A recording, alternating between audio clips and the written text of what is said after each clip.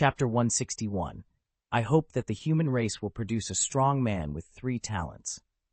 The boss screamed again and again, each roar a dying gasp. It collapsed to its knees, curling inward as a thick blue gas seeped out of its form. Its body grew translucent, then suddenly shattered like glass, spraying 1,000 blue lights into the air. With its death, the locks binding the skeleton warriors vanished simultaneously. Lin Moyu dismissed the skeletons. Under his fire and destruction skill, they had taken heavy damage and would need to be revived. System: Kill, level 39 Elemental Mage, experience plus 3,900,000. Obtained, Broken Divine Flame Staff. Obtained, Space Crystal. Obtained, Talent Godstone. Obtained, Glittering Intermediate Skill Scroll. Item details: Broken Divine Flame Staff, legendary weapon, damaged. Space Crystal, can be forged into a space teleportation stone. Talent Godstone, legendary item, guarantees 100% talent awakening at the 3rd job change. Glittering Intermediate Skill Scroll, instantly grants 100% mastery of an unawakened skill. Rao, who had been as composed as Lin Moyu throughout the fight, stared at the loot list in stunned silence. He felt numb. What on earth was happening? Everything about the run was wrong, except the experience. The drops were nonsense. Why would a level 39 boss drop a legendary weapon rated 393? And it wasn't even pristine. It was a damaged legendary, yet it contained a spatial crystallization inside. That alone made it worth a fortune. Then there was the Talent Godstone. It guaranteed a 100% talent awakening on a 3rd-class change. Its value was basically incalculable. Compared to those 3, Lin Moyu found the Flash Intermediate Skill Scroll almost trivial.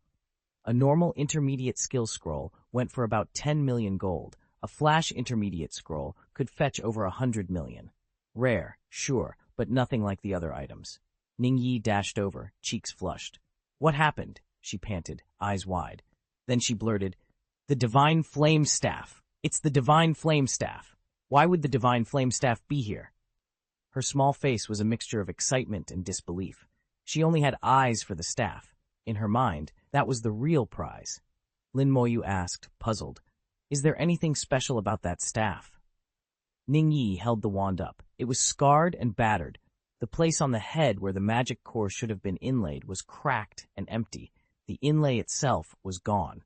She leaned in for a closer look, and the more she saw, the more excited she grew. "That's it," she said. "It's exactly the same as the one in the files. The Divine Flame Staff. It used to be the exclusive weapon of the god-level fire mage, Xu Yan." She went on, voice trembling a little. "In a great battle years ago, Master Xu Yan vanished, and the staff disappeared with him. Without warning, the staff flared. It began to glow and radiate an intense heat. Ningyi gave a startled cry and instinctively tossed it to the ground. A column of light erupted from the fallen staff, and a shape took form within it. When the figure fully materialized, it was identical to the boss they had just fought. Lin Moyu's eyes narrowed. He grabbed Ningyi and pulled her behind him, slipping the bone armor over his shoulders. A soul flame burned in the palm of his hand, coalescing into a weapon as he prepared to fight. "Young man, don't be nervous." A deep voice issued from the shape, carrying a calm, commanding authority. The shadowy figure slowly solidified into something more distinct. Ningyi popped her head out from behind Lin Moyu and exclaimed, "You're Master Xu Yan!" Xu Yan looked at her with mild curiosity. "Little one, do you know me?" "I saw your portrait in the Shenxia Museum," Ningyi said. "They told your deeds there." Lin Moyu also recognized the name. Xu Yan's portrait and exploits weren't just museum pieces, they were written into the history books. Once the most renowned powerhouse in the Shenxia Empire, a true god-level mage required a player to reach level 90. Xu Yan had been a level 91. Lin Moyu regarded him with genuine respect. "The younger generation greets Master Xu Yan," she said. Xu Yan waved a hand dismissively. "No need for formalities. I've been dead for many years. It's flattering that I'm still remembered." Lin Moyu could tell that this was no living man, but a lingering soul bound to the Divine Flame Staff. He survived only by anchoring himself to the staff and sustaining a spectral copy of his consciousness. It was he who had been manipulating the elemental mage they had just faced in the dungeon. He'd used the boss to go up against Lin Moyu. Xu Yan looked at them and said, "I don't have much time. The fight just now drained me." Listen. Lin Moyu and Ning Yi both leaned forward, alert. Shu Yan's voice went quiet, threaded with memory as he spoke. Back then, a space-time rift opened on battlefield number 3, linking the human world with the abyss. The great demon king of the elemental abyss led a massive invasion, tens of thousands of demons. I commanded the first legion of mages against them. In the end, we had to use a forbidden spell. It wiped out the great demon king and his armies. He trailed off. But it was a tragedy, he continued. Both sides were destroyed. That catastrophe is what created today's elemental plane. The leadership of the Shengxia Empire must have known about it, but they never told the public. Why they kept it secret, I don't know. Shu Yan paused, then added, During that battle, I recovered a spatial crystal. It recorded coordinates to a certain place in the abyss. Have an alchemist turn it into a teleportation stone, Ning Yan said. Then you can go into the abyss. Lin Moyu understood what he meant. The stone would act as a key, letting him enter the abyss directly instead of coming in through the entrance. A space crystal that stores the abyss's coordinates would be priceless. When I get back, I'll hand the crystal over to the Empire's top brass, he said. Ning Yan shook his head.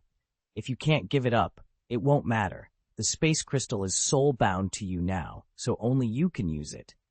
And aside from the space crystal, there's that gifted godstone. It's soul-bound as well.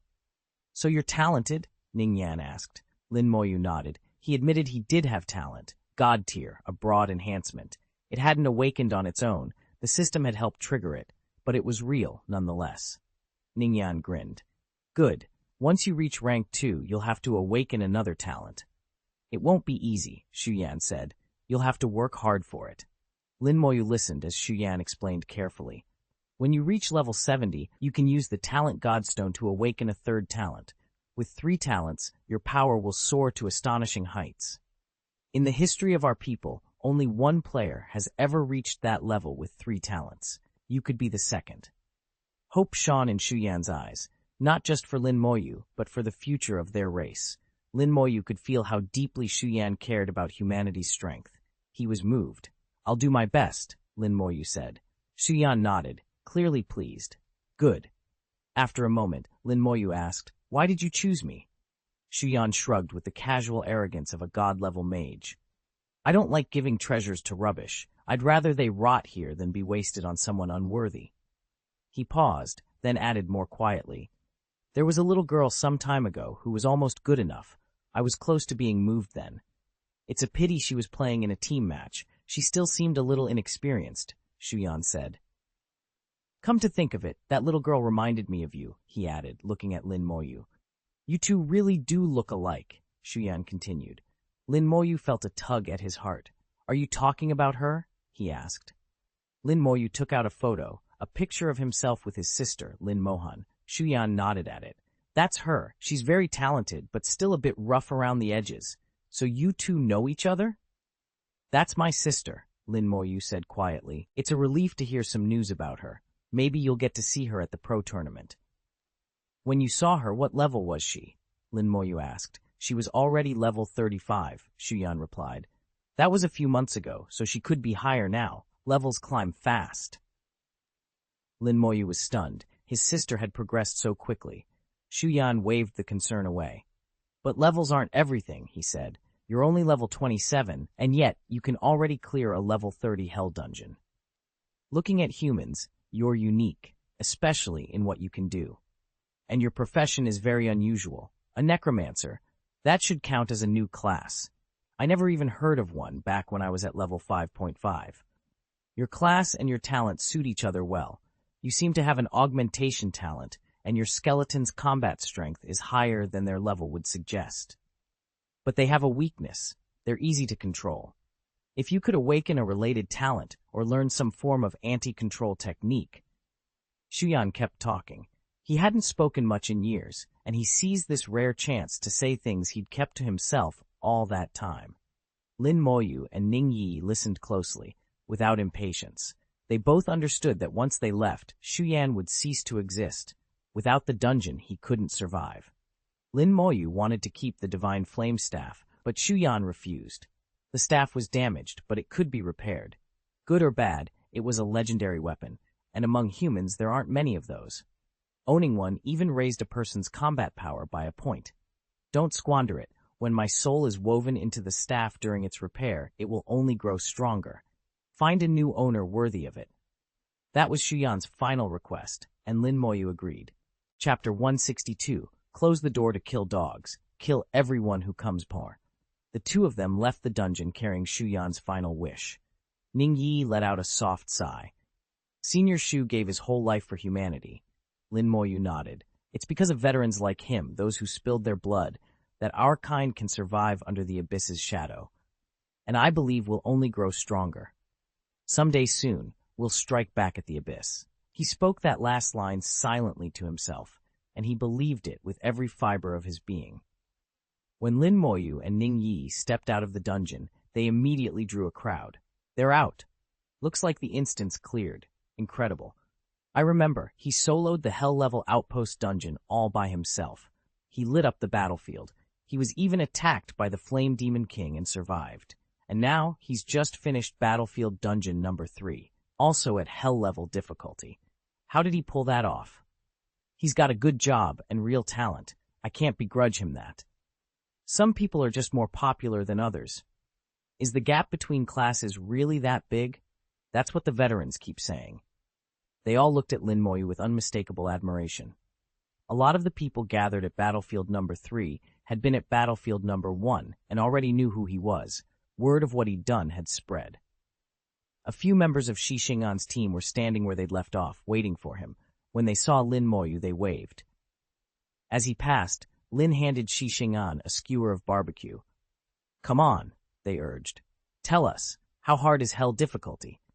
Lin Moyu answered quietly, it's not that different from the nightmare instance. Then he listed a few key differences. Shi Xing'an's mouth went dry when Lin mentioned that on hell difficulty the boss reached a height of 100 meters. Being crushed beneath it would leave you dead or maimed. The rest of the team exchanged worried looks. Lin went on. The second boss could silence and control players, and its magic shield was unbelievably tough. After hearing that, Shi Xing'an abandoned any thought of attacking. He knew how to handle this kind of boss. If the party had more than 2 support players, they could spread out and neutralize the debuff almost immediately. The trick worked. When you had that kind of backup, you could laugh at nightmares. The hard part was finding reliable supports in the first place. Let's be honest, Shi Xing'an said with a wry smile. Nightmare and hell modes aren't for us. If you ever need me, Lin Moyu said quietly, just ask. Shi Xing'an gave his shoulder a friendly clap. Of course, I'll come to you when I need help. I don't think there's a dungeon in the world you can't clear on your own, Lin added, half teasing. Shi Xing'an laughed. He knew Lin would show up if called, and that he wouldn't turn anyone down. They chatted for a few minutes, then Shi Xing'an suddenly asked, Junior Lin, are you still going to keep farming the hell dungeon? Lin shook his head. No. Yi and I are going to the 3rd battlefield to hunt demons and earn military merit. Ningyan had gone missing in the dungeon. Lin had no desire to go back in after that. This dungeon also blocked corpse explosion skills, which made it only marginally useful to Lin Moyu. The experience it gave would be fine for most players, but it wasn't the best place for him to level. It would be better to head back to the school's dungeon hall and queue for a more suitable instance. Bai Yuan had tasked him with collecting elemental and demon crystals, and Lin Moyu had already finished that, so there was no rush to turn the quest in. Since they were already here, he might as well hunt a few more monsters. Military merit points were important. They let you use official facilities, raise your rank, and unlock new privileges. After a short rest, Lin Moyu and Ning Yi stood and moved out to hunt. If they could find a spatial rift, Lin Moyu might be able to trigger his special ability again. Opportunities like that were rare. This was only a 3rd T, or battlefield, not like the 7th and 8th tier battlefields where demons swarmed and merit points accumulated much faster. Shi Xing'an and the others didn't follow. They stayed behind to rest and wait for the dungeon cooldown to finish. At their level, killing a few man-eating fiends wasn't a problem, but running into a pack of demons would be dangerous. so most of them preferred to wait here rather than risk their lives out on battlefield number 3. Out there, you either needed a full team of 38s or 39s, or a veteran who'd completed a second rebirth at level 40, and even then it wasn't safe. Teams get wiped out, and those so-called veterans die too.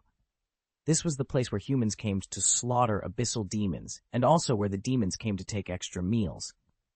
The two figures vanished into the thick fog. Lang Yu couldn't help whispering, "Brother Lin is incredible. He can hunt and kill on battlefield number 3 at only level 27. Shi Sheng Xing'an replied in a low voice, "Being able to solo a hell-level dungeon isn't the same as saying the demons are easy.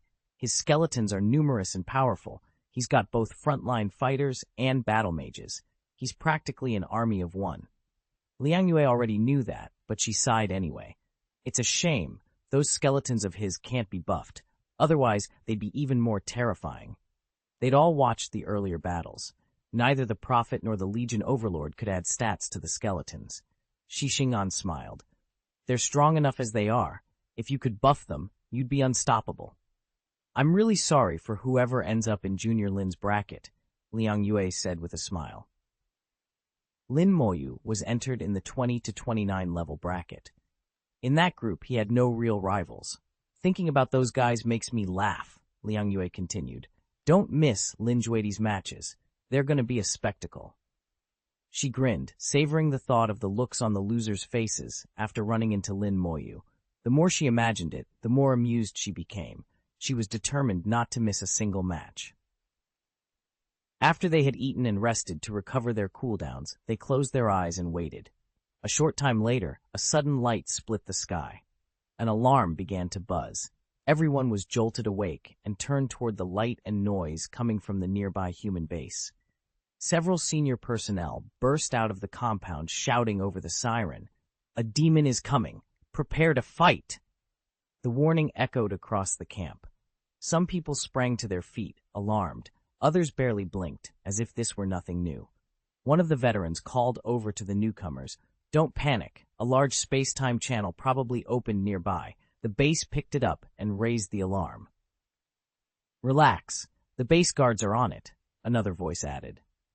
"At most 100 demons, plus a few thousand man-eating beasts. With the number of fighters around here, we can handle that." "After you've stayed here a while, you get used to it," someone else said. "This happens all the time, once or twice a month at least." There were people from many trades gathered here, and most already knew the drill. Hearing the explanations, the camp gradually settled back down, and the nervous chatter died away. Shi Xing'an drew the knight's longsword. This was the first time he'd held one, so he handled it cautiously. The base guards had already formed a battle line, all facing the direction the demons were coming from. In the distance, a black mist churned and billowed ominously. "Hey!" Liang Yue suddenly cried out. "What's wrong?" Shi Xing'an asked. Liang Yue pointed ahead. Lin Moyu is heading straight for them. A cold sweat broke out on Shi Xing'an. If even the base guards, some of their more senior professionals, had been mobilized and were bracing for a fight, the attackers had to be powerful. A single level could make a huge difference. There was a world of distance between a level 39 and a level 40 threat. That was true for fighters and for demons alike. Lin Moyu was strong. If he ran into a high-level demon. Maybe he changed course, Liang Yu said, eyes fixed on the horizon. Or maybe he missed them. "I hope so," Shi Xing'an said flatly. But hope was all he had, because, as it turned out, Lin Moyu did run straight into that wave of demons.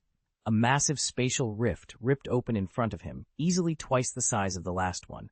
Abyssal energy poured out like coiling black dragons, and a tide of man-eating monsters spilled onto battlefield No. 3. Dozens of scarlet eyes glowed inside the rift, channel 180 of the spatial network, and demonic shapes surged through, eager and hungry. "Human flesh, delicious human flesh, here I come. At last, the taste of legend. This one is starving."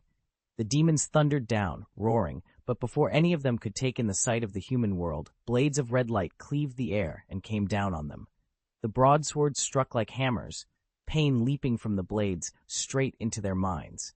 They screamed, ringing filled their ears.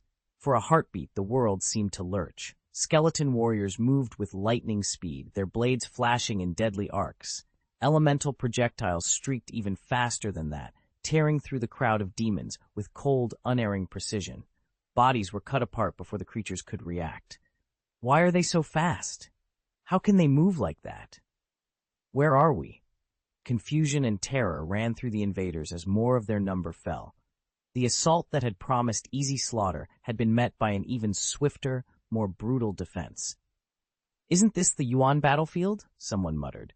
They cursed as they slowed down. The demons' wings had all been chopped off. Lin Moyu wouldn't give them any chance to fly away. Ning Yi laughed, pleased. She had just said she was sure they'd run into a spatial rift, and now, a few minutes later, one had opened. Her smile split her face. She could hardly contain herself as she shouted. Before the demons could surge through, the skeleton warriors were already in position, forming 3 concentric rings around the inner and outer levels of the gateway, above and below. The portal slammed shut behind them, and the defenders moved to cut off every escape and slaughter every demon that tried to come through. Screams filled the air as the first demon was cleaved apart by a skeleton warrior. Then a violent explosion rocked the ground in front of the rift. The dozen or so demons that had just charged out were blown to pieces. The sudden silence afterward was deafening. Killed level 38 Abyssal Wolf Demon. Experience plus 380,000. Military merit. Obtained. Demon Essence Blood. Killed level 37 Abyssal Snake Demon. Experience plus 370,000. Military merit 50. Obtained. Demon Essence Blood. Both sergeant badges flashed, and 800 military merits were added. Chapter 163. Which boss did it? It's too straightforward. This time Lin Moyu didn't throw the corpse back into the spatial channel. Instead, he waited for the demon inside to rush out, then killed it the moment it emerged, avoiding any chance of summoning the Flame Demon King. He knew he wasn't a match for the Flame Demon King yet. The gap was simply too large. The first 2 encounters had been lucky. If he'd pushed his luck further, he might already be dead. He was confident he would defeat the Flame Demon King one day, but provoking a far stronger foe now would be pure folly. 2 minutes later, red pinpricks of light flared along the space channel again, eyes glowing like lanterns. Another wave of demons scrambled out. They didn't even have time to take in the scene, let alone bellow a challenge. There was only a single, thunderous strike. Their pupils glazed, consciousness vanished, and they died as if it had all been erased in an instant. "Once you deal with the first wave, the rest are easy," Lin Moyu muttered, easing out of his skill display. One technique had been enough to wipe out so many abyssal demons at once. Quick, efficient, and devastatingly simple. The battlefield rewards were generous, too generous to leave only a small gain. This time, Lin Moyu picked up almost 1,000 military merits, and with the first wave bonus included, his haul reached 1,800. His sergeant's badge gleamed as a little star appeared on it. Crossing the 10,000 merit mark at last, he was promoted to 1-star second lieutenant. Most demon hunters need to spend a year or more on the number 3 battlefield to amass 10,000 merits. For Lin Moyu, it had come surprisingly quickly. Ning Yi smiled. "You've become a 1-star second lieutenant, then I'll be one soon too. There's only about a 600 merit difference between us." Lin Moyu returned the smile. "You'll be promoted." Ning Yi's cheeks went pink, and she looked suddenly shy. What do you mean by you'll be promoted?" she stammered. Lin Moyu froze for a beat, realizing how his words had sounded. He laughed awkwardly. "I meant your rank. You can be promoted." Of course Ning Yi knew what he meant. She'd been thinking the same thing. She let out a soft snort, blushed, and fell silent. The third wave of demons surged out almost immediately. There was another familiar explosion, and then the creatures flowed back toward the demon god beyond the rift. Ning Yi's sergeant badge flared, the new star on it shining brightly. The larger the cross-section of the spatial channel, the more stable it proved. The breach had now been open for over 10 minutes. 6 waves had already poured through. All told, nearly 100 abyssal demons had come out, which translated into more than 5,000 military merits split between the 2 of them. Outside the passage, the dead had already piled into a small hill, The skeletal soldiers were forced to push some of the bodies away so the corridor wouldn't be blocked. Gradually, the air around the rift began to twist. The space itself warped and wavered, a clear sign of instability. Lin Moyu did a quick estimate. There should be another wave, she said. Sure enough, after a short while, pairs of scarlet eyes blinked within the wound. This time there were very few, only 5 pairs, and they appeared far apart from one another. Lin Moyu felt her heart drop. High nightmares, she breathed. The high-level demons were enormous and vastly powerful. The spatial channel simply couldn't accommodate many of them at once. If they got through, they would lead the demons that had already come through, summon the man-eating beasts again, and launch a full assault on the human specialists on the third battlefield. They might even strike the entrance to the nearby copy. Abyssal demons can scent human professionals from a long way off, but today they were unlucky. They ran straight into Lin Moyu. The view of the Yuan battlefield beyond the spatial rift was blocked, but people kept streaming through the portal in waves, taking turns to enter, report back, and claim their merits. Then the final, heavy reinforcements arrived. 4 high-ranking demons pushed through the space channel. Before they could react, an explosion tore outward. The 4 screamed as they were flung aside. High-ranking demons, with their superior strength, attributes, and vitality, were not supposed to be dispatched so easily, yet they smelled of corpses, a putrid stench of demon remains. Whatever had happened here, it had left every demon who came through dead.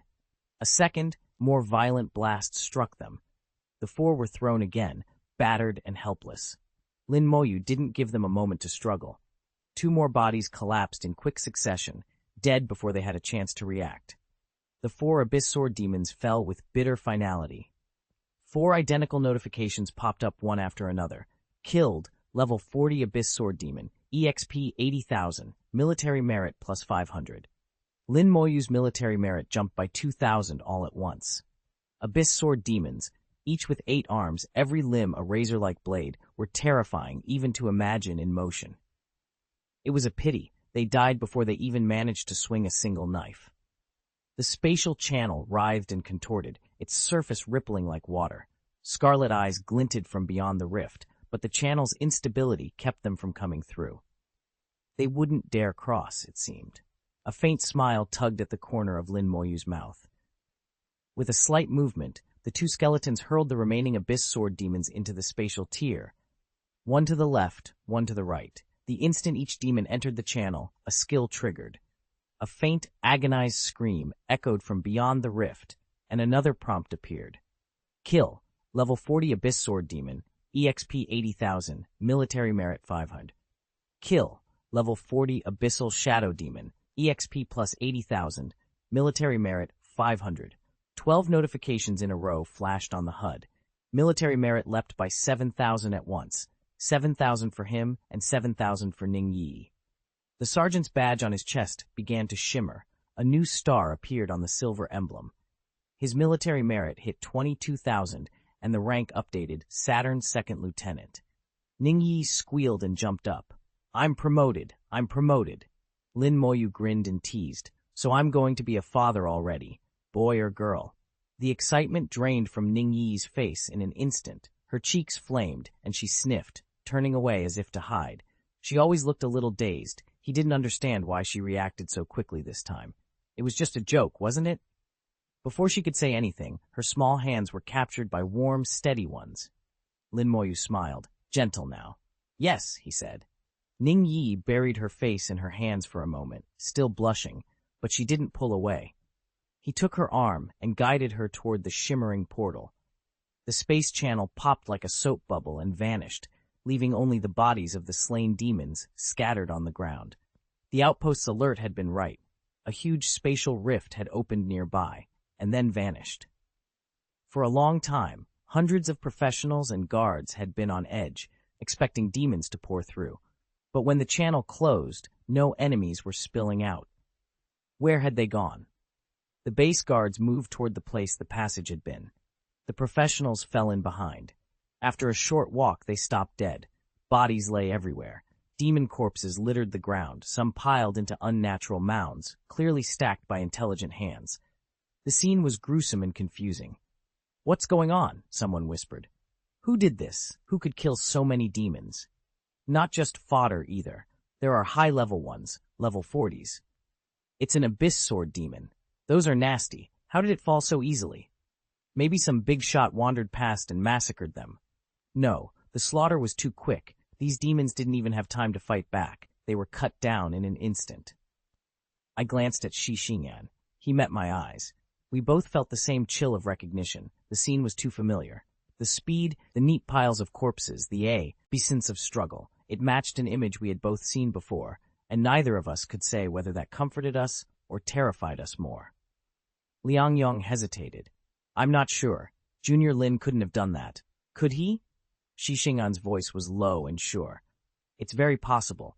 Junior Lin's skills are more than enough. Liang Yong forced a small laugh. Good thing I was worried about him for nothing. Brother Lin wouldn't dare come here to hunt demons if he didn't know what he was doing, Xingyan added. Everyone let out a collective sigh of relief. Shi waved his hand. Let's head back and keep leveling.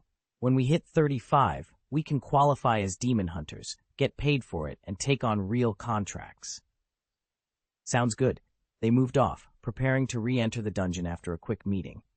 A few of them lingered to inspect the demon's corpse, but after careful examination, found nothing unusual.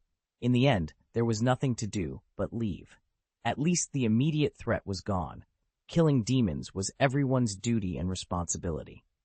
For the next few days, Lin Moyu and Ning Yi wandered through the deeper parts of Battlefield No. 3. Unfortunately, they never encountered the spatial channel again. All they could manage were occasional, low-value demons, enough to earn some money, but nothing like the prize they had hoped for. The top killer was the Man-Eater. 4 days later, the two of them had both seen their combat records climb a little. Lin Moyu's merit points had reached 24,311, still a hair short of the 3-star second lieutenant rank. Ning Yi leaned against him and said softly, "We should go back tomorrow."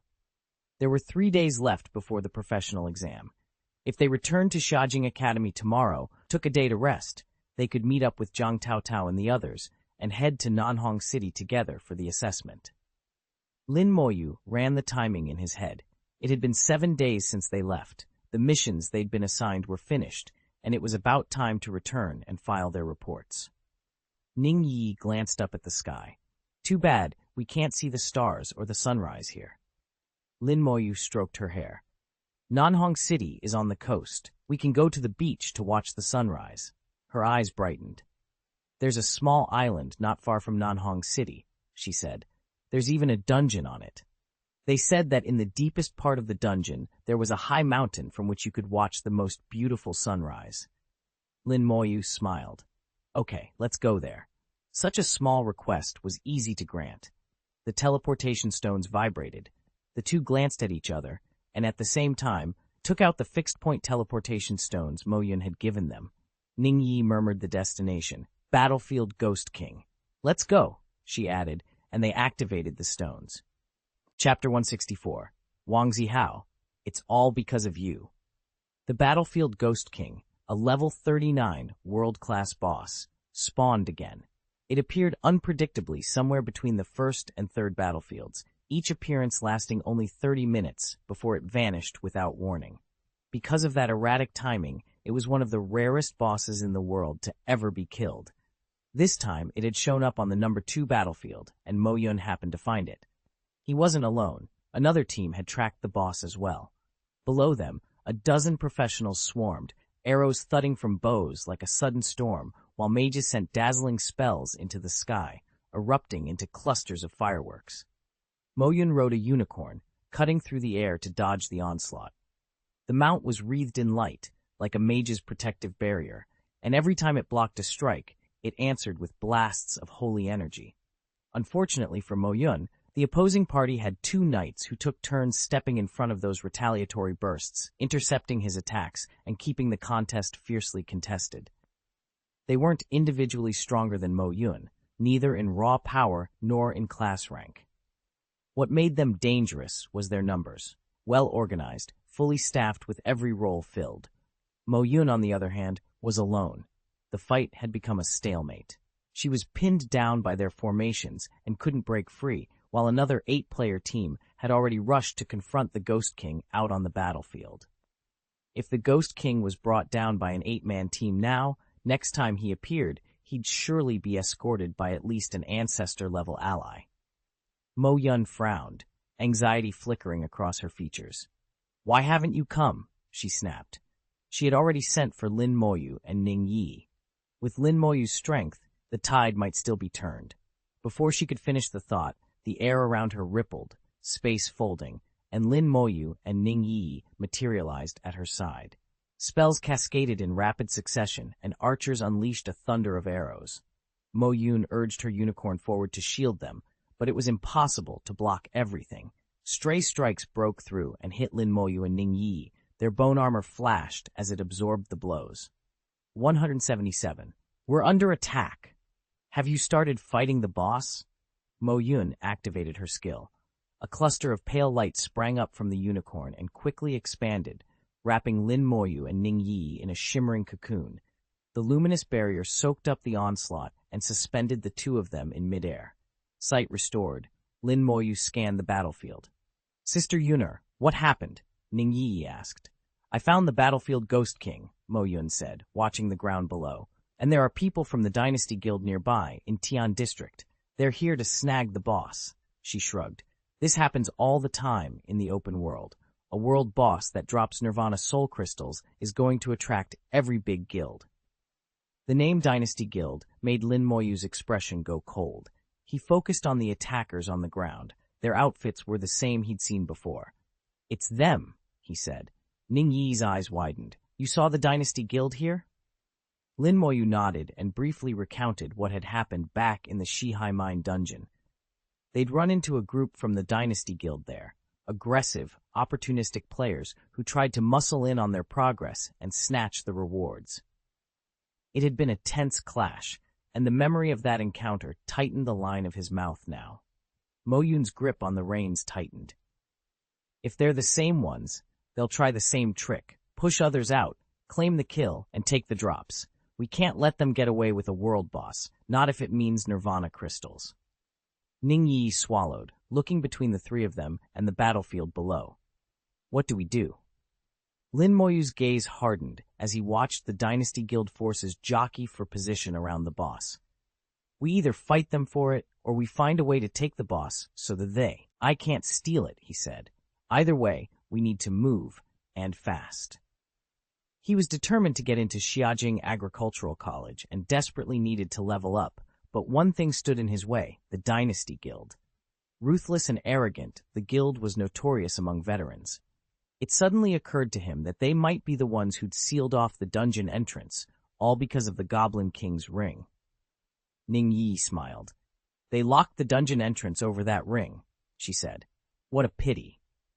Lin Moyu's lips twitched. He had killed members of the Dynasty Guild before and had a score to settle with them, so running into them here was the last thing he expected. Small world, he thought. Enemies always cross paths. His expression went cold, his whole demeanor sharpening. "Lin Moyu!" An angry voice suddenly shouted from below. He glanced down and saw Wang Jihao, staring at him with burning hatred. Ning Yi tilted her head, curious. "Who is he?" she asked. "Do you know each other?" Ning Yi asked. Lin Moyu gave a brief account of what had happened during the final exam. When she heard it, Ning's face hardened with contempt. "So he's a coward, clinging to life and terrified of death. People like that deserve a bad review." Mo Yun's voice dropped to a whisper. "That's Wang Jihao, the young guildmaster of the Dynasty Guild. They came looking for the Nirvana Soul Crystal because of him." She looked to Lin Moyu as the pieces snapped into place. They intended to push his class up to level 40 and promote him into an even stronger legendary career, but he's only just hit level 20. He rushed things and caused a skill explosion nearby. Another squad from the Dynasty Guild is already engaging the Ghost King on the battlefield. Anxiety flickered across her face. What should we do now? For a moment she hesitated. She knew Lin Moyu was competent, but she didn't know his full capabilities.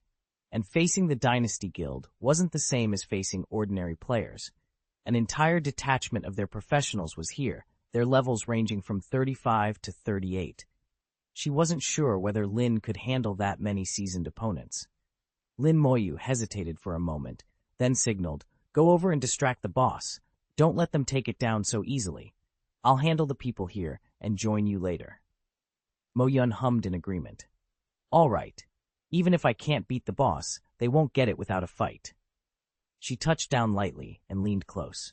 "Be careful," she whispered, then swung onto her unicorn and charged straight for the boss. The Dynasty Guild members moved to intercept, but Wang Jihao snapped, "Leave her. Take care of Lin Moyu first." As the young president of the Dynasty Guild, Wang Jihao's orders carried weight. The others fell in. It was simply easier to deal with Lin Moyu than with Mo Yun. Lin Moyu was only level 27, and the girl beside her, Ning Yi, was level 26. Wang Jihao's own party numbered 12, he plus 11 others, with levels ranging from 35 to 39. A low-level player like Lin Moyu shouldn't be much trouble. Wang Jihao fixed Lin Moyu with a hard stare, his anger growing. "Lin Moyu," he sneered, "I didn't expect to run into you here. Did you think you could just walk away? You got into Xiajing Academy. What about me? I don't have an academy to go to. It's all your fault. If it weren't for you, I wouldn't have gotten such a lousy review. If it weren't for you, the provincial champion would have been mine. Mine." His restraint snapped. Rage poured out of him like a physical force. A red glow flared around Wang Jihao as he slipped into a berserk state. He'd always had terrible control over his emotions. His profession was literally a berserker's, and every setback sent him spiraling.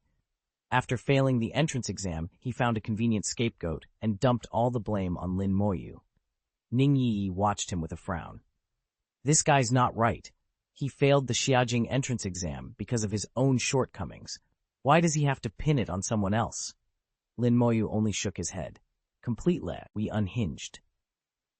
At first, I hadn't understood the depth of Wang Jihao's hatred.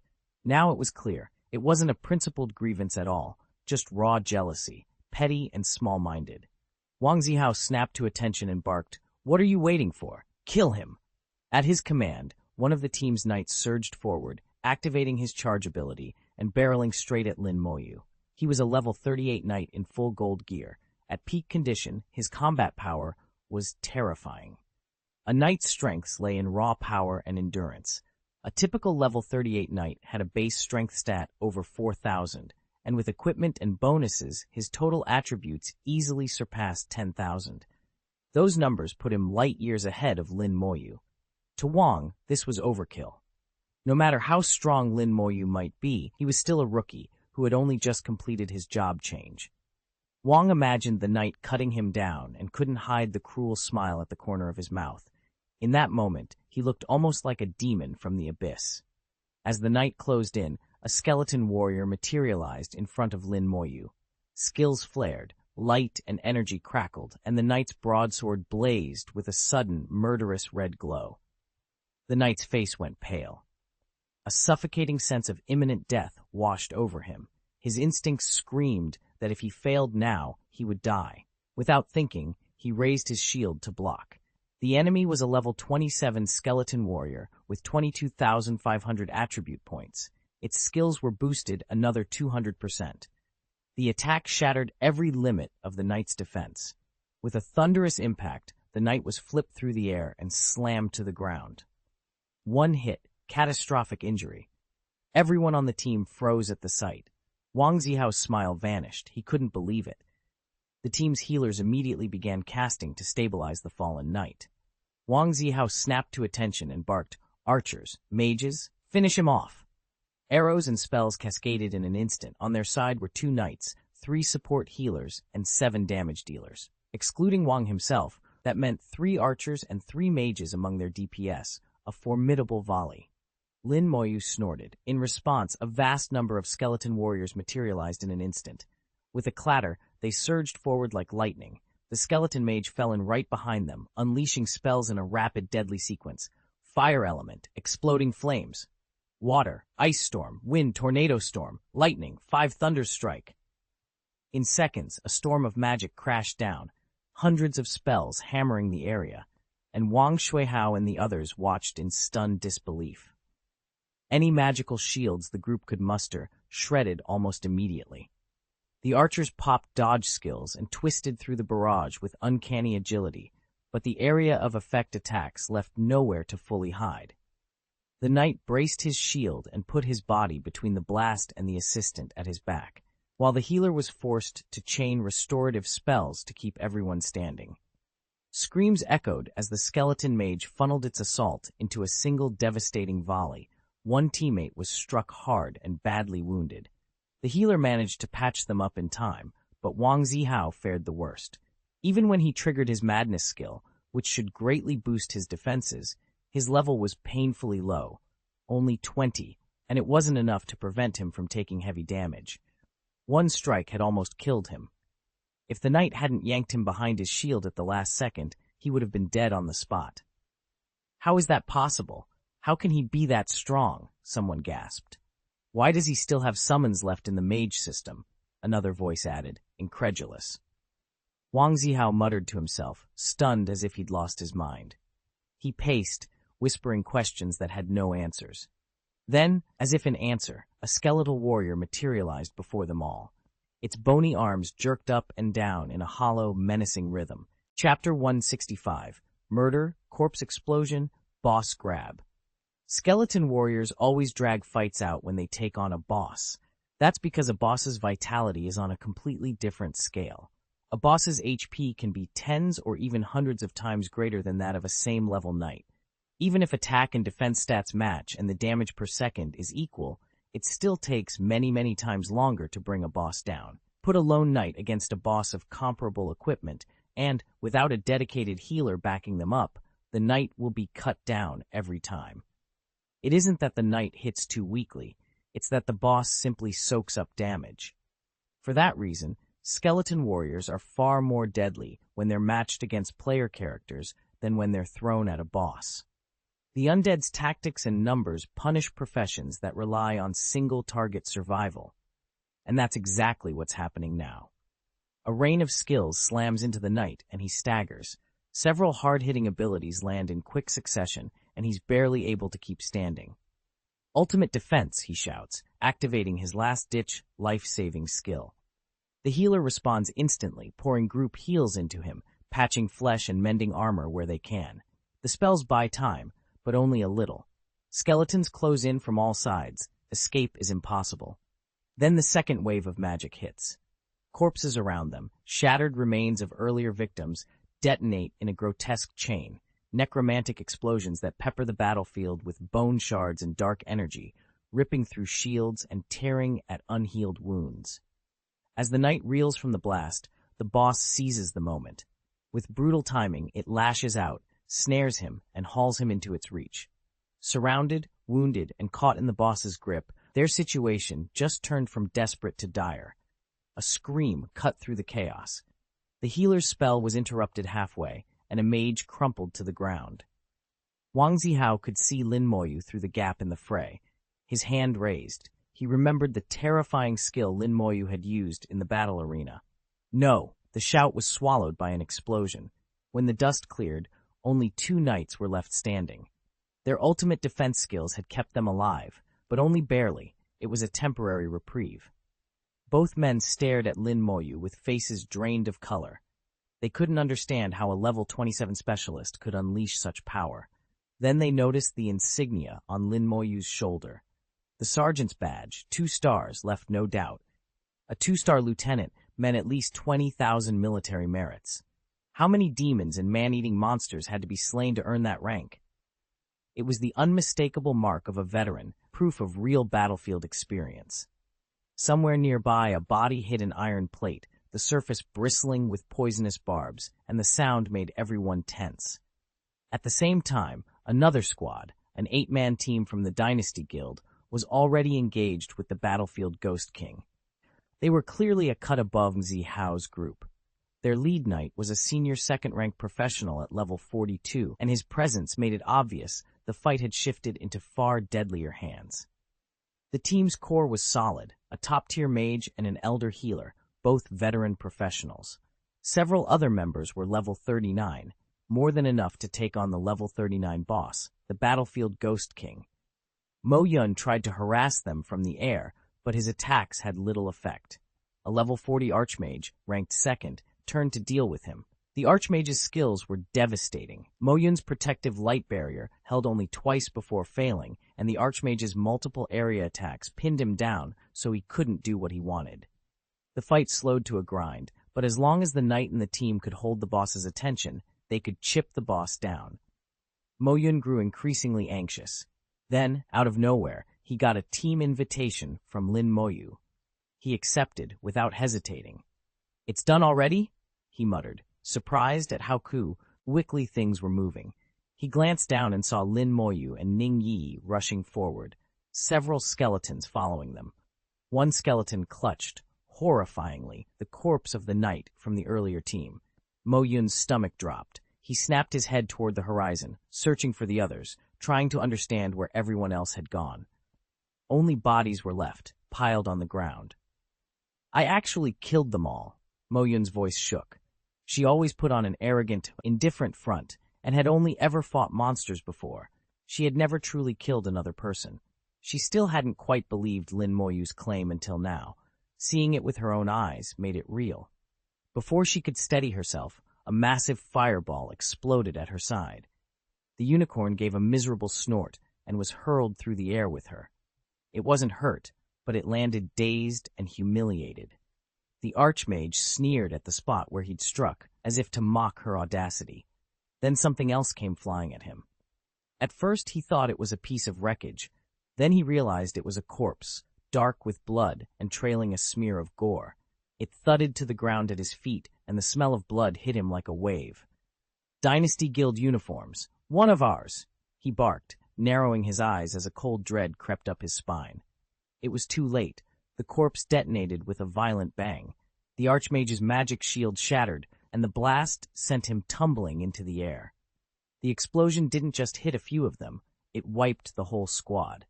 Then another corpse flew in, arced over the group, and detonated midair. Knights have the highest vitality of any class, and the blast from an exploding corpse is especially deadly against such high HP targets.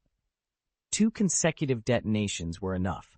The entire team was gone in an instant, save for the knights. They had stood farther back, out of the blast radius, and their heavy armor had helped them survive. Moyun gaped, numb all over, trembling on her unicorn. The boss team she hadn't been able to touch was erased so easily. How could that be? Could she have been hit with some kind of mind spell? Was she hallucinating? Were those people really dead? Questions crowded her mind. None of them answered. The great knight who had been carrying the boss suddenly shouted, "Grand Elder, heal him! Now!" He called twice, but no healing spell landed. The boss's attacks were brutal. Without a healer, they wouldn't hold out for long.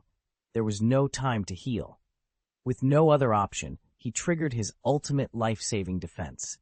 His defense spiked to its maximum, and for the moment, the boss couldn't punch through it.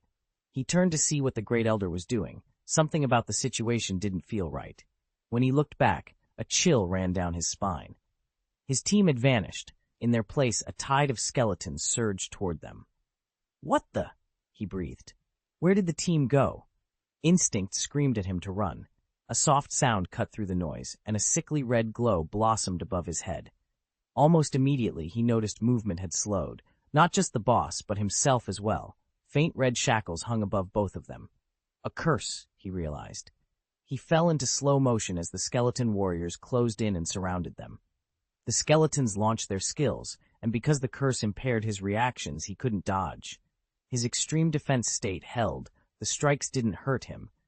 But each brutal blow ate away at the defense, drastically shortening the time he could keep it up. Horror filled him so completely he could barely think.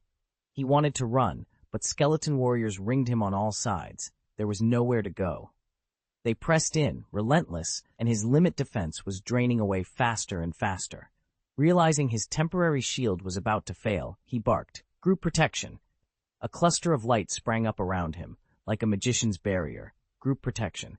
It wasn't as strong as ultimate defense, but it was an emergency skill, his last desperate attempt. Corpses flew over his head. A deafening G explosion rocked the air. The first blast shattered his group protection. The second hit him with unprecedented force. His life slipped away until his health read 0. A garbled message flickered in his mind. 0, asking for flowers, and then, after the third explosion, his consciousness snapped away. He was dead.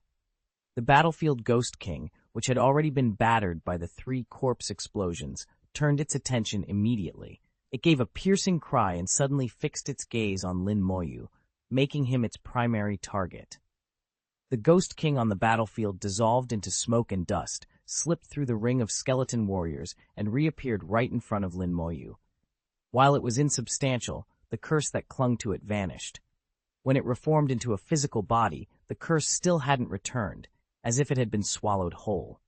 A massive blow landed on her head. Careful! Mo Yun snapped, coming out of her shock and warning her. Lin Moyu didn't bother to dodge. She let the hit connect, trusting the protection of her bone armor.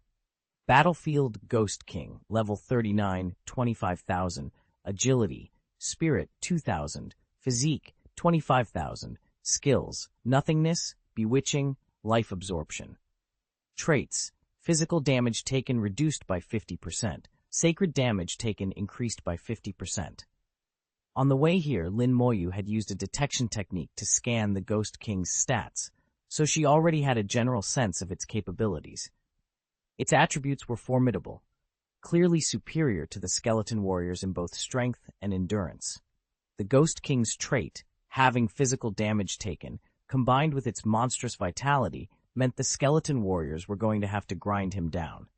There was nothing to fear, so long as the boss didn't have any crowd control skills. Lin Moyu stepped forward again as the meat shield, while the skeletons swarmed the Ghost King and the skeleton mages kept casting. Physical and magical attacks rained down on the boss from all directions. Mo Yun had been dazed for a moment, but was still able to fight.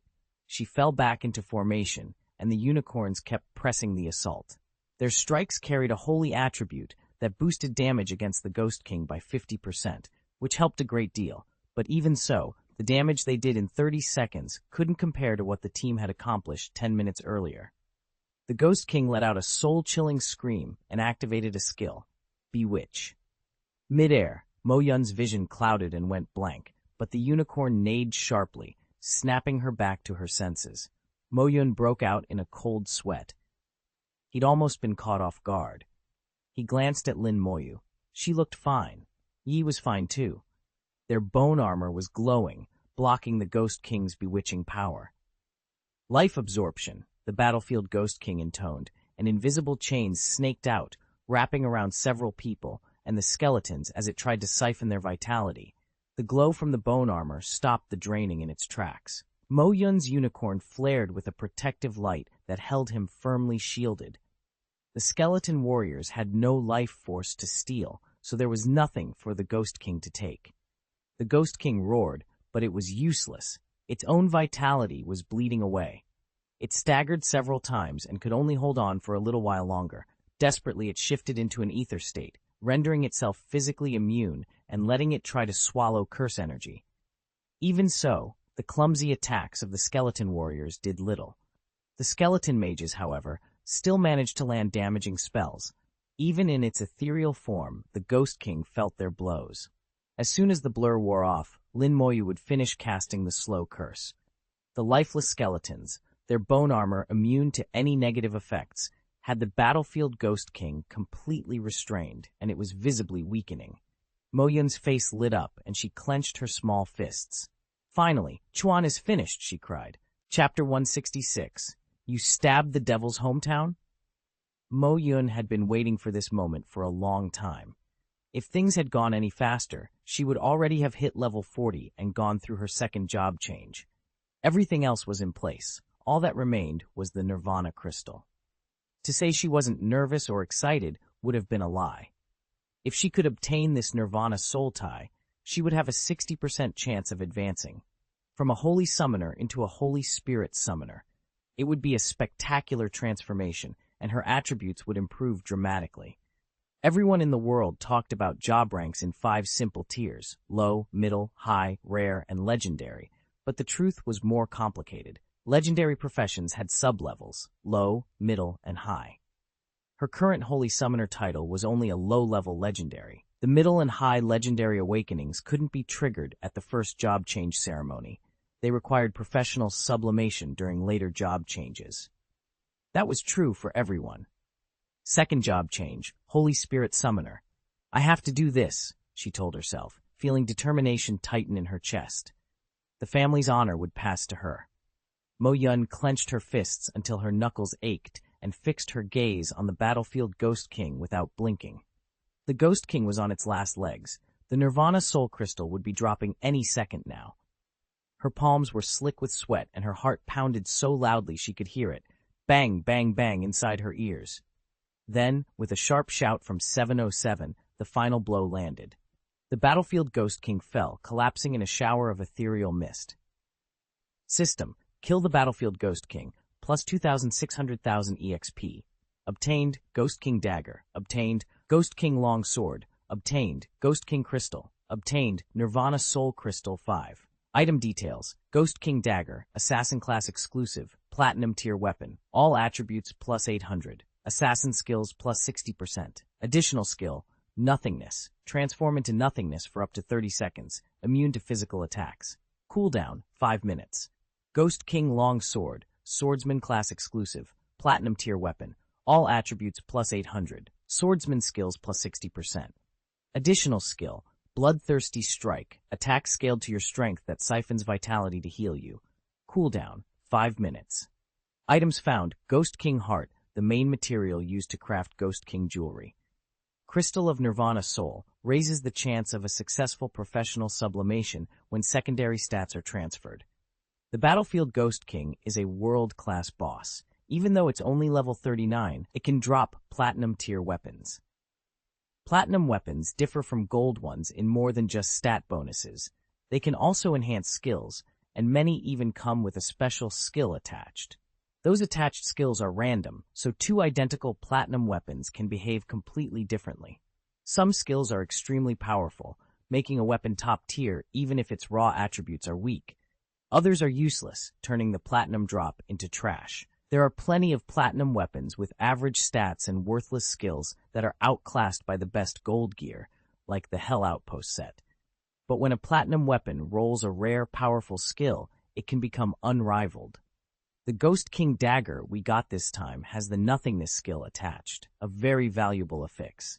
The skill made its effect clear: immunity to physical damage for 30 seconds. Against a purely physical class, that was essentially 30 seconds of invincibility. It might as well be a magic skill. Lin Moyu tossed the dagger to Ning Yi. Ning Yi lit up. She could tell at once how powerful the void ability was. "This is for you," Lin Moyu said, then produced a Nirvana Soul Crystal and tossed it to Mo Yun. They had agreed beforehand that Mo Yun only needed one Nirvana Soul Crystal. To her, it was worth far more than anything else. Mo Yun carefully stowed the crystal. "How lucky, I also got the Ghost King's heart," she said. The others glanced at Smower. "He treasure." The Ghost King's heart was the main component for the Ghost King's necklace, a high-tier boss piece of jewelry and extremely valuable. If you couldn't find the right alchemist to work it, Mo Yun looked at Ning Yi and suggested, "Then let Yi help you find one." Ning Yi giggled. "No need. Lin Moyu is Lord Baishan's apprentice. This sort of thing is better left to Lord Baishan." Mo Yun froze. She hadn't expected Lin Moyu to have such weighty connections. Who exactly was Bai Yuan? "That's not an ordinary situation," Mo Yun said gravely. "I've never heard of Bai Yi taking an apprentice. But Bai Yi doesn't bluster. She doesn't say things she can't back up, and Lin Moyu is talented enough for it." He lowered his voice. "You killed members of the Dynasty Guild this time. Their young guild leader died here too. They won't let that go.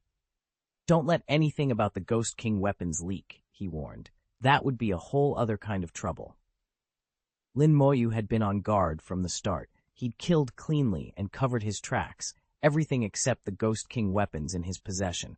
Those artifacts were so rare, ordinary people couldn't even obtain them. They'd be easy to trace. The head of the Dynasty Guild was a top expert, someone who had reached the 3rd rank. If he decided to hunt them down directly, Lin Moyu knew he couldn't stop him. Ning Yi stuck her tongue out in a playful, defiant way. "Then I don't need this weapon anymore." Lin Moyu nodded. "Thank you." They left quickly. The Yuan battlefield would soon devour the corpses, erasing any traces of what had happened. As long as Lin Moyu stayed careful, the Dynasty Guild would have a hard time tracking him down. When the Ghost King fell on the battlefield, everyone nearby received the system notice. The battlefield Ghost King has been slain. The Ghost King's heart has dropped. A world boss death announcement like that spreads fast. The alert reached players across battlefields 1-3, and within minutes the chat exploded. What? The battlefield Ghost King was actually killed? It's not the killing that's hard, it's finding it. I wonder which team got lucky enough to locate it. Hard to kill? Are you kidding? This is a level 39 world-class boss. It should be brutal. There was a team that once found the Ghost King and failed to kill it. They got wiped and had their loot stolen. Don't treat world bosses like jokes. People underestimate it. The Ghost King can drain life. It makes the fight a real slog. For a long while, the battlefields buzzed with speculation and gossip. No one had expected that Lin Moyu's skeleton would be the thing that held the battlefield Ghost King in place. Cut off from the ability to absorb life energy, the Ghost King became far easier to deal with. Word of its death reached Wang Wei quickly, and a small smile crept across his face. He knew why his guild had been hunting the battlefield Ghost King. They were after the Nirvana Soul Crystal, intended for his son, Wang Jihao. As a father, Wang Wei had been disappointed when Jihao failed the academy exam, but the result couldn't be changed. Fortunately, the Dynasty Guild was powerful. If Jihao couldn't get into the academy, he could still train within the guild. If they could obtain the Nirvana Soul Crystal, Jihao could perform the second-turn career ascension and transform a rare profession into a legendary class in a single leap, a real chance at a comeback. That was also why Wang Wei had sent Jihao to the Yuan battlefield, to gain experience.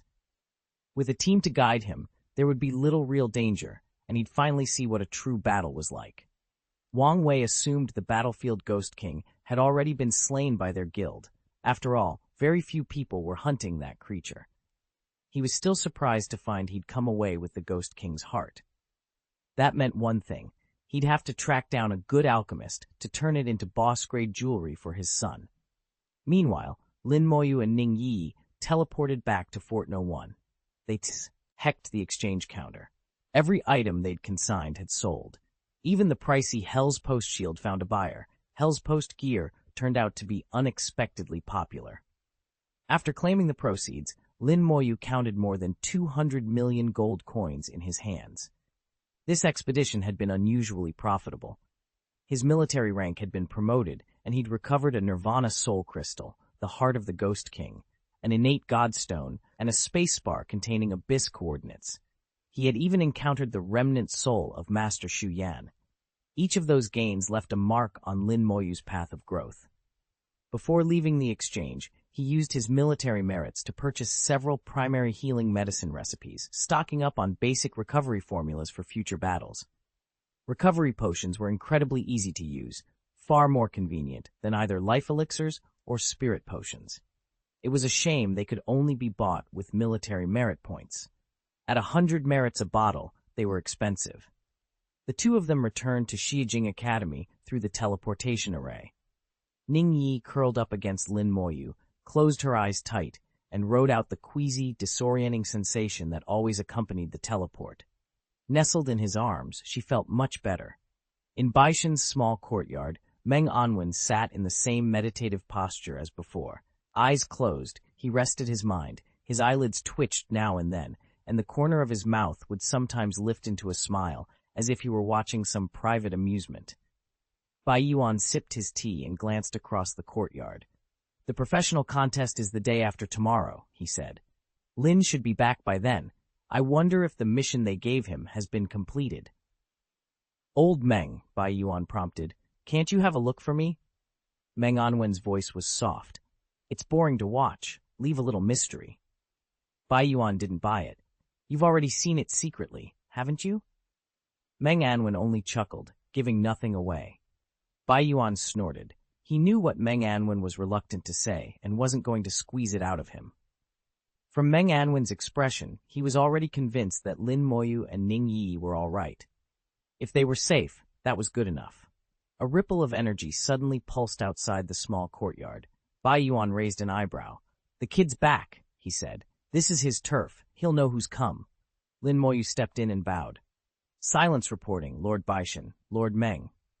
Bai Yuan immediately shifted into a more serious demeanor as the old god took his place. "Well?" the old god asked. "Was the mission completed?" Lin Moyu nodded and produced 2 crystals from his robes, an element crystal and a demon crystal. "It's done." Bai Yuan gave them a quick look, pleasure flickering across his face. "Not bad at all." Then he noticed the insignia on Lin Moyu's shoulder. His expression changed abruptly. "You went into the demon's homeland?" he blurted.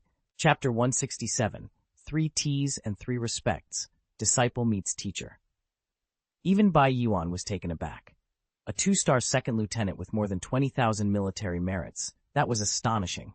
He knew Lin Moyu had been with Ning Yi, and he also knew how the rewards normally worked. Killing an ordinary demon below level 40 only earned 50 merits. To reach 20,000, you'd have to slaughter at least 400 ordinary demons. Unless Lin Moyu had been stabbing his way through a demon homeland, there was no way.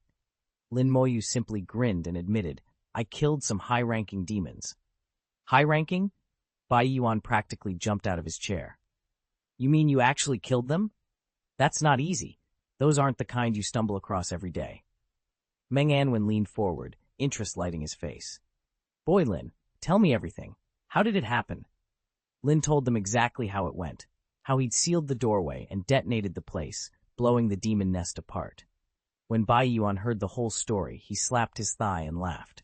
"Ridiculous and brilliant. If that's true, the Flame Demon King must be furious. He couldn't finish you off twice. That's a public humiliation for him." Meng Anwen's smile widened. "Good work. Keep doing things like this, and you'll make us proud." Lin shrugged modestly. "Master Bai, Lord Meng, there's more. While I was there, I ran into Master Shu Yanshin in the demon homeland." Both of them straightened. Shu Yanshin's name carried weight. Bai Yuan's expression changed from amusement to interest in a heartbeat. "Shu Yanshin? In the demon nest? How did you two meet?" Lin took a breath and recounted the rest. Master Shu had been on the same mission, tracking a senior demon.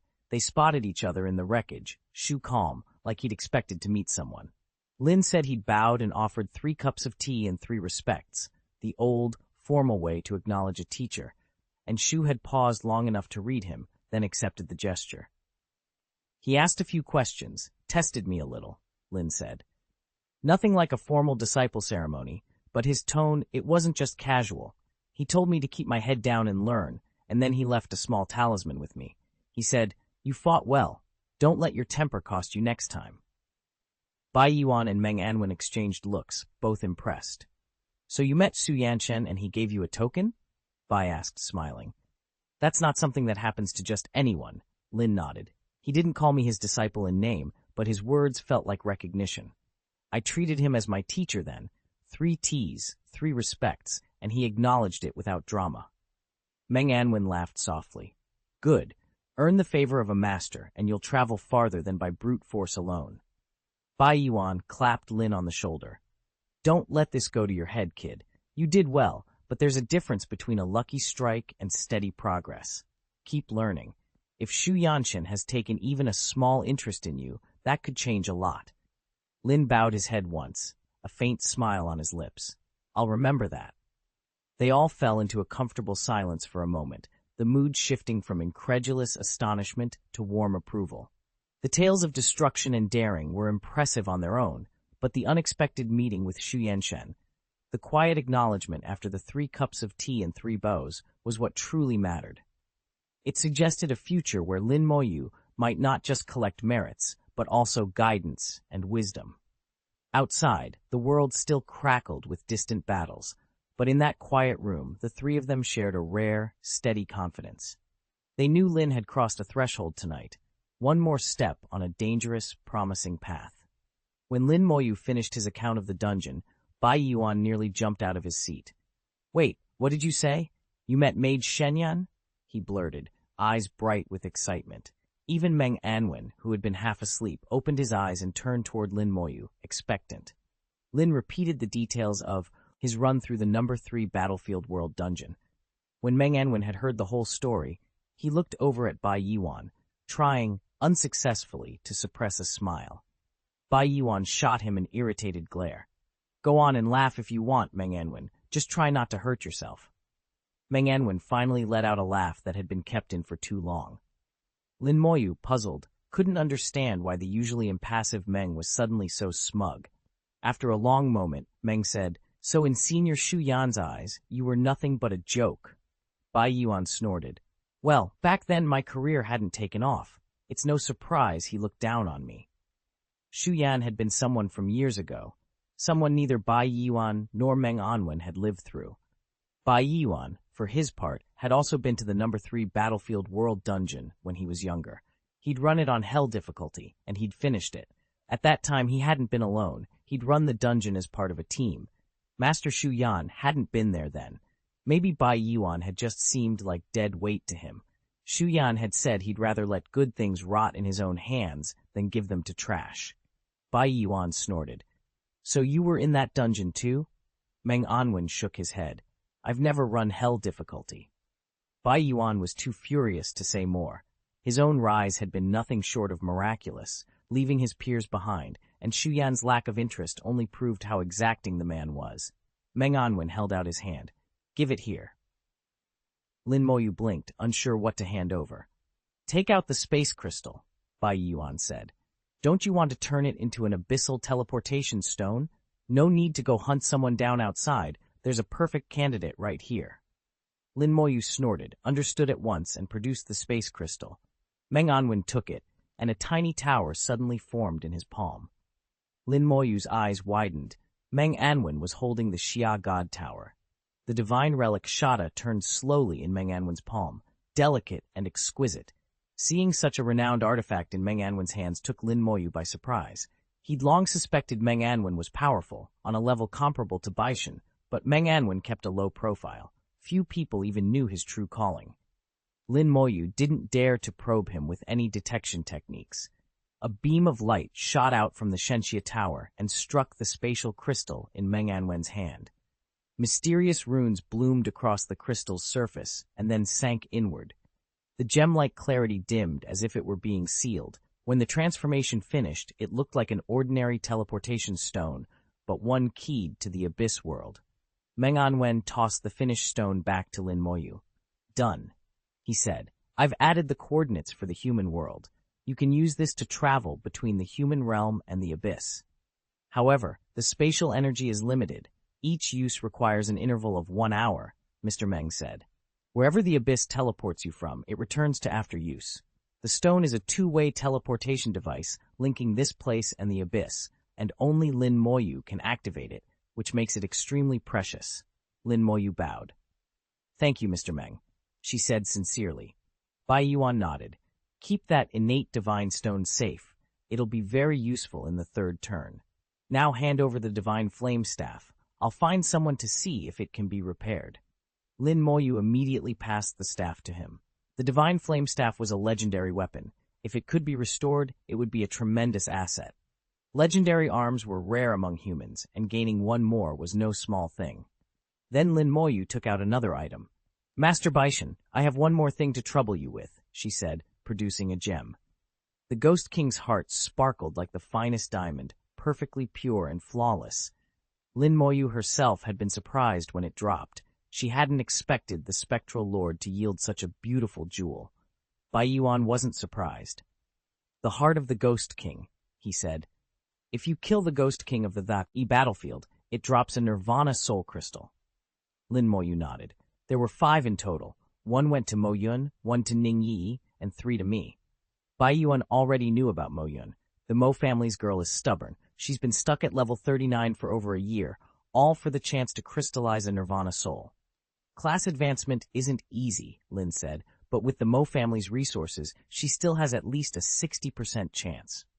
Meng Anwen cut in. "And what about you, Bai, with your Baishan ability?" "Naturally, it's stronger than the Mo family," Bai began, then suddenly frowned. "Old Meng, don't be unfair." Meng shrugged. "You wanted to compare skills with the old man, didn't you? If I don't show my hand, how could you make the comparison?" "I heard you'd already brought out that treasure," Bai said skeptically. Do I look like the sort to lie? Meng replied. Bai drew himself up, pride flashing in his eyes. I've never been weaker than anyone. I'm not afraid of an old man showing off. Lin, give me 2 Nirvana soul crystals, Bai Yuan said. I'll help you prepare for your second job change. Lin Moyu stared at him. 2? For this? Bai nodded. I won't promise anything else, but I guarantee that when you change jobs this second time, there's an 80% chance of career advancement, and a 30% chance you'll awaken a second talent. Lin was stunned. He'd never heard of odds that high. Mo Yun had told him before that she was only about 60% sure of career advancement, and she was under 10% sure about awakening a second talent. Talent awakenings were notoriously difficult. The chance of success fell off dramatically with each additional talent. Bai Yuan continued, It's a pity you're going into a second awakening. If this were your first awakening, I'd be 90% sure you'd succeed. Lin thought about that. His current talent had come from the system. Did Bai mean first awakenings in general, or first awakenings for someone whose talent originated differently? If the system awakening didn't count as a prior awakening, then this second job change might effectively be treated like a first, and 90% certainty was enormous. He couldn't help feeling a rush of excitement and cautious hope.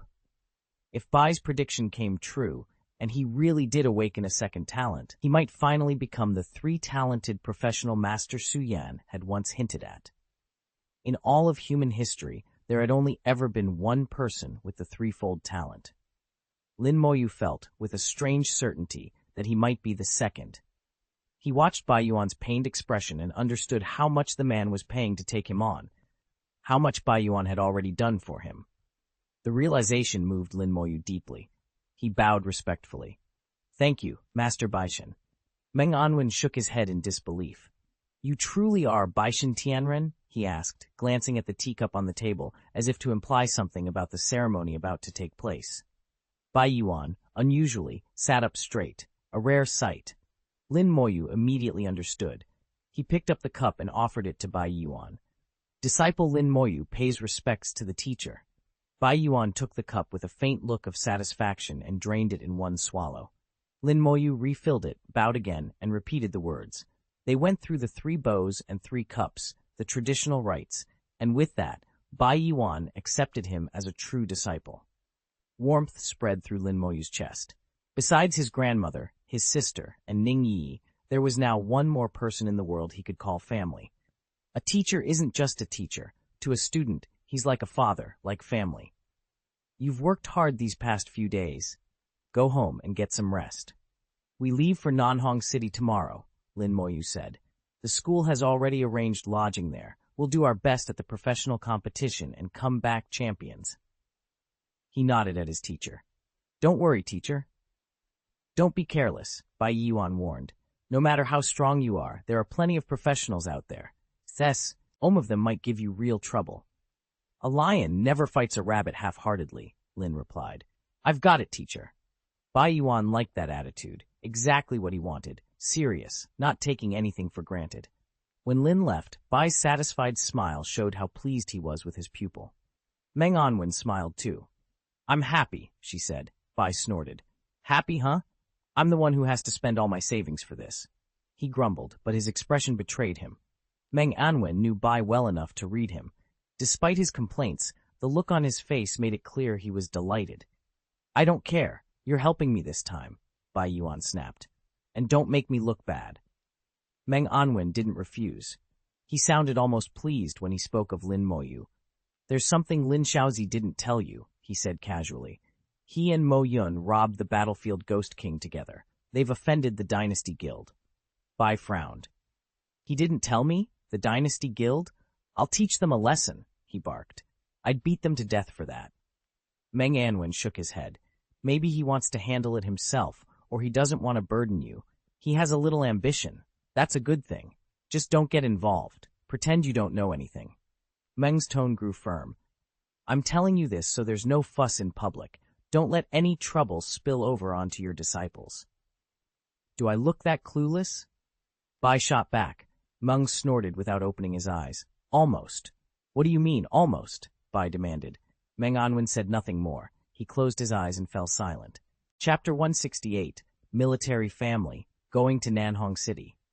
Ning Yi went home and proudly showed her grandfather the news, 2-star second lieutenant. It was an impressive promotion. After Lin Moyu left Baishan Courtyard, he called Jiang Taotao and arranged to set out the next day. He didn't go back to the dormitory. Instead, he returned to Fortress No. 1 via the teleportation array. The place was buzzing. Everyone there was talking about the battlefield Ghost King. He drifted through the crowds, listening. Did you hear? The Dynasty Guild's president showed up in person, and he was furious. I heard their team went after the battlefield Ghost King and got wiped out, someone else said. Yeah, the Ghost King was apparently taken down by someone, but the Dynasty Guild's team didn't just get beaten, they disappeared. They weren't killed by another force. It's like they were erased. The Dynasty Guild really got hit hard this time. I heard every young guild leader who came to practice is dead. If their sons are really gone, the guild president is going to lose it. I don't know who did it. Whoever did it, well played. Finally shook up the Dynasty Guild. They've always been so domineering. The other person snorted. That guild has a terrible reputation among pros. Most of them are quietly pleased to see it take a hit. Lin Moyu listened, already certain this wouldn't be the end of it. If people wanted to investigate, let them, but they had better not expose him. He felt no regret over Wang Zihao. What was done was done. He spent his military merit points at the official training grounds and began summoning. 100 skeleton mages would be enough. 30 summoning slots still remained, and he intended to fill them with skeleton warriors. He called them up in batches of 10, then ran a short replenishment ritual to restore their mental energy before calling another group. The military training field's effect was far superior to the school's basic practice hall. A single meditation there restored a summon's mental power to full in just over an hour. After 3 hours of work, Lin Moyu left the training grounds satisfied. The summoning slots were full. 170 skeleton warriors and 100 skeleton mages stood assembled like a vast, obedient force. Seeing those seasoned, high-tier summons lined up one after another gave Lin Moyu a solid, steady confidence. After finishing his duties, Lin Moyu returned to Xiajing Academy. He'd been assigned to the second battlefield for days and hadn't had a proper rest. Tonight, he planned to sleep through the whole night. As he walked into the dormitory area, someone called his name. Lin Moyu. He looked up to see Xia Yang, Feng Shu, and Zuo Mei walking together, accompanied by 2 others, one in full knight's armor and the other an auxiliary. "Where have you been?" someone asked. "I haven't seen you in days." Lin answered lightly, "The second battlefield." Feng Shu went pale with surprise. "You actually went to the second battlefield?" Then he noticed the officer insignia on Lin's shoulder. He snapped to attention and saluted crisply. "Private Feng Shu reporting, sir." Everyone else turned to look at him, puzzled. "What are you doing?" Xiashui asked. Feng Shu pointed to Lin's rank and then to his own shoulder. "He's a second lieutenant. I'm a private. You salute when you see an officer." On Feng Shu's shoulder was a plain white Army 10 badge, no stars, the most common insignia for a private. The first time Lin Moyu met Feng Shu, he noticed there was something different about him, a bearing that set him apart from ordinary people. "So you come from a military family," Lin said. Feng Shu nodded. "Yes, the Holy Sword Feng family. We've been soldiers for generations."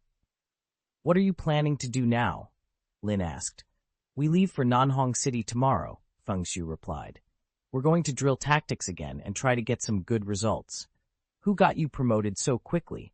Lin asked with a faint smile. "If you hadn't moved up, we wouldn't have had to worry about it." Lin looked at them and smiled slightly. "Work hard. You'll do well." After Lin Moyu left, Feng Shu let out a soft sigh. "I think he's the youngest second lieutenant in the whole Shenxia Empire," he said. Xia Shui, who knew nothing about military matters, frowned in confusion. "Is being a second lieutenant that difficult?" Feng Shu's expression grew weary. "Very. To reach second lieutenant, you need 100 points of military merit. Those points aren't easy to earn. Even killing ordinary demons below level 40 only nets you a small share."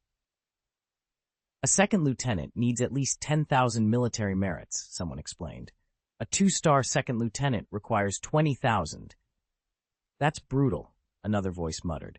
Brutal doesn't even begin to cover it. Several people fell silent. From everything we've been taught, demons are terrifying. Killing one is already difficult. Killing hundreds is supposed to be impossible. Feng Shu's eyes lit up with a new kind of hope. Then how did he do it? The next morning, Ning Yi arrived at Lin Moyu's place for breakfast bright and early, practically bouncing with energy. She was in an excellent mood. There had clearly been a lot of excitement after she got home the night before. Grandpa was totally shocked yesterday, she said, still smiling. It wasn't hard to see why Ning Tairan had been stunned. In just a few days, she'd gone from private to a 2-star second lieutenant. For someone that young and low-level, it was astounding. Ning Yi wasn't a top-tier professional. She was only level 26, but she had a single skill capable of wiping out swarms of demons. That kind of power explained everything. Lin Moyu smiled. And then? Ning Yi shoved another mouthful of food in and said, I told Grandpa everything that's happened these last few days. He blew up, said he was going to tear down Baishan's house. Why tear down Baishan's house? Lin Moyu asked, baffled. What does that have to do with any of this? Ning Yi sighed and explained, because Baishan, the white god, sent you into that dangerous situation. I followed you, and I didn't tell him. Lin Moyu couldn't help laughing. Those two have been bickering for years. They're used to it. Ning Yi's face went serious. Actually, a few days ago, they even went to the ancient Roman Holy See together. They leveled the place, and they wiped out that Rogers guy. Lin Moyu fell silent. Bai Yuan hadn't told him any of that. It wasn't surprising, though. Bai Yuan always looked out for him, and Lin Moyu knew that. Ning Yi went on. She also told him about Wang Jihao being killed, and she'd made Ning Tairan promise not to tell anyone. Ning Tairan agreed without hesitation. Otherwise, the consequences would have been far worse. After she finished eating, Ning Yi went out and bought a bunch of extra food, just in case she didn't get used to the cuisine in Nanhong City. Lin Moyu smiled and fell into step behind her. It wasn't a big deal to him. Nanhong City was one of the few true metropolises in the Shenxia Empire, rivaling the capital, Xiajing City, in scale and bustle. Hundreds of teleportation arrays were arranged in neat rows, and a steady stream of practitioners poured out of them. The whole place had been prepared for the 100th professional contest. Sprawling facilities, countless lodgings, dining halls, training grounds, everything a competitor might need. Accommodation and meals were provided in abundance, free of charge, a show of the empire's resources and organizational might. The Shenxia Empire's vastness and power were on full display. It was in a different league from small nations. There are so many people, Ning Yi breathed, eyes wide. She'd never seen anything like it, a dense sea of heads, every one of them a practitioner. Zhang Taotao chuckled. And that's just the crowd for professionals below level 40. On the other side of the complex, the advanced practitioners who had already completed their second promotion were gathered. Their numbers were at least as large as ours. For most people, Xing all the way to level 70, and completing the third rank was extremely difficult. Reaching the second rank, however, was far more attainable. In fact, more than 95% of practitioners were below level 70. So when the organizers designed the level brackets for the professional competition, they only considered those under level 70. Practitioners above 70 were excluded from participation. Everyone below 70 would be grouped in 10-level increments for a fairer contest. Those rules had been handed down for centuries. Now, on the 100th session of the tournament, no one had objected to the system in a very long time. Zhang Taotao knew the regulations and the housing arrangements inside out. Acting like an older sister, she led the group towards Xiajing Academy's residence hall and explained the finer points of the competition as they walked. This time the rules are grander than ever, she told them, surpassing anything we've seen before. According to incomplete statistics, over 100,000 teams will be coming to participate. Several people reacted in shock. Ning Yi stuck out her tongue and grinned. So many people? It'll be a madhouse, the year of the monkey. Lin Moyu couldn't help but ruffle her hair. If something this obvious could occur, wouldn't the Empire's higher-ups have already planned for it? Zhang Taotao smiled and added, they've already set up an audition tomorrow. Only teams that pass the audition will be allowed to stay and continue competing, she continued. They haven't released the exact rules yet, but the Empire announced that more than 90% of the teams will be eliminated in that round. I don't think it will be easy. We need to be ready. Ning Yi did some quick mental math. Even if 90% are cut, that still leaves 10,000 teams. That's huge. Miao Yu giggled. More than 90% could mean 99% too, you know. The Empire also said that every team will face the exact same difficulty in the audition, Zhang Taotao finished. It's all about raw strength. No tricks, no flukes, one of them said. The Empire has announced the contest will be absolutely fair. A lively discussion broke out among the others and didn't let up. The four of them, 3 women and a single man, chattered constantly as they walked, not giving Lin Moyu or Duan Gao a chance to speak. Lin Moyu, who rarely joined in, stayed quiet and listened. Duan Gao kept wanting to butt in, but Miao Yu gave him a sharp cuff and he fell back into line. After that, he behaved himself and shut up. Hundreds of teams had come to the Shajingzi estate for the contest. The Shengxia Empire had even built a cluster of residences to house the professionals taking part. Teams were 5 members each, and the competition lineups looked formidable. Lin Moyu scanned the crowd, a faint disappointment settling over his face. He couldn't spot Lin Mohan anywhere. Ning Yi saw the change and slipped her hand into his. "Don't worry," she said. "We'll meet him." Lin Moyu managed a small, hopeful hum. Maybe he hasn't arrived yet. They made their way to the residence area. Zhang Taotao took care of the registration procedures and collected their room card, and then the group dispersed toward their assigned quarters. Each lodging unit had 5 separate rooms, exactly enough for 5 people. After finishing the paperwork, several of them went outside to get their bearings. Around the accommodation area, professionals kept coming and going. From the badges and uniforms, Ning Yi could tell they were all below level 40. The higher-ranking pros, she noticed, clearly had their own special quarters. Ning Yi hurried over to the reception desk and asked, "Are any of the top academy teams here yet?" "No," the attendant replied. "They're confirmed to be participating, but they haven't arrived. Once we pass the audition tomorrow and the competition officially starts, you'll be able to watch. The schedule and roster will be released then." She'd asked on purpose. She knew Lin Moyu was hoping to find Lin Mohan. "Thanks," Ning Yi said. A grumpy voice interrupted from nearby. "If you want to make a public display, take it to the side. If you want privacy, go to your room. Don't stand here in the way." Chapter 169.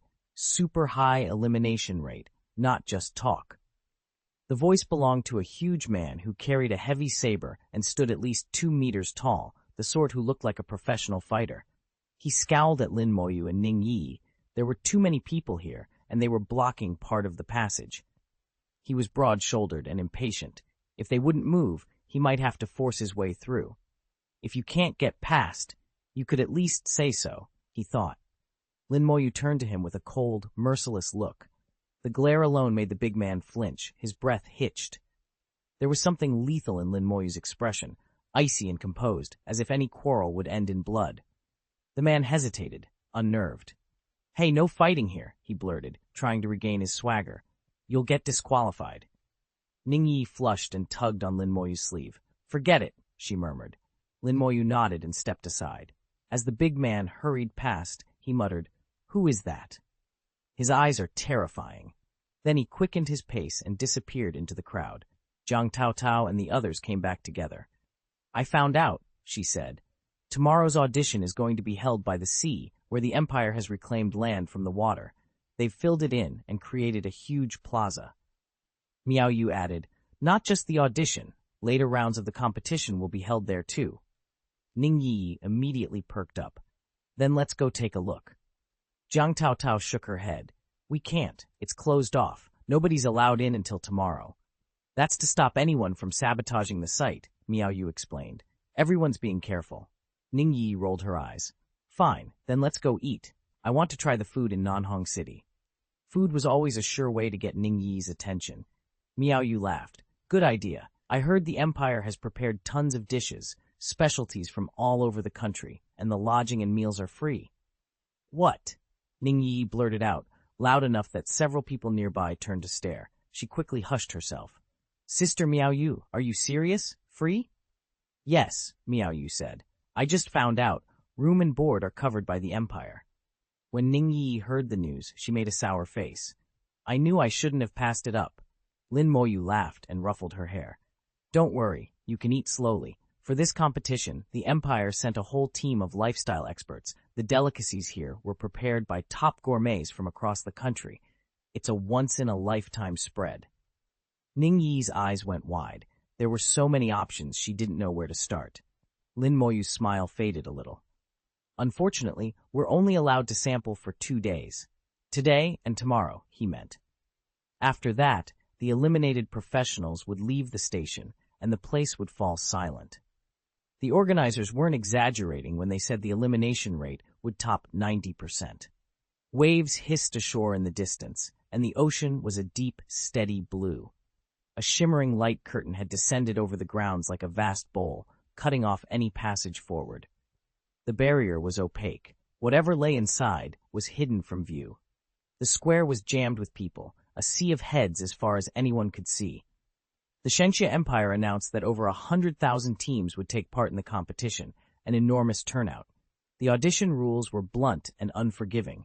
Step through the light barrier, face the test, pass, and you stay in the contest. Fail, and you're eliminated. Everything was simple and merciless. Teams were sorted into groups, and every team in a given group faced exactly the same challenges. A level 20 party and a level 29 party would be presented with the identical stages.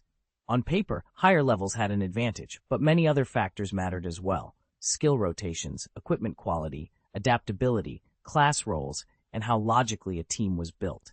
In the end, the outcome was never certain. To outsiders, Lin Moyu's team looked like a textbook composition. A cavalier on the front line, 2 support specialists, a long-range mage, and a melee assassin. One by one, teams filed through the corridor and entered the light curtain. From the moment they stepped inside, the assessment began. There were 2 auditions that day, the team trial in the morning and the individual audition in the afternoon. Lin Moyu was taking part in both. As their team stepped through the light curtain, the scene in front of them shifted. A long corridor had appeared, and as he looked into it, Lin Moyu felt a jolt of déjà vu. He recognized the same strange aura lingering in the passage. He'd seen it 3 times before, during the big exam, on the trial mission at Mermaid Island, and most recently when Meng Anwen had helped him forge an abyss teleportation stone. So the Empire was using Godshata to run this assessment, he realized. The trial now stood revealed before them. The objective was deceptively simple. If there was no special passageway, the team passed by defeating the innermost boss. No extra conditions, no tricks on paper, but simplicity didn't mean it would be easy. Duan Gao, buff everyone, Jiang Tao Tao murmured.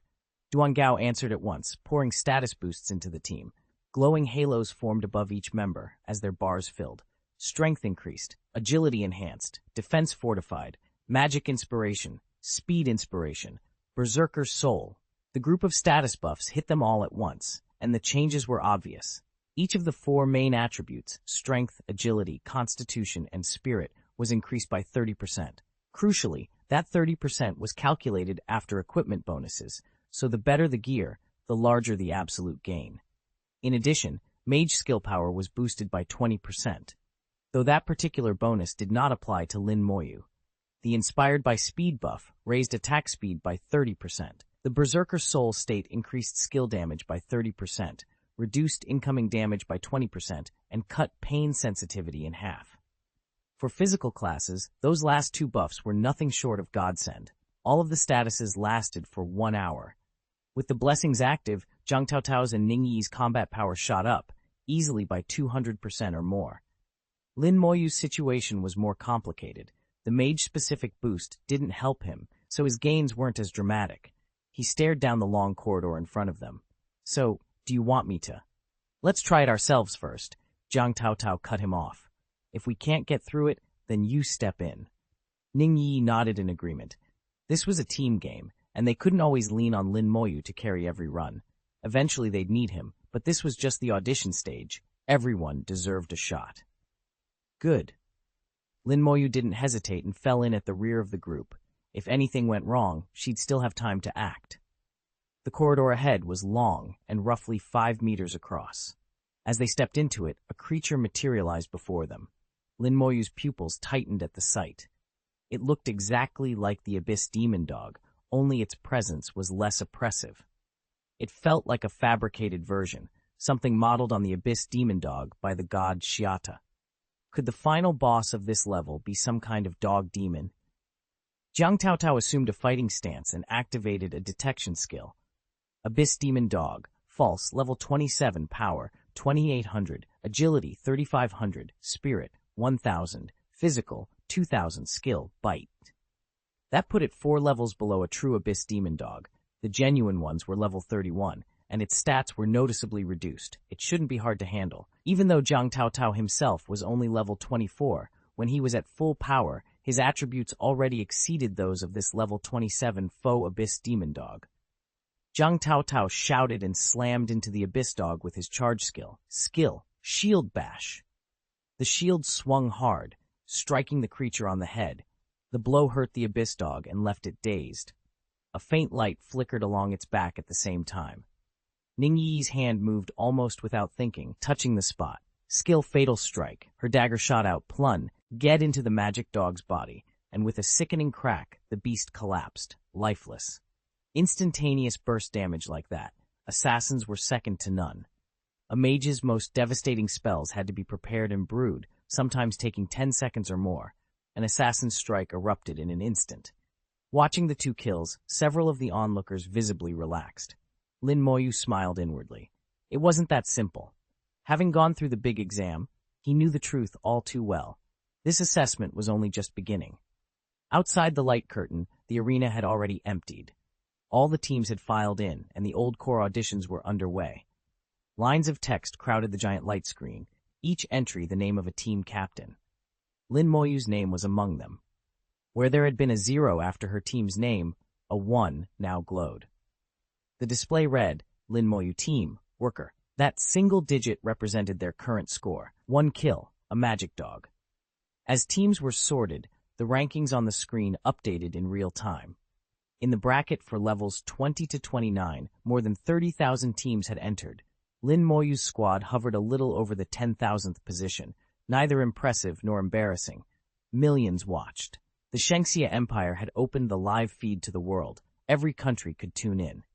As the audition progressed, team entries flickered and shifted on the board. Then, suddenly, one name turned gray and plummeted to the bottom, eliminated. Only 5 minutes into the trials, the first team was out. It was already clear the audition was far harsher than anyone had expected, and the global discussion exploded. It's only been a few minutes, and someone's already been eliminated. This audition is brutal. Of course it is. Shengxia Empire officials warned that over 90% of the teams would be cut in the audition round. How can anyone avoid being eliminated? There are more than 100,000 teams. You can't even compare the results. I'd say 90% is conservative. At least 95% will probably go home. Look, another team just went. On the big display, 3 team names flickered and then grayed out at once. The eliminated contestants materialized outside the light curtain, faces slack with disappointment. They had lost their right to continue. They never even got to see the real arena. Those who couldn't pass the audition were barred from entering the actual playing field. The rules were harsh and unapologetically practical. Chapter 170. Otherwise, how can I become the #1 scholar? Jiang Taotao spun again and again, shield in her left hand and a knight's longsword in her right. She moved with a dancer's precision. Every skill flowed into the next with no wasted motion. The 3 abyssal hounds summoned by the god Xiata lunged at her, but she evaded them all, which eased the strain on the team's healers. Ning Yi crept up behind one of the hounds and drove her dagger in, instantly triggering a skill, Fatal Strike. With a muffled thud, the beast collapsed. She didn't hesitate, twisting her wrist for a backhand stab that activated body explosion. The hit detonated the creature, sending it flying. 2 hounds down in 2 clean blows. Slash! With a coquettish shout, Taotao finished off the last hound with a beheading cut. She panted lightly, chest heaving. They were only halfway down the corridor, and the number of abyssal hounds had already risen. What started as a single enemy had grown to 3 at once. As they pushed deeper, it wasn't unusual to run into 4, 5, or even more enemies at once. Zhang Taotao had no intention of calling Lin Moyu over to help. She wanted to find out her own limits. In dungeon runs, encountering several monsters at once was standard, especially in the higher-level areas. If she couldn't handle that, it would be a shame for someone of the Chitian class. Reminding herself that she wanted to get into a top academy and couldn't give up so easily, she took a steadying breath and signaled the team to move on. Sure enough, 4 magic hounds sprinted out at them simultaneously. Zhang Taotao leaped into the fray without hesitation. Ning Yi melted into the shadows, making use of stealth and guile. Miao Yu watched the battle closely, fingers ready to unleash healing spells the moment they were needed. Duan Gao, by contrast, found himself a bit idle. As a prophet, once his buffs were applied, there was often little else for him to do. Apart from Lin Moyu, he was probably the least active member of the team.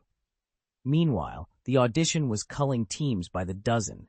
Names on the light display flickered gray and then vanished as one group after another was eliminated. The arrangement of teams on the light curtain kept changing.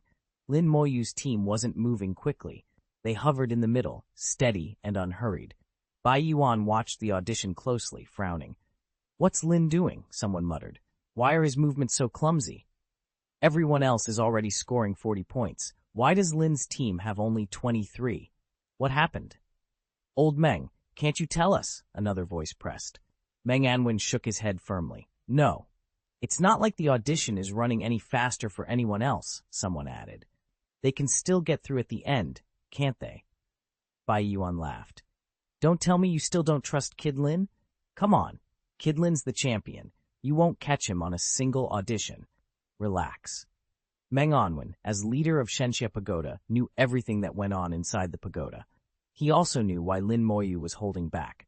Lin hadn't actually done anything yet. He was simply watching the whole process. If he'd given his all straight away, they would have cleared the audition long ago. As more teams flared and dropped off the light curtain, Bai watched the numbers fall and frowned. "Did you set the elimination rate too high?" he asked. Meng answered softly, "Not high. The teams being eliminated are basically the ones with an average level under 23. Even if they survive this round, they'll be the first to go in the real competition," Bai Yuan said. "There are also teams whose cooperation is just awful. There's no point keeping them. The point of this audition is to pick teams that are strong in every aspect. I didn't set the difficulty high. Even a low-level team can pass if they work together." Bai Yuan sighed. "All right, enough talking. You win." At that moment, 5 abyssal hounds materialized at once. Zhang Taotao called out, "Control!" and Miao Yu and Duan Gaofe read together. Both the Elder and the Prophet used the same skill, wind shackles, each locking one hound and seizing control. Their levels were low, though, so the wind shackles only held for 30 seconds. That was all Zhang Taotao and Ning Yi needed. Zhang Taotao immediately drew the remaining 3 hounds' attention, creating an opening for Ning Yi. Their teamwork was tacit and precise. Within the 30 seconds, they wiped out all 5 abyssal hounds. With Miao Yu and Duan Gao joining them, handling the 5 abyssal hounds had become noticeably easier. Zhang Taotao probably understood her own limits. She could hold her own against 4 of those beasts at once, but anything more required help. Now that reinforcements were in play, the team's pace picked up dramatically. For once, Lin Moyu found herself a genuine bystander. She had nothing to do in the thick of the fighting, and rather than pushing forward, fell into the habit of trailing the group at an unhurried pace, almost curious about how it felt to sit on the sidelines. Meanwhile, the team's ranking rose steadily. They climbed from the middle of the pack into the leaders, finally breaking into the top 1,000 in their bracket. By then, more than half of the over 30,000 teams in the group had already been eliminated. Fewer than 10,000 remained.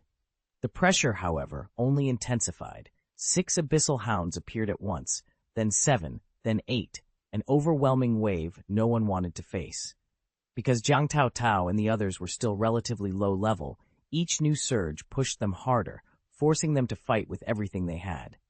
Miaoyu was already breathing hard, trying to split her focus between crowd control and healing. Duan Gao was in the same condition.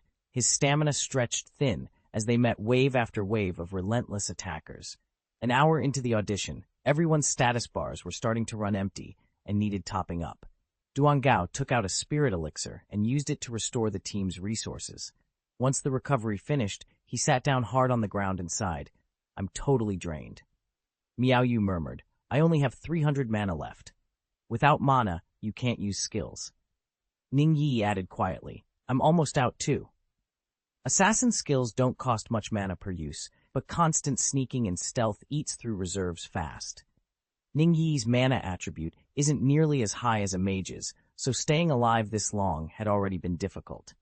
Zhang Taotao panted, "Why don't we take a break?" Ning Yi shook her head. "Maybe leave the rest to Moyu. We've done enough. We've tested everything we needed to." Duan Gao raised both hands emphatically. "Agreed. I agree with both hands and feet." Miaoyu nodded. "Same here. I'm nearly out." Hearing that, Zhang Taotao couldn't help but turn and look at Lin Moyu. "Sorry, Lin Moyu." Lin Moyu waved his hand. "That should do it." At his signal, 3 skeleton warriors sprang up in front of him with a crisp click. No sooner had they formed than 8 abyssal dogs bounded toward them, weak variants, only level 27. A skeleton warrior charged, raised his blade, and with a single downward slash cut one of the dogs in half. It happened in an instant. These were level 27 skeleton warriors, but their attributes were multiplied 30-fold, 22,500 attribute points apiece. Against the debilitated level 27 abyssal dogs, they were crushingly dominant. Each attack was just one clean slash. No fancy skills, no drawn-out fight. 8 dogs were shredded in less than a second. Zhang Taotao and the others stared at one another, their earlier strategies suddenly looking absurd. All the plans they had argued over meant nothing in the face of Lin Moyu's summoned soldiers. Ning Yi tried to be reassuring. "Don't be discouraged," she said. "Whispering skeletons have always been brutal. They can even tear through high-level demons, level 40s and up." Her attempt at consolation only made everyone feel worse. "Don't talk to me. Just let me cry," Duan Gao shouted. With Lin Moyu at the lead, the team picked up speed again. The score climbed rapidly. The other top team's scores in the group had frozen. Everyone could see why. The timer had stopped because they'd reached the final stage of the assessment, the boss fight. This was where things would be decided. Bosses weren't easy. They tested not only coordination but the team's overall combat ability. Every group had thrown everything they had at their boss. Lin Moyu's team finally reached theirs. "It really is a dog demon," someone murmured. A winged, wolf-like dog stood at the end of the passage, exactly the same creature Lin Moyu had once slain. Lin Moyu didn't even bother checking its attributes. It didn't matter. The dog demon was flanked by 9 abyssal hounds of varying size, all waiting for Lin Moyu and the others to step forward. Zhang Taotao grew nervous again. "Is that an abyss demon?" "This is called an abyssal dog," Ning Yi replied, "but it's not a true abyssal dog. The real ones are far stronger." Miaoyu asked quietly, "Can junior brother Lin beat it?" Ning Yi smiled. "He's killed a lot of dog demons." Several people gasped. Zhang Taotao finally believed her. "I didn't expect Lin Moyu to be so powerful," he said. At that moment, the 3 skeletal warriors surged toward the boss. 9 abyssal dogs swarmed one of the skeletons at once, their razor teeth gnawing hungrily at the exposed bones. The skeleton unleashed a skill. A red light flashed along its blade, and then, in an instant, 3 abyssal dogs dropped to the ground. Skill, corpse burst. Boom, boom, boom. 3 explosions echoed in rapid succession, and when the smoke cleared, there were no more dogs, only smoldering corpses. "Pass the test," a majestic voice announced, and the group was expelled back into the outside world. Lin Moyu's team, which had been ranked well down in the hundreds, shot up like a rocket. Their score jumped to 300 points, vaulting them into first place. The team name now shone brilliantly at the top of the leaderboard. The rest of the teams had all cleared the customs checkpoint, but they could only place behind Lin Moyu's team. "I didn't expect it. The latecomers came in first. How did they take out the boss so fast? This Lin Moyu team is interesting. That name rings a bell." "You forgot already? This year's national champion is Lin Moyu." "No way. Didn't he just finish the big exam?" How could he even be eligible for the 20th level competition? Maybe he leveled up really fast. Otherwise, how else could he become champion so quickly? 100 million, someone murmured, trailing off at the thought. Chapter 171. Isn't it just 1 minute? Jiang Taotao and the others stood in front of the light curtain, staring blankly up at the ranking display. We came in first? Her voice carried a mix of confusion and disbelief. Ning Yi shrugged, unfazed. Of course, don't forget, the champion spot is ours too. She'd been with Lin Moyu for a long time and was used to his confidence. Jiang Taotao shook her head hard. It's not that I don't believe it. It's just that BQS round shouldn't have taken more than 5 seconds. Lin Moyu answered very seriously. It could have been even faster. For a moment, no one knew what to say. Duan Gao and Miao Yu exchanged looks. Faster? 5 seconds felt absurdly quick already. In the end, it didn't matter. The important thing was they'd passed. The audition officials didn't care about rankings at this stage. Once a contestant was eliminated or had finished and qualified, they stepped through the light curtain, but they were directed to different exits and wouldn't encounter one another. Lin Moyu's side of the curtain was empty for the moment. They waited. After a long beat, someone finally stepped through. When they teleported out, someone else had already beaten them there by a step. The 5 experienced contestants frowned, more annoyed than surprised. They glanced at the rankings and confirmed what they already suspected. They were in second place. A man from the other group stepped up and asked bluntly, "Which one of you is Lin Moyu?" It was hardly polite. Jiang Taotao and the others bristled with displeasure. Lin Moyu answered coolly, "What is it?" The man gave Lin a once-over. "No, 897. You're lucky to take first place. Lin Moyu, I'll remember you." He lifted his chin. "I'm Tong Jianfei. When we're on the field, I'll beat you." With that, he turned and walked away. Jiang Taotao muttered, "What an arrogant jerk." Lin Moyu only shook her head slightly. Ning Yi sneered, "Brag all you like. If you lose, you lose." The others nodded in agreement. Facing Lin Moyu in the same group was clearly a stroke of bad luck for them. Behind them, more contestants finished their auditions and names kept being called. The place grew steadily busier. The number of eliminated teams displayed on the massive light curtain kept climbing, far outpacing those who had cleared the stage. "Looks like that 90% figure was a conservative estimate," someone muttered. "I reckon only about 2,000 teams will make it in the end," another voice replied. Over 100,000 teams signed up. Roughly 70% of them, about 70,000, are below level 40. If most of those get knocked out, only around 2,000 would remain. That's about a 3% pass rate. 97% won't even get past the audition. It's brutal. Still, the Shenxia Empire had insisted the process was completely fair, and no one was openly doubting it. From what people had seen, the teams that did advance were genuinely strong. As competitors streamed out, they looked for places to sit and catch their breath. Everyone was exhausted from fighting their way through the rounds. After a long wait, the last team cleared the stage without incident. The huge light curtain showed no further updates. "The team competition audition is over," a majestic, resonant voice announced through the arena. "The results of the audition will be posted below."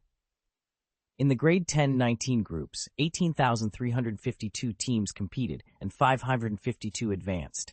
In the grade 20-29 groups, 35,213 teams competed and 1,024 advanced. In the grade 30-39 groups, 20,111 teams competed and 502 advanced. The overall pass rate was under 3%, roughly as expected. Professionals who did not pass should leave the venue early tomorrow morning. Professionals who passed the audition, please gather at the competition hall early tomorrow morning. Solo auditions will be held this afternoon. Please attend on time. When the announcement ended, the microphone went silent. For a moment, no one moved. Then people began to disperse. "Let's head to the rest area," someone called. "I'll come back this afternoon for the solo audition." Ning Yi slipped her arm through Lin Moyu's and smiled. "It's still early. Let's go into Nanhong City. I've never been there." "Okay," Lin Moyu replied. He didn't object. He wasn't tired at all. The walk earlier had been nothing more than a warm-up. They turned and left together. "I'm beat," Jiang Taotao said. "You two go on without me. I need to rest. Duan Gao and Miao Yu both raised their hands in surrender. Same here. Let's head back and recuperate. They had all fought hard. They were still low level, and those deep and shallow magic hounds were a serious threat. They couldn't afford to drop their guard for a moment. Ning Yi had been fighting too, but she was clearly stronger than the others. She still had enough energy to take Lin Moyu into Nanhong City to shop. As one of the few super cities in the Shenxia Empire, Nanhong City held over 10 million people. Its streets were full of every trade imaginable. Nanhong has been attacked by abyssal demons several times over the past few centuries, Ning Yi remarked as they walked. It almost fell once, but a powerful warrior from Xiajing Academy drove the abyssal beast off. After that, teleportation arrays were installed throughout the city. Even if one or two are destroyed, it won't stop the city from calling for help. Ning Yi was recounting some of Nanhong's history, something Lin Moyu was already familiar with. Major events from the last few hundred years are taught in middle school history classes. One of the most infamous is the invasion of Nanhong City by the abyssal demons. The textbooks say those creatures rose up out of the ocean and swarmed the city. For Nanhong, it was an almost unimaginable catastrophe. Whole districts were demolished, and more than 1 million people died. Because the demons destroyed the teleportation arrays first, rescue efforts were agonizingly slow. Now, every corner of Nanhong is ringed with teleportation arrays, more than 100 in all, so if anything like that ever happens again, relief teams can be on scene immediately. I spent half a day wandering through the city with Ning Yi. She didn't buy anything, but she was happy all the same. She'd been treated like a princess since childhood and was used to getting what she wanted, so shopping had lost its thrill. For her, it wasn't about what she bought, but who she was with. That morning, the audition results had been released, only a 3% pass rate. The announcement sent shockwaves through the industry. Countless professionals questioned the outcome. Some of the eliminated professionals were loudly protesting that the results were unfair. The Shenxia Empire had anticipated that reaction, and early that morning, released everything.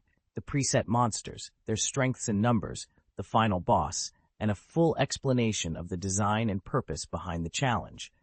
The statement was meant to put the complaints to rest. Anyone paying attention could see the point. The Empire was trying to pick teams that excelled in raw combat power, coordination, skill, and equipment. If a team had those qualities, passing the audition wasn't supposed to be difficult.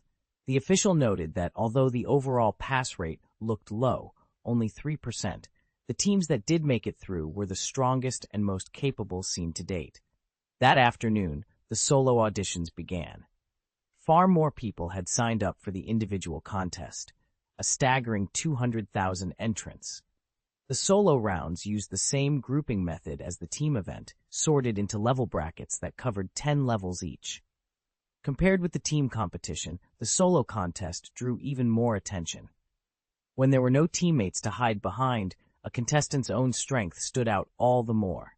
You didn't need to coordinate with anyone, it was just you, bare and direct. The test felt like a measure of raw power, up close and personal. The light curtain and the venue were the same as that morning's team audition. The familiarity made some people uneasy. They won't be lenient this round, someone muttered. You can bet on it. Over 200,000 applicants. Do you think they'll let most of them through? If they whittle it down to 5,000, that'd be something. I still don't know what the trial will be. It's obvious, it'll be combat.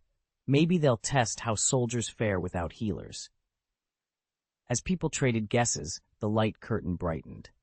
One by one, the contestants stepped through and each disappeared into their own private space. The setup was like a set of copies. Everyone entered the same scenario, but in isolation, unable to interfere with one another. Before stepping through, Lin Moyu told Ning Yi to wait outside. She opened her mouth to argue, but he only shook his head. Stay here, he said quietly. I'll be fine. She hesitated, then stepped back, watching as he walked into the glow. Even after a contestant cleared their own trial, no one was allowed to leave immediately. Everyone had to wait until the last person had passed through. The rule kept the flow orderly, and it kept the competitors contained in their separate trials until the organizers signaled otherwise. I don't know how long we'll have to wait, Ning Yi hummed. Be careful. Lin Moyu reached up and patted her head. He was about to step through the light curtain when someone blocked his path. It was Tang Jianfei, the same arrogant kid he'd run into that morning, still carrying that haughty air. I'm going to race you, Tang said, chin up. Let's see who gets through first. Lin Moyu glanced at him. Idiot. Then he sidestepped and walked past. You don't dare to compete? You're afraid of losing. Tang shot back, teeth clenched. Lin Moyu ignored him and stepped into the light curtain. Tang gritted his teeth. Fine, if you won't race me, I'll still beat you. As the last people entered, the light curtain began to display every participant's name. The luminous wall stretched into the sky and covered the 4 fields. More than 200,000 names flashed across it. With a roar, the assessment officially began. The rules for the solo trial were simple. Eliminate the enemy in front of you, or be eliminated. An abyssal dog, more like an abyssal wolf, materialized in front of Lin Moyu. It looked exactly like the boss from the morning's team audition, only this one was level 29, and its stats had been severely nerfed. Back then, the creature had come with 9 companions. Now it stood alone as some kind of commander. In the audition, there had been support players and a healer to top everyone up, so it had been an easy fight. Here, without those advantages, the situation felt completely different, except for Lin Moyu. A few skeletons answered the summon. A flash of red light, their skills detonated, and then everything went quiet. A few seconds later, another monster arrived. Now it's the abyssal wolf demon, the announcer intoned. Level increased by 1, now level 30. Attributes are still weakened, only marginally stronger than a normal level 30. Same skeleton minions, same daggers. The skeletons went through the same repetitive motions, blades rising and falling in a steady rhythm, and the wolf demon fell with almost comical simplicity. Almost immediately, another monster spawned. I found the abyssal snake demon. As soon as it appeared, its level jumped another notch, up to 31. A handful of skeletons surged forward and shredded the snake in an instant. Then the next waves came. The 4th, the 5th, the 6th. Each time a new monster spawned, its level rose by 1, and its stats increased accordingly. The boosted attributes hardly mattered to Lin Moyu. He handled every encounter without breaking a sweat. Finally, the 7th monster appeared, an abyssal lizard now at level 35. Lin Moyu cut it down, and the assessment ended. A thick voice echoed through the tower, examination passed. By the time the holographic screen updated, Lin Moyu had already stepped outside. His name shone at the very top of the leaderboard. So that was it. Kill 7 monsters, and you pass. The difficulty wasn't high. If he had said that out loud, the others would have heard him. The 7 creatures had been conjured by the god Shada to mimic abyssal demons. Their base levels had been toned down, but even so, they were stronger than ordinary monsters of the same level, and none of their skills had been softened. Waves came one after another with no pause to catch your breath. This test was not designed for teams. When you're in a neutral state, no buffs, no debuffs, it's almost impossible to take on monsters several levels higher than you. So when a name suddenly flashed at the top of the board, everyone noticed. Lin Moyu. A glowing tag and the number 7 after it. 7 kills. Around him, the other players' counters barely moved. One here, one there, no one even at 2. Voices rippled through the crowd. How did Lin Moyu get up there? He has 7 kills. Did he clear them all already? It's only been a little over a minute. Is it really finished? A few people fell silent, thinking back. Wasn't Lin Moyu's team the champion in the level 20 trials this morning? Someone reminded them. I remember him. Didn't expect him to be this strong. Chapter 172, Sister Xiaoyu. Lin Moyu finished the audition in under a minute. The speed and polish of it left everyone stunned. His score was simply off the charts, so far beyond the others that it made comparison pointless. When he stepped out, most of the competitors were still locked on the second monster. By the time he sat down, bored, someone was already taking on the third. That's when the real weeding out began. The elimination rate climbed fast and merciless. For semi-professionals and weaker players, killing 2 monsters already counted as a good run. By the third, many simply couldn't hold on. The arena gave no respite. A fallen monster was replaced within seconds by a stronger one, and the chain kept growing. Very few people managed to string together 7 defeats in a row. Some observers even remarked that the individual event might be harsher than the team competition. Players were being wiped out relentlessly, their names turning gray on the leaderboard as they fell. At the same time, successful players saw the numbers behind their names climb rapidly. Amid the chaos, Lin Moyu's name shone the brightest of all. He had always been at the top. No one could surpass him. After half an hour, though, a second person finally cleared the wave of 7 monsters. Their name appeared right below Lin Moyu's. In that same column, other players' levels flashed. Several were at level 20. Lin Moyu gave a small chuckle. "What a coincidence," he said. Second place turned out to be Tang Jianfei. He stepped out from behind the light curtain with a swagger, arrogant as ever. After a brief skirmish, he'd passed the test without assistance.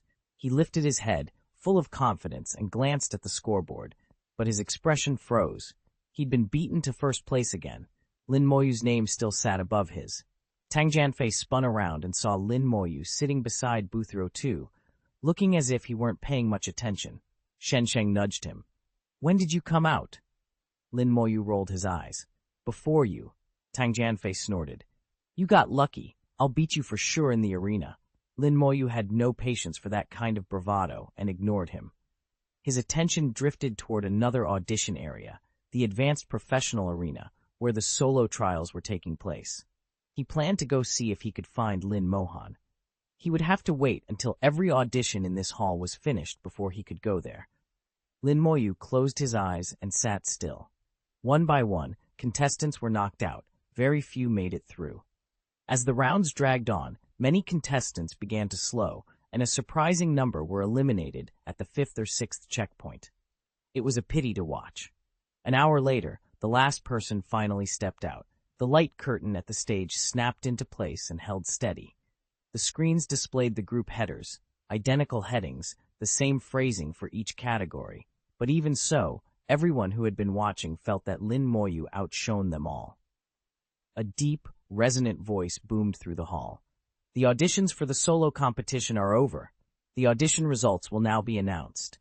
For the 10 to 19 group, 32,512 participants, 432 advanced. For the 20 to 29 group, 64,352 participants, 752 advanced.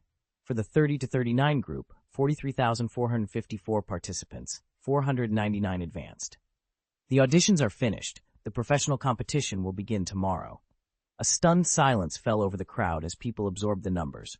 A pass rate under 2% had cut down 99% of the applicants in an instant. Everyone wondered what kind of filters the Shenxia Empire had put in place to eliminate so many people. Lin Moyu didn't care about that. The moment he announced the auditions closed, he rose and hurried off to the next venue. By the time they arrived, the senior arena's auditions were already over. A shimmering light screen still glowed, and the list of those who had passed shone across it. Lin Moyu scanned the thousands of names, but could not find Lin Mohan's. "Maybe my sister didn't enter the Saul. Oh, round," he said, unable to hide the disappointment in his voice. Then he froze. For the first time, an unfamiliar excitement lit his normally impassive face. His whole body trembled slightly. Not far away, a slender figure stood bathed in the afterglow of the setting sun, as if she filled the whole world. She smiled, soft and sweet, but with a quiet, heroic bearing. Like a plum blossom braving a winter wind on a mountain ridge, she seemed to have come from the hills. "Xiaoyu." She smiled, and her voice tinkled like a clear mountain spring. Lin Moyu closed the few steps between them in 2 bounds and threw her arms around Lin Mohan. "Sister." Everything, years of longing, sudden joy, was contained in that one word. Both of them were moved. Lin Moyu with the eager excitement of a child, Lin Mohan with tears gathering silently at the corners of her eyes. The setting sun spread across the sea and painted them both in warm light, like a page taken from a beautiful picture scroll. After a moment, they let go. Lin Mohan reached out and studied her. "Xiaoyu, you've gotten taller. I remember you weren't much taller than me a year ago." Lin Mohan herself was fairly tall, over 1.75 meters, but Lin Moyu at 1.85 meters still had a little height on her sister. Standing face to face, Lin Moyu felt more at ease than she had in a long time. a bright smile returning to her face. They sat side by side in the fading sun and talked. Lin Moyu was quiet for the most part. Lin Mohan filled the gaps with the last year's stories, small events, big changes, the kind of everyday details that stitch a life together. As she listened, Lin Moyu realized that her sister had been watching her closely the whole time, noticing things no one else seemed to. She already knew she had become the country's top scholar and had been accepted to Xiaojing Academy. What she couldn't understand was why no one had come to fetch her. Lin Mohan gave an awkward answer and didn't go into details. She clearly didn't want to press the topic.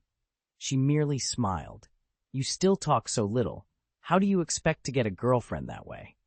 "There are a lot of fine girls at Xiaojing Academy," Lin Mohan teased. "You'll have to take good care of them." Lin Moyu returned the smile. "Sister, how did you know I'd come here?" "Because I'm your sister," Lin Mohan replied sweetly. "I can usually guess." She had guessed right. Lin Mohan had arrived early. Footsteps sounded and 4 people approached. They wore Xiaojing Academy uniforms, each with a distinctive emblem embroidered on the cuffs and collars. Lin Moyu recognized it at once, the symbol of Chuang Seminary. "Sister Lin, who is this?" the leader of the 4 asked as he looked straight at Lin Moyu. His gaze carried a quiet authority, not something forced, but an effortless presence. Students from Chuang Seminary were known to be the foremost talents, so it wasn't surprising that they radiated such different, commanding auras. Lin Mohan stood and said, "This is my younger brother, Lin Moyu." Lin Moyu gave a small nod. "Hello." The man's expression shifted the moment he heard the name. "Oh, Xiaohan's younger brother." He was suddenly more attentive and respectful. "Senior, you should get back to work. I'll talk to my brother later." Lin Mohan said, "All right. You should head back early. The match is tomorrow, and we still need to go over tactics." The man agreed readily and started to leave. As he turned, he caught sight of the sergeant's insignia on Lin Moyu's shoulder, and his eyes flickered. He studied Lin Moyu for a moment. Lin Moyu looked back and noticed the man wore a similar insignia, a silver unsign with a single star. It was 1 star lower than his own. After the man left, Lin Moyu asked, "Are they my sister's team for this tournament?" Lin Mohan nodded. "Yes, these people are the top talents from the Creation Theological Academy. They're all very strong." Lin Moyu smiled. "I think my sister is the best. She only joined the academy a few months after enrolling, and she's already reached level 40.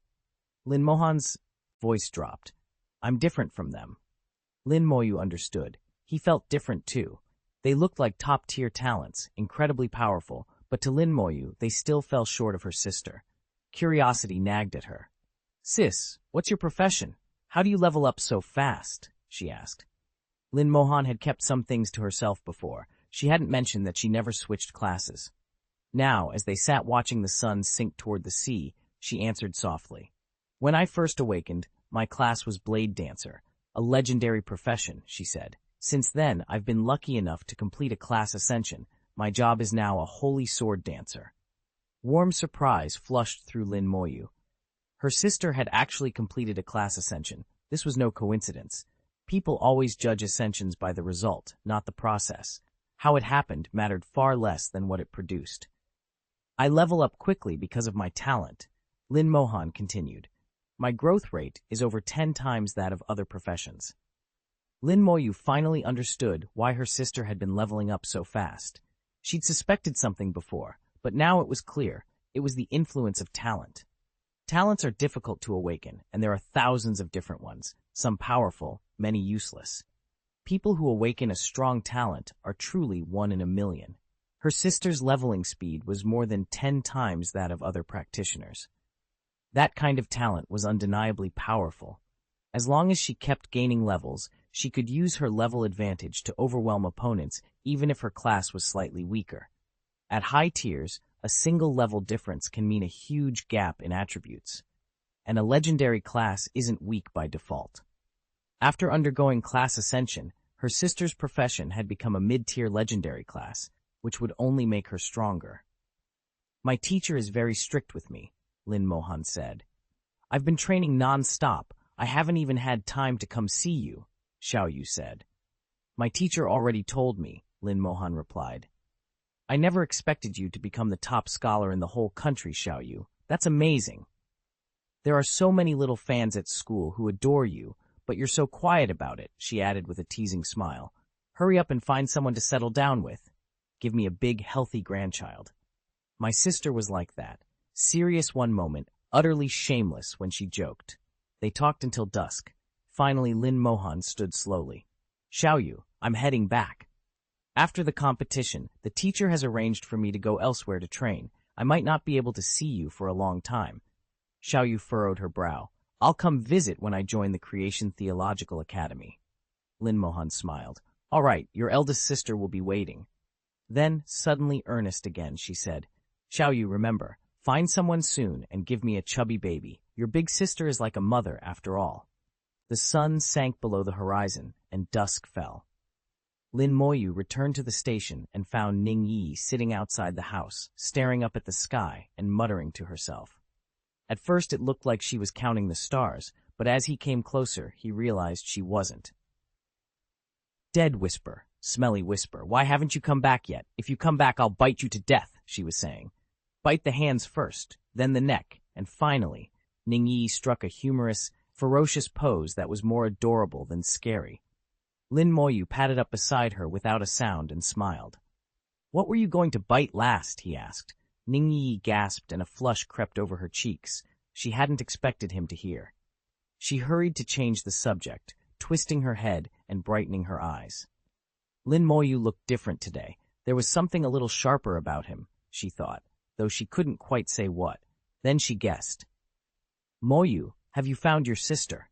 She asked, blinking up at him. Lin Moyu knew Ning Yi was clever, but he hadn't expected her to be that perceptive. How did you figure that out? He asked. I really did find her, Ning Yi said, pleasantly surprised. Seeing her reaction, Lin Moyu was almost happier that she had worked it out than he was about what she'd discovered. He smiled. I found her. I talked with my sister for a while, which is why I got back late. How did you find her? Tell me. Ning Yi tugged him aside and sat down. Lin Moyu explained everything to her.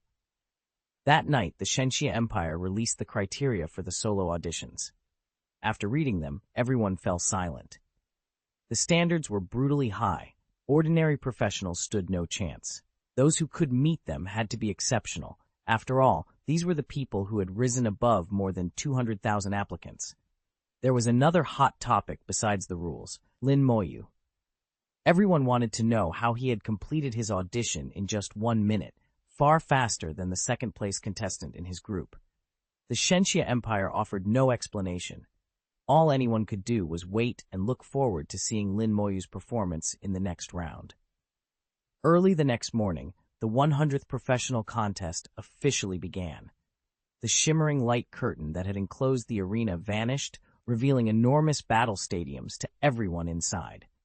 The competition area for lower-level professionals, those under level 40, was divided into 3 zones, the level 10 zone, the level 20 zone, and the level 30 zone. Each zone contained 10 arenas, so 30 matches could run simultaneously. Every arena was enveloped in protective formations that guaranteed no threat to life. Dozens of healers stood on call, ready to regenerate lost limbs or mend grievous wounds the moment they occurred. The safety precautions were meticulous. Professionals could fight without holding back. And this was only the sub-40 section. Beyond it were higher-spec areas for more advanced contestants, where, people noticed, several top healers above level 70 hovered in the air, poised to intervene at a moment's notice.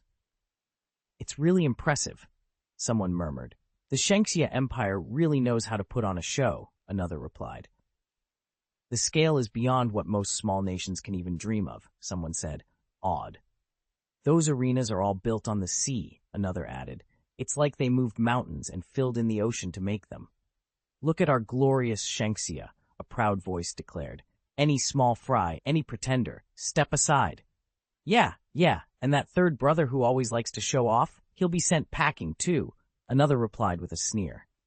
The size and power of the Shenxia Empire stunned everyone.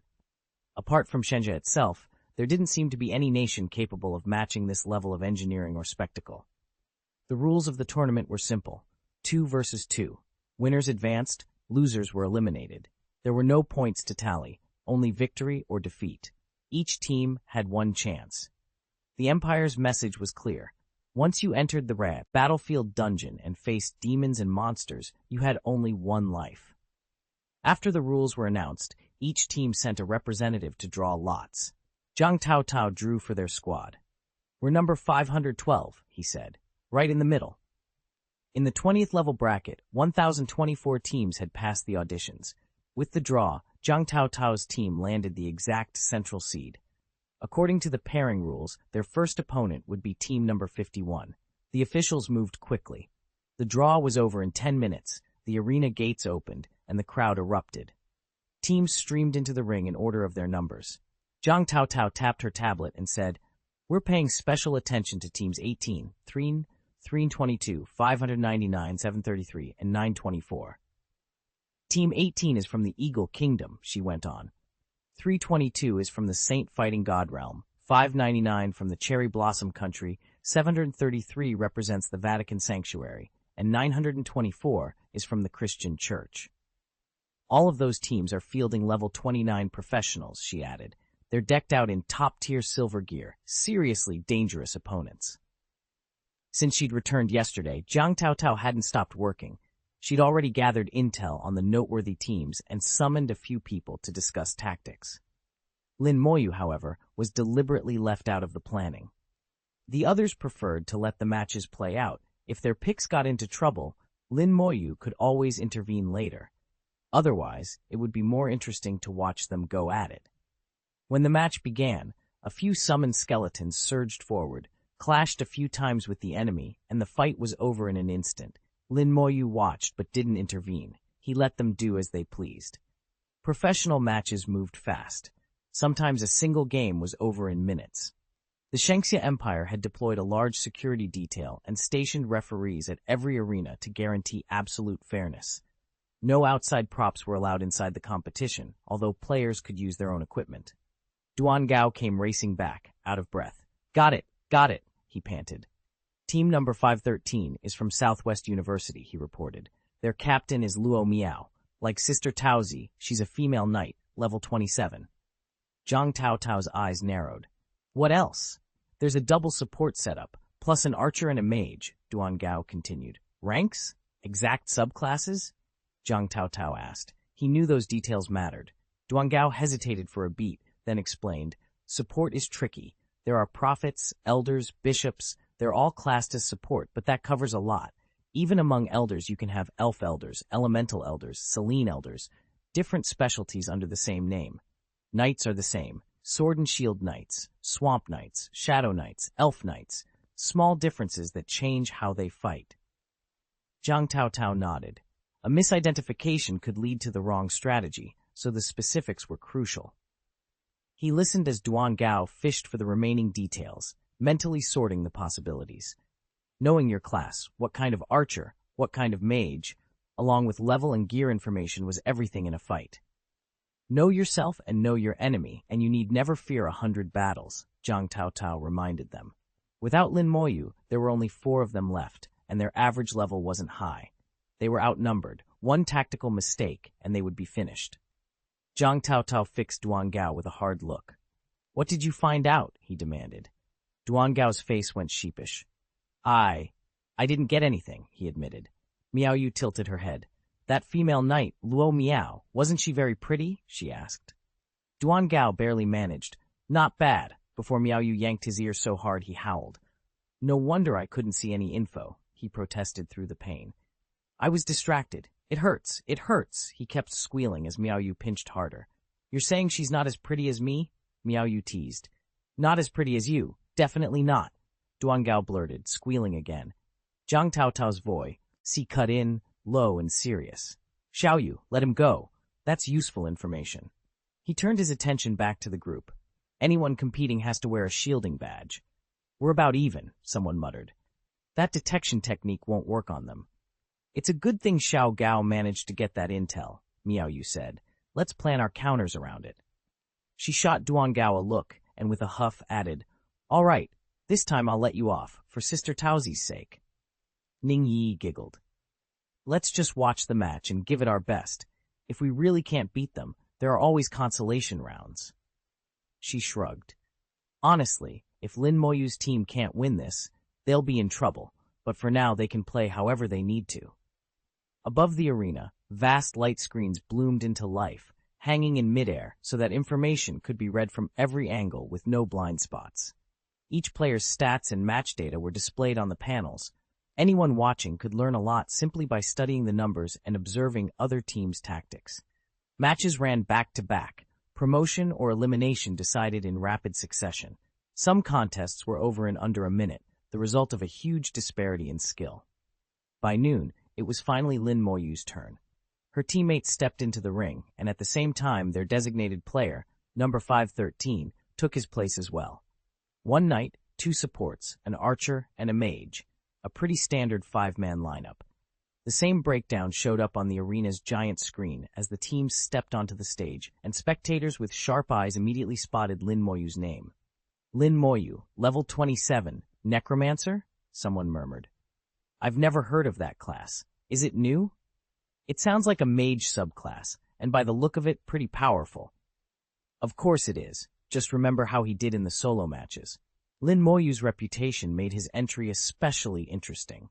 His solo performances had been spectacular enough to make people forget they were watching a team contest. Many believed his presence could single-handedly push his squad to first place. On the ring, the two teams faced one another, standing about 20 meters apart.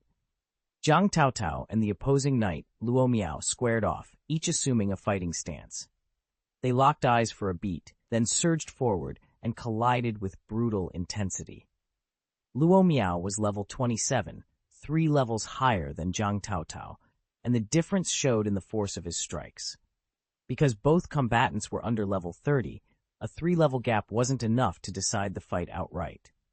Zhang Taotao wasn't afraid, and the other side knew that an advanced level 4 skill wouldn't determine the outcome either, so they were ready to fight. Everyone except Lin Moyu readied themselves. Lin Moyu, however, stepped back a few paces and stood casually, showing no intention of engaging. They'd talked it over beforehand. He didn't need to rush in first. If it became necessary later, he could still act. With a soft sound, the match began. Duan Gao immediately began casting, prioritizing the buff on Zhang Taotao. Taotao let out a shout and activated her charge, surging forward. On the opposite side, Luo Miao did the same, her hair crackling with light as she launched her own charge. The charge is the most common knight skill, allowing a teleport-like rush of up to 20 meters. As both of them fired off their charges, Miao Yu triggered a skill at the same instant, Windbind. Chapter 174. Excellent Tactics. Victory in the first battle. Luo Miao's charge was abruptly cut short. Miao Yu timed a Windbind perfectly. The skill latched onto Luo Miao mid-run, freezing her stance and robbing her of balance. At the same instant, Zhang Taotao hit with her own charge. Luo Miao gave a startled cry as she lost her footing. With a deafening impact, the off-balance attacker was struck and sent flying. Zhang Taotao didn't stop. Her momentum carried her straight into the heart of the opposing team, cutting off their retreat. The enemy hadn't expected such a coordinated maneuver. Their prophet's buffs hadn't fully taken effect. Their knight was toppled, and before they could react, Zhang Taotao finished him off. Then she activated her second skill while still charging, Group Provocation. The taunt rippled out, yanking the enemy's attention toward her. Nobody noticed that Ning Yi had quietly slipped out of the battle area, nor did anyone realize that Duan Gao's status effect had not been applied to Zhang Taotao as intended. It landed on Ning Yi instead. Instantly, Ning Yi was showered with buffs: strength, agility, attack speed, attack power, and 4 additional status effects, and then vanished. Only after she disappeared did Duan Gao spin around and channel a burst of power into Zhang Taotao. The sudden switch left the other 4 scrambling. By the time the archer and the mage recovered, Zhang Taotao was already in their midst. A knight's long sword flashed coldly toward her. Blue light flickered as a magic shield blossomed around the mage, absorbing the blow.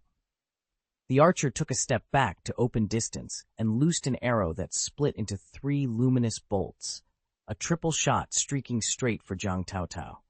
She raised her shield and took the hits, but instead of continuing to harry the mage or chasing the archer, She pivoted and slashed at the elder standing beside them. "Back off!" someone barked, and Luo Miao surged forward.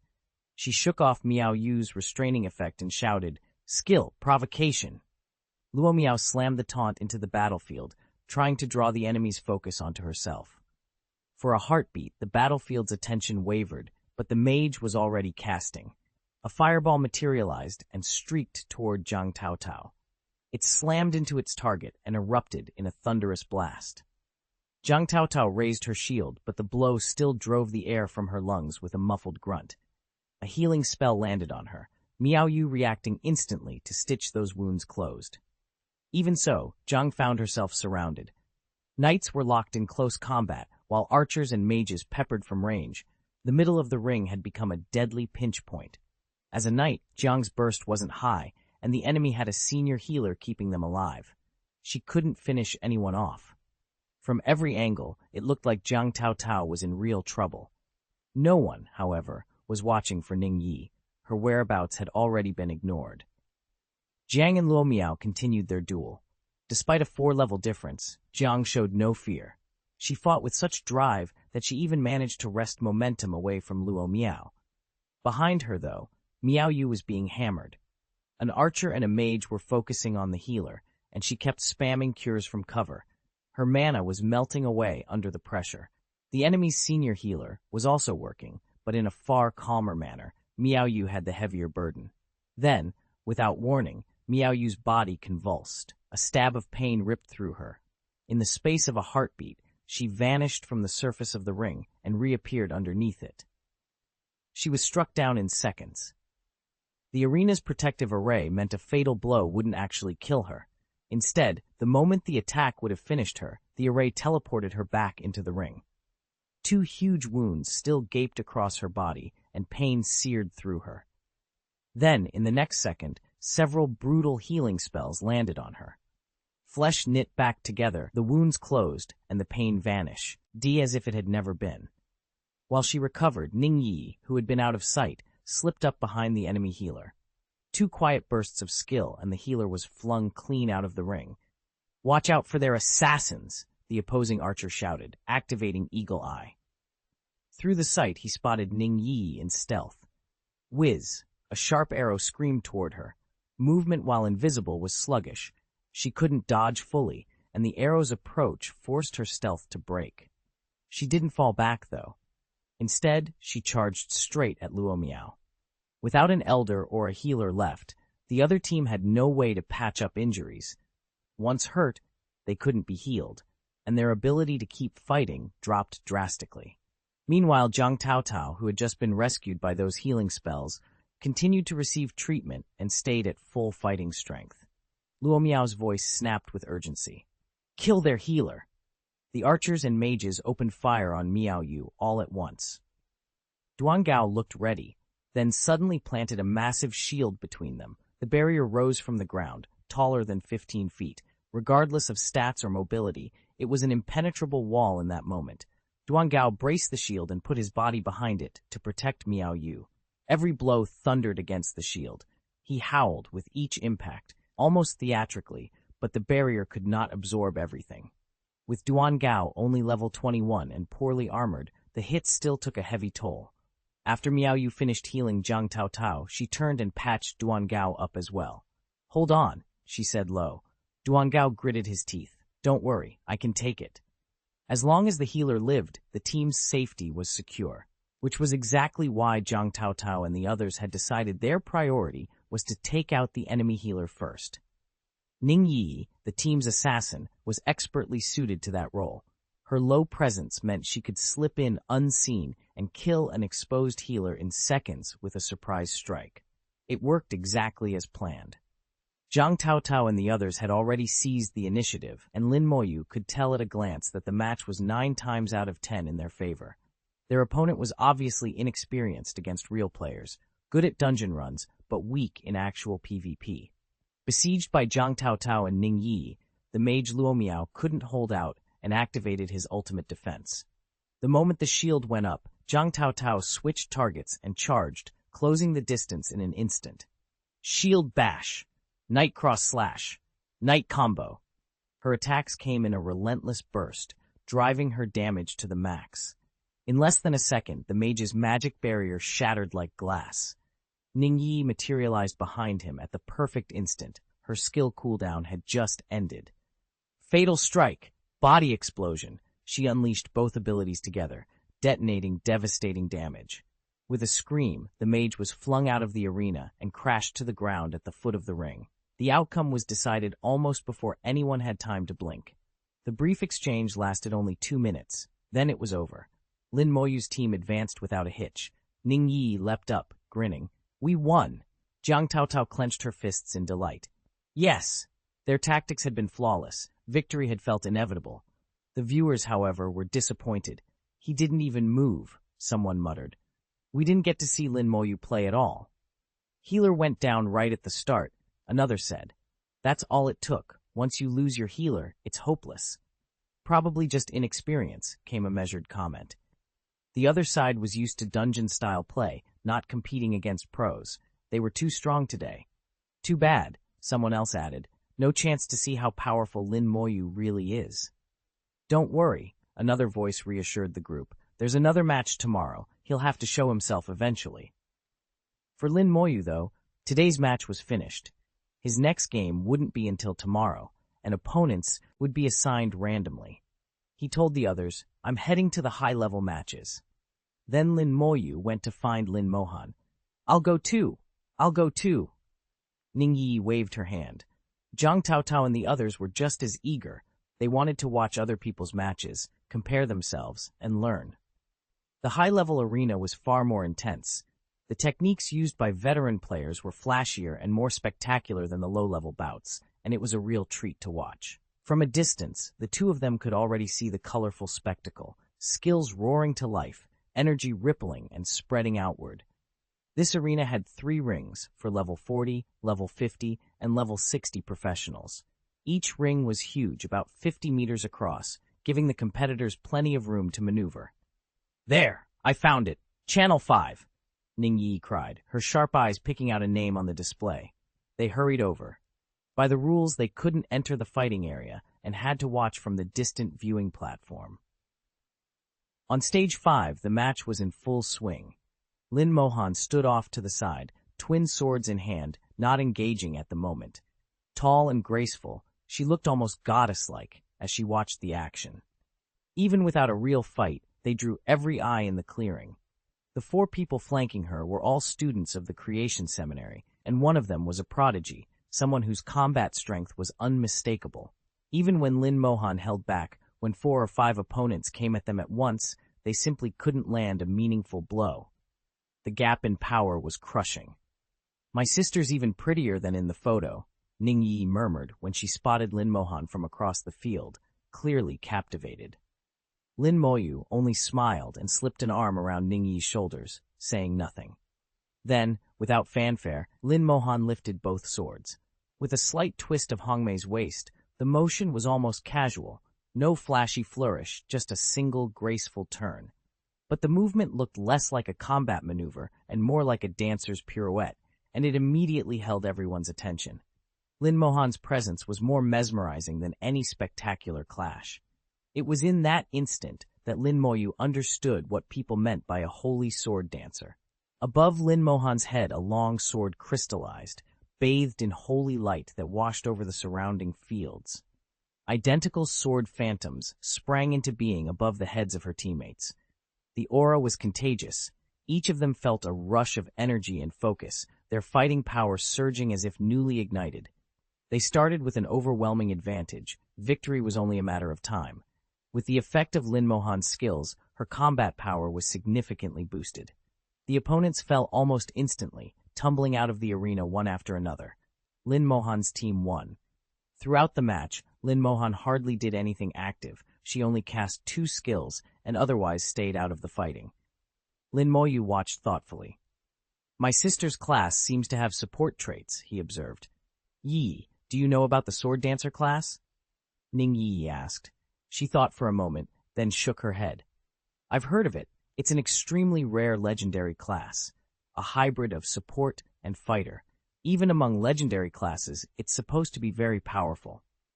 Now Lin Mohan wasn't just a sword dancer, she'd been upgraded to a holy sword dancer and had become even stronger. She and the others stepped away from the ring and disappeared from sight. "Let's go back," someone said. Lin Moyu clapped his hands in relief.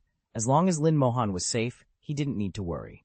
There would be more opportunities in the future. Chapter 175. One skill takes away a team. The first day of the tournament was over. As usual, half the teams were eliminated. Out of 1,024 squads in the level 20 bracket, only 512 remained. Lin Moyu would have 2 matches the next day, one in the morning, one in the afternoon. Who they would face, they wouldn't know until then. Although the real finals were still some ways off, plenty of teams had already made a name for themselves, and Lin Moyu's group was among them. They'd pulled off a win while playing 4 against 5, and the judges had given them a strong evaluation. But Zhang Taotao wasn't caught up in the glory. The team gathered everything they'd observed during the match and went over tactics for tomorrow. Since they'd been a man down, their damage output had been lower by default. They'd only won because they were able to take the enemy by surprise. Listening to the discussion, Lin Moyu didn't feel optimistic. Their victory had been expensive and fragile. The opponents had been careless and inexperienced. Once a team learned from that and adjusted, the dynamics would change. If an enemy could lock down Ning Yi and stop her from doing her job, it would be very hard for Lin Moyu's side to find any openings. At this level, level 20, everyone's attributes, skills, and equipment were roughly comparable.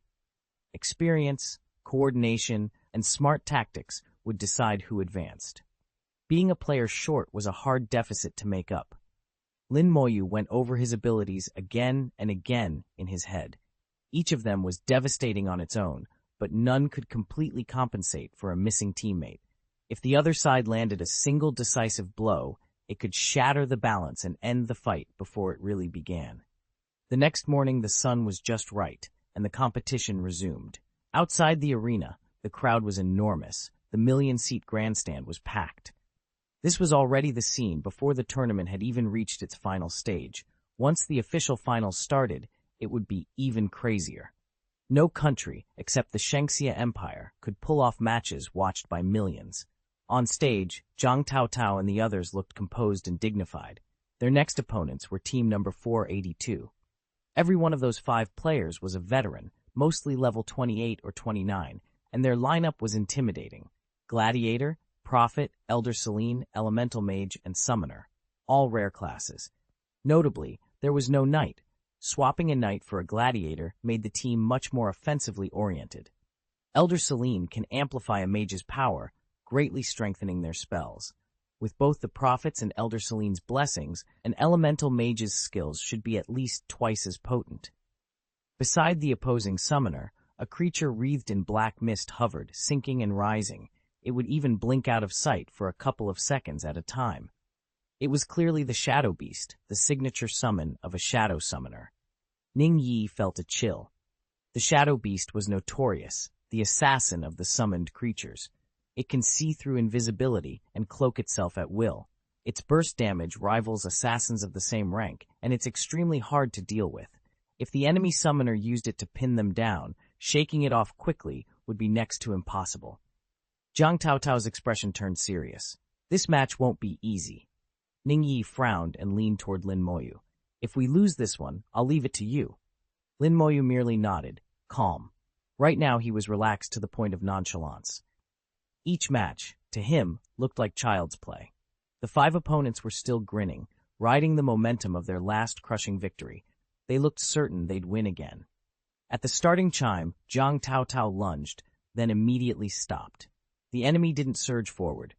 Instead, they pulled in tight, forming a compact defensive shell. The sword fighter planted himself up front, the elemental mage raised a shimmering magic shield, and the summoner called up a glowing cluster of light. Together they closed around the Prophet and Elder's King, Illing, the 2 support figures, who were busy rapidly stacking buffs. It was obvious, they planned to wait until their statuses were maxed before making any decisive move, staying cautious so nobody could interrupt them. Ning Yi didn't move either. The Shadow Beast summoned opposite her had already locked on. Any action would trigger it and quickly pin her down. Duangao, too, was furiously boosting his stats. Miao Yu murmured, "What do we do?" Their opponents had fallen back to protect their supports. A straight charge would be useless against such a guarded formation. Zhang Taotao had no clear plan. "I'll take it one step at a time," she told herself. "If this doesn't work, we'll try something else." The others relaxed a little when she thought of Lin Moyu. They didn't care if they lost, as long as Lin Moyu didn't. Soon, both sides were fully prepared. Suddenly, the sky reddened and dark clouds rolled in. Fire began to rain down. The enemy mage, taking advantage of superior range, was first to cast a skill. "Scatter!" he shouted. Zhang Taotao gave a low cry and her team scattered. She activated her charge and rushed forward. The opposing swordsman slashed his twin blades in a crossing arc, shouting the skill name, Sword Chi. A cross-shaped wave of blade energy shot straight for Zhang Taotao. She slammed her shield up to block, but the impact slammed her backward. The sword energy ran through the shield, and she took damage on the spot. Miao Yu immediately threw out a healing spell to mend her wounds. What a powerful skill! It was Zhang Taotao's first time fighting a swordsman, and she hadn't expected his technique to be so devastating. He sprang into the air with a wild laugh, his blades whirling in a furious dance that struck like a storm. The swordsman was level 29, Zhang Taotao was only level 24, a 5-level gap. Still, she didn't back down. She met the onslaught as best she could. Stubborn endurance was a knight's creed, and she clung to it. Miao Yu kept channeling healing spells, patching up any damage Zhang Taotao took. Meanwhile, on the other side of the battlefield, Ning Yi vanished, and her summoned shadow beast disappeared with her. Both of them slipped into invisibility at once. No one else could see them, but they could see each other clearly. The shadow beast closed in fast, its claws the only weapons in range. It lunged to grab Ning Yi, but she rolled aside, drew a dagger in a flash, and struck twice. The beast let out a miserable snort. The blows left it wounded. A sudden gust of wind swept over them, though, and the wound knit shut almost instantly. Ning Yi knew her class, a summoner. Summoners could heal their own beasts. After all, a summoner wasn't just a master, but a caretaker as well. She launched a quick counterattack, while her summoned creature kept getting healed. But Ning Yi's summoner was only in her 20s and had a limited skill set. Her beast was no match for Mo Yun's. There was a clear gulf between a rare occupation and a legendary one. In terms of mobility and tactics, the Shadow Beast behaved completely differently from Ning Yi's summons, and with the opposing summoner on the field, Ning couldn't do much to change the outcome. On the arena floor, the sword fighter had pinned down Zhang Taotao, while the Shadow Beast held Ning Yi in place. The enemy sorcerer raised a magic shield and rained spells down on Miao Yu and Duangao. Duangao slapped up a giant shield in reply, but this time it wasn't enough. Under the double blessings of the Prophet and Elder Celine, the 29th level mage's spell power rivaled that of some 30th level casters. Duangao, only level 21, took a devastating hit and was badly wounded. The next spell finished it. Duangao was struck so hard he was thrown clear out of the arena.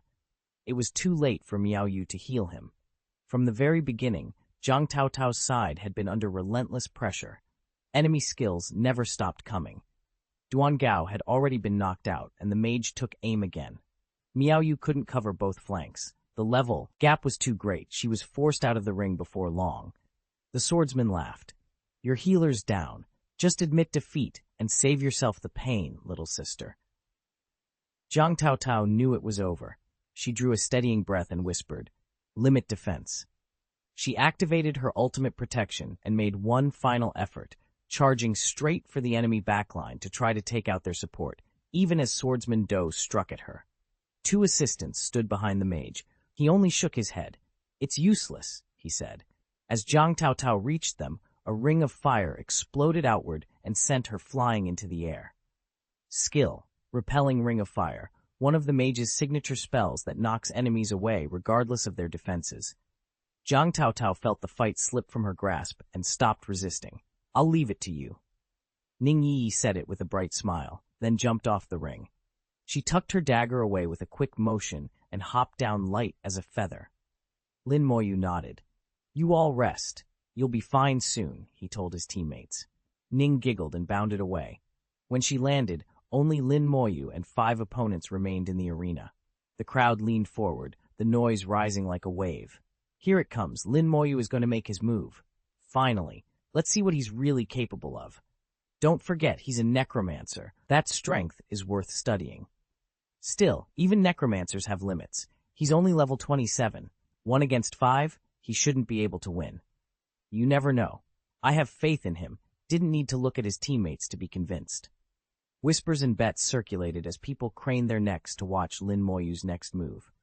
On the ring, the 5 opponents wore triumphant smiles, confident in their numbers. One of them called out, mocking, "Your teammates already surrendered. Why don't you get down here, or do you want me to kick you down?"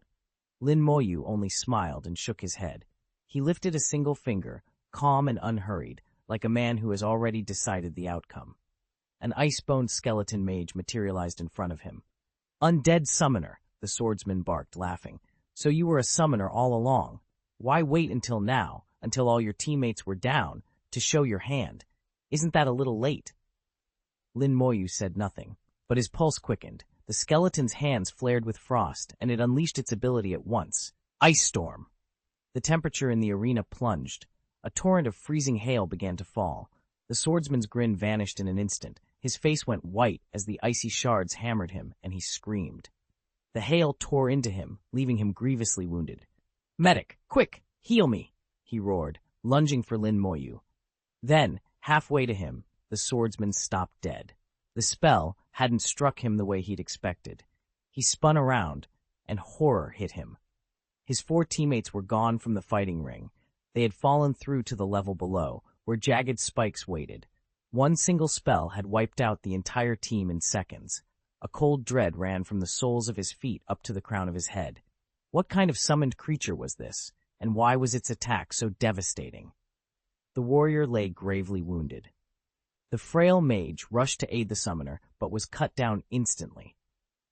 At that moment, the skeleton mage unleashed his skill a second time, and a vast curtain of glittering ice rain poured down before him. Chapter 176. This 1-on-5. The skeleton mage had only 2 skills, and one of them just wiped out an entire team. It happened so fast most people didn't even know what to call it.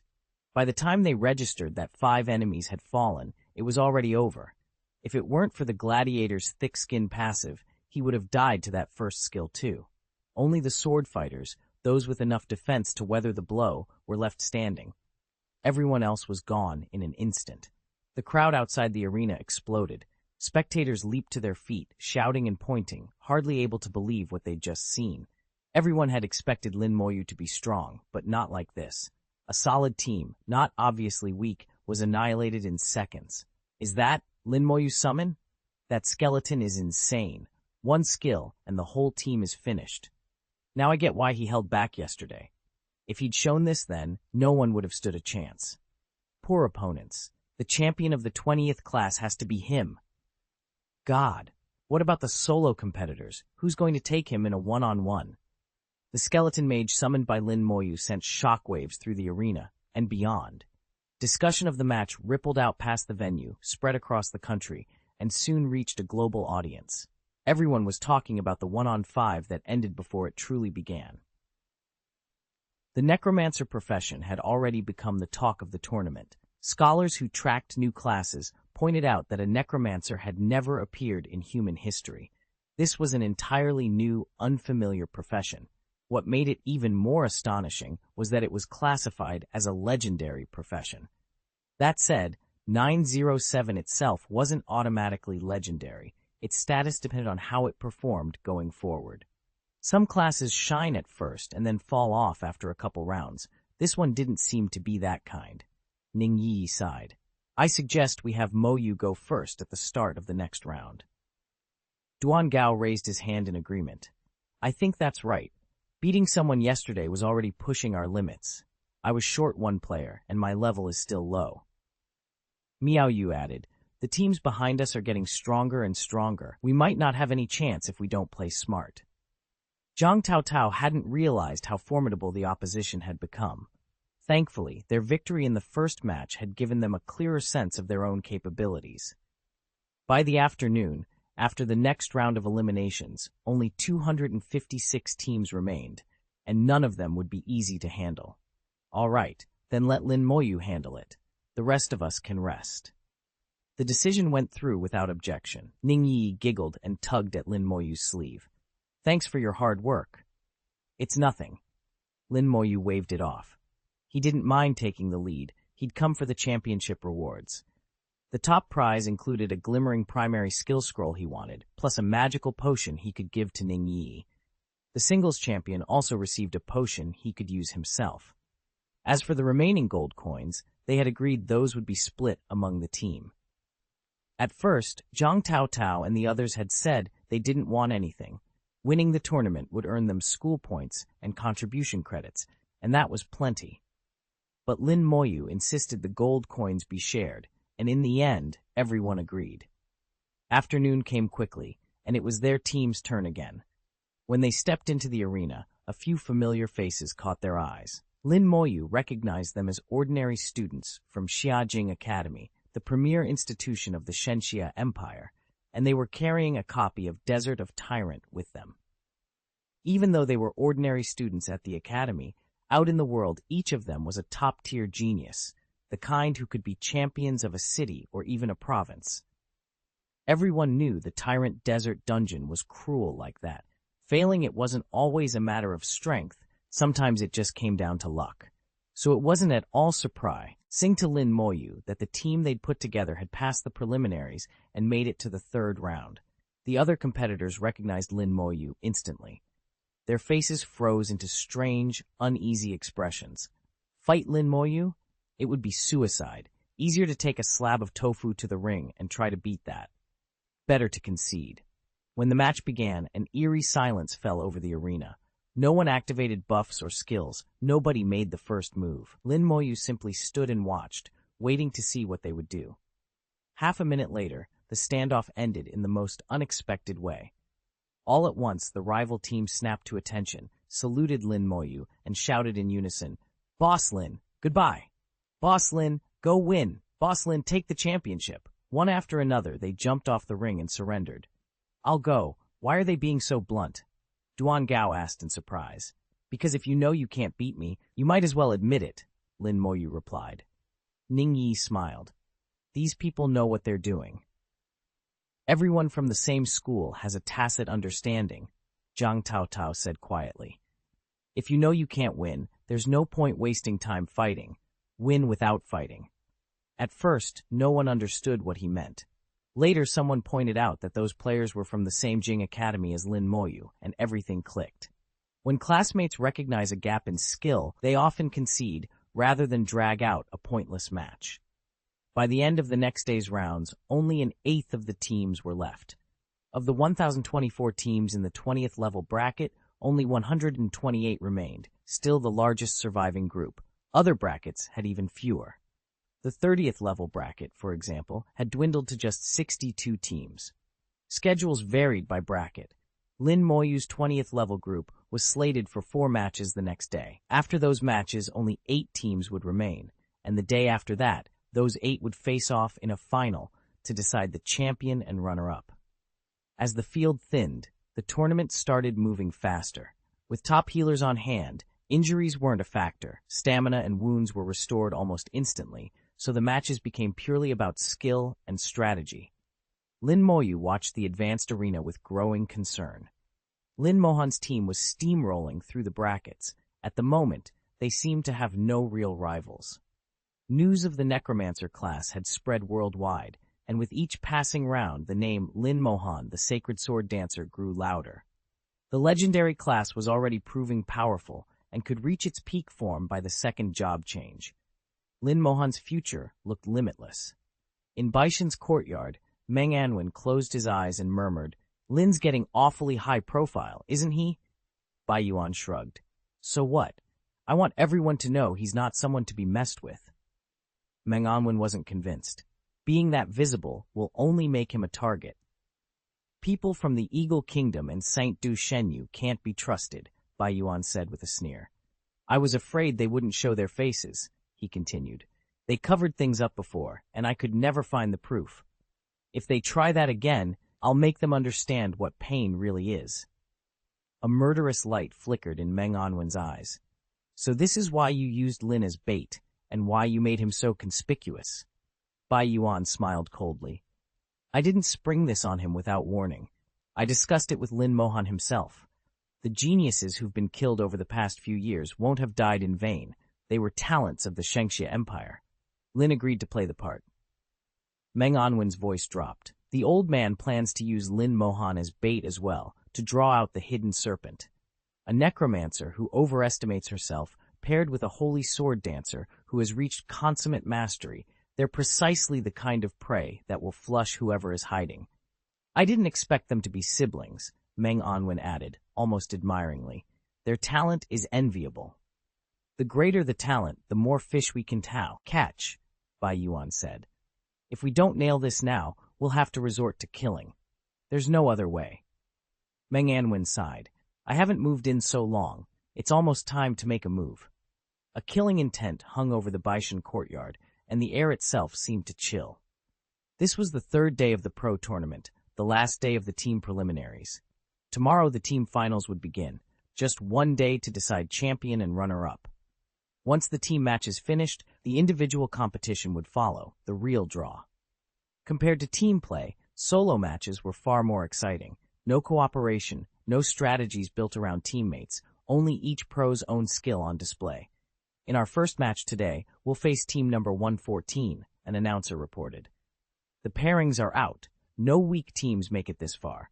Almost every remaining team's average level is at least 28. Players like Zhang Taotao and Duan Gao Miaoyu stand out on their own. They're in a class of their own. You won't even find anyone at level 26 or 27 anymore. Even among the teams stuck in the 20s, Lin Moyu's squad has the lowest average. Everyone agreed. With a player like Lin Moyu on the roster, a team was the overwhelming favorite to win this year's 20th level group. Some spectators were already treating the championship as a done deal. They were certain Lin Moyu would take it. Zhang Taotao stopped pestering others for information about the opposition. There was no point. Lin Moyu was taking the field. Leave the rest to him. When someone's strength is that absolute, tactics and tricks don't matter. The 5 members of team number 114 stepped into the ring. Zhang Taotao and her teammates took a few steps back to clear space for Lin Moyu. It was obvious he was going to take them on alone, 5 against 1. The opponents fixed him with determined stares, not intending to yield. Their formation was unusual.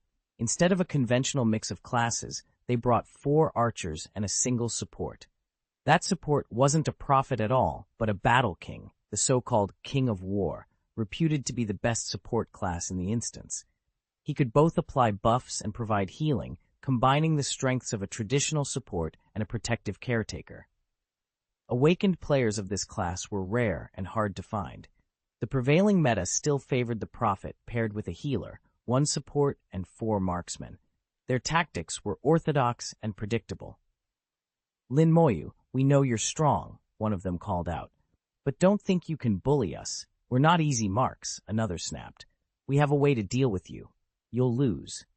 A group of archers tightened their grips on longbows and fixed their gazes on Lin Moyu, clearly ready to strike. Despite the bluster, a thread of nervousness ran through them. The match began. At Lin Moyu's side, a skeleton mage materialized. At the same time, the War King's support activated, casting a group buff over all 4 archers at once. Unlike the Prophet's buffs, which had to be applied individually, the War King's effect hit the whole squad simultaneously, somewhat like the Legion Overlord's ability. The skeleton mage began to weave spells, summoning a barrage of ice and rainstorms. The 4 archers moved with practiced speed and avoided most of the falling elements. Then, with a sharp twang, an arrow streaked straight for the skeleton mage. Skill, shock arrow, it announced. The bolt struck home with a resounding crack. The skeleton mage froze in place, rigid and unmoving. The impact arrow had a stun effect. It nailed the skeleton mage and froze it in place. All right, someone called. Keep the skeleton mage under control, then we'll deal with the summoner. The easiest way to stop a summoner is to go after the summoner himself, another voice agreed. Lin Moyu was in a tight spot. Unless a summoner had reached legendary rank, it was still extremely difficult for one to fight alone. That said, you could never be sure. Lin Moyu might have a trick up his sleeve. Only those who knew Lin Moyu understood the irony. Neutralizing his skeleton mage was essentially the same thing as neutralizing Lin Moyu himself. Chapter 177. Legendary Occupation, Excalibur. Lin Moyu is about to end. The four archers smiled when they saw the skeleton mage stagger under their control. They rotated their crowd control skills in perfect sequence, ensuring the mage couldn't move. The War King's aid had buffed them all in under 2 seconds. While their state was active, their combat power was easily 3 times greater. They spread out, keeping a safe distance from one another, so Lin Moyu couldn't slaughter them together. Once the skeleton mage was locked down, the archers turned their fire on Lin Moyu. He didn't bother to dodge. With the skeleton armor on, he could stand there all day and not be hurt. A lazy flick of his finger summoned another skeleton mage, this one wreathed in flames. "Another one!" the archers cried, panic flashing across their faces. The fiery skeleton wasted no time and fired off its skill, exploding flame. With a thunderous blast, an arrow of flame hit one archer squarely. He screamed as the force of the explosion sent him flying. He ducked aside just in time. The War King's assistant immediately began casting healing spells and applying buffs. In fact, every healing skill supported by the War King was activated. All 4 archers glowed at once as the heals took effect, and the wounded archer recovered rapidly. The fire element skeleton mage planted itself in front of Lin Moyu, grimly absorbing the incoming blows. It wasn't as tough as a skeleton warrior, but even these little sub-level 30 summons were far stronger than before. This level of attack was barely a nuisance to it. Outside, the crowd was buzzing. Lin Moyu had become the center of attention. People pushed forward to get a better look. Whoa! He has more than one skeleton O2. The second one's fire element. Do you think he'll summon wind-type or lightning-type ones too? If so, it'll be brutal. Hard to see anyone beating him. Boom! Another impact arrow struck the fire skeleton mage. The blast sent it reeling into dizziness, and it went silent for the moment. There were supposed to be only 2 skeleton mages, and they could be controlled in turn, coordinated to gang up on Lin Moyu. If only that had been the case. Before the thought finished forming, his pupils narrowed. Another skeleton mage snapped into existence right beside Lin Moyu, a wind skeleton mage. Its skill flashed in the air, tornado storm, and the vortex shot outward, aimed straight for the War King's support. "Get out of the way!" the archers yelled. The War King's assistant reacted quickly and dodged, but the tornado still grazed him and wiped the ground clean where he'd been standing. He was badly hurt and immediately began casting a self-heal. Boom! The third impact arrow struck the wind skeleton mage. No sooner had that blow landed than a 4th skeleton appeared, an electric skeleton mage. "Not again," people cursed. 4 of them. How many more would the electric skeleton unleashed its skill? 5 thunderbolts. The bolts struck with blinding speed, virtually impossible to dodge. One of them slammed into the War King's head. He fell instantly. The system kicked him out of the arena. Even as he reappeared outside, panic and lingering fear were written across his face as he looked at Lin Moyu. If it hadn't been for the ring, he would have been dead. The last impact arrow struck the electric skeleton mage. With Zhang Kuang out of the fight, the 4 archers were already in a bad spot. To make matters worse, his support skill was on cooldown. Their only hope was to take down Lin Moyu before the arrow's effect wore off. Attack Lin Moyu with everything you've got. At that moment, 2 electric skeletons suddenly manifested in front of Lin Moyu. "More of them," someone shouted. "How many skeletons can he summon? How is he summoning so many?" "Not only are there more, they're strong too," came the reply. Then 2 thunderous cracks rang out as bolts of lightning struck, instantly knocking 2 archers unconscious. The remaining pair were humiliated and frozen, unable to respond. Exchanging a glance, they both jumped off the ring at the same time, conceding the match. From start to finish, Lin Moyu had barely moved. He only released his summons. The whole fight was far too easy for him. Spectators watched and murmured approval. Lin Moyu's skill was clearly formidable. He'd handled a 5-on-1 with ease. Still, the combination of 1 support and 4 archers had been an impressive lineup in its own right. Right now, the archer class is still low level. There aren't many crowd control skills yet, and they only have one kind of impact arrow. At higher levels, however, a lot of control abilities appear. Sleep arrows, silence arrows, group stun arrows. That combination could be devastating. Most people don't realize that what Lin Moyu has shown so far is only the tip of the iceberg. A few students at Xiajing Academy know the truth, but they're not telling anyone outside. There are a lot of teams in the level 20 bracket, and today they'll play 4 elimination rounds to determine the top 8. 2 rounds in the morning, 2 in the afternoon, with a 1-hour break between sessions, the kind of rest schedule professionals keep. Who do we get next? Duan Gao whispered. Jiang Taotao shook her head. I don't know. The Empire says the pairings are all random and that they'll make sure it's fair. But this randomness has a pattern, she added. Have you noticed that the strongest teams haven't faced each other yet? By the strongest teams, she meant things like Team Number 18 from Eagle Country and Team Number 322 from the Saint Fighting God Realm, among others.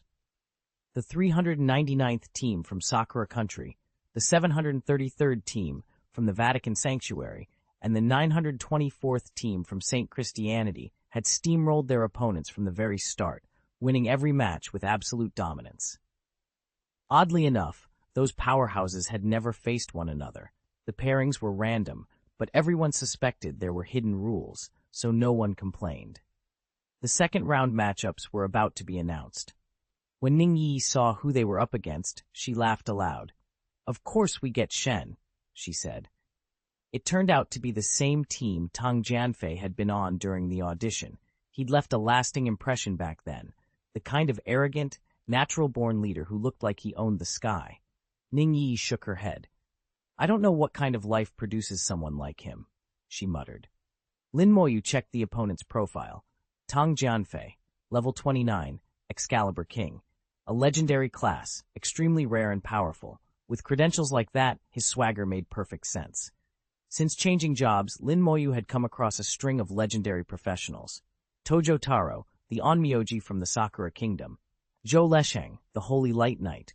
Mo Yun, the Sacred Summoner, and even his own sister had managed to ascend. The fifth notable rival was Tang Jianfei. Tang's Excalibur specialization was a high-tier feudal profession, and Feng Shu was training as a holy swordsman.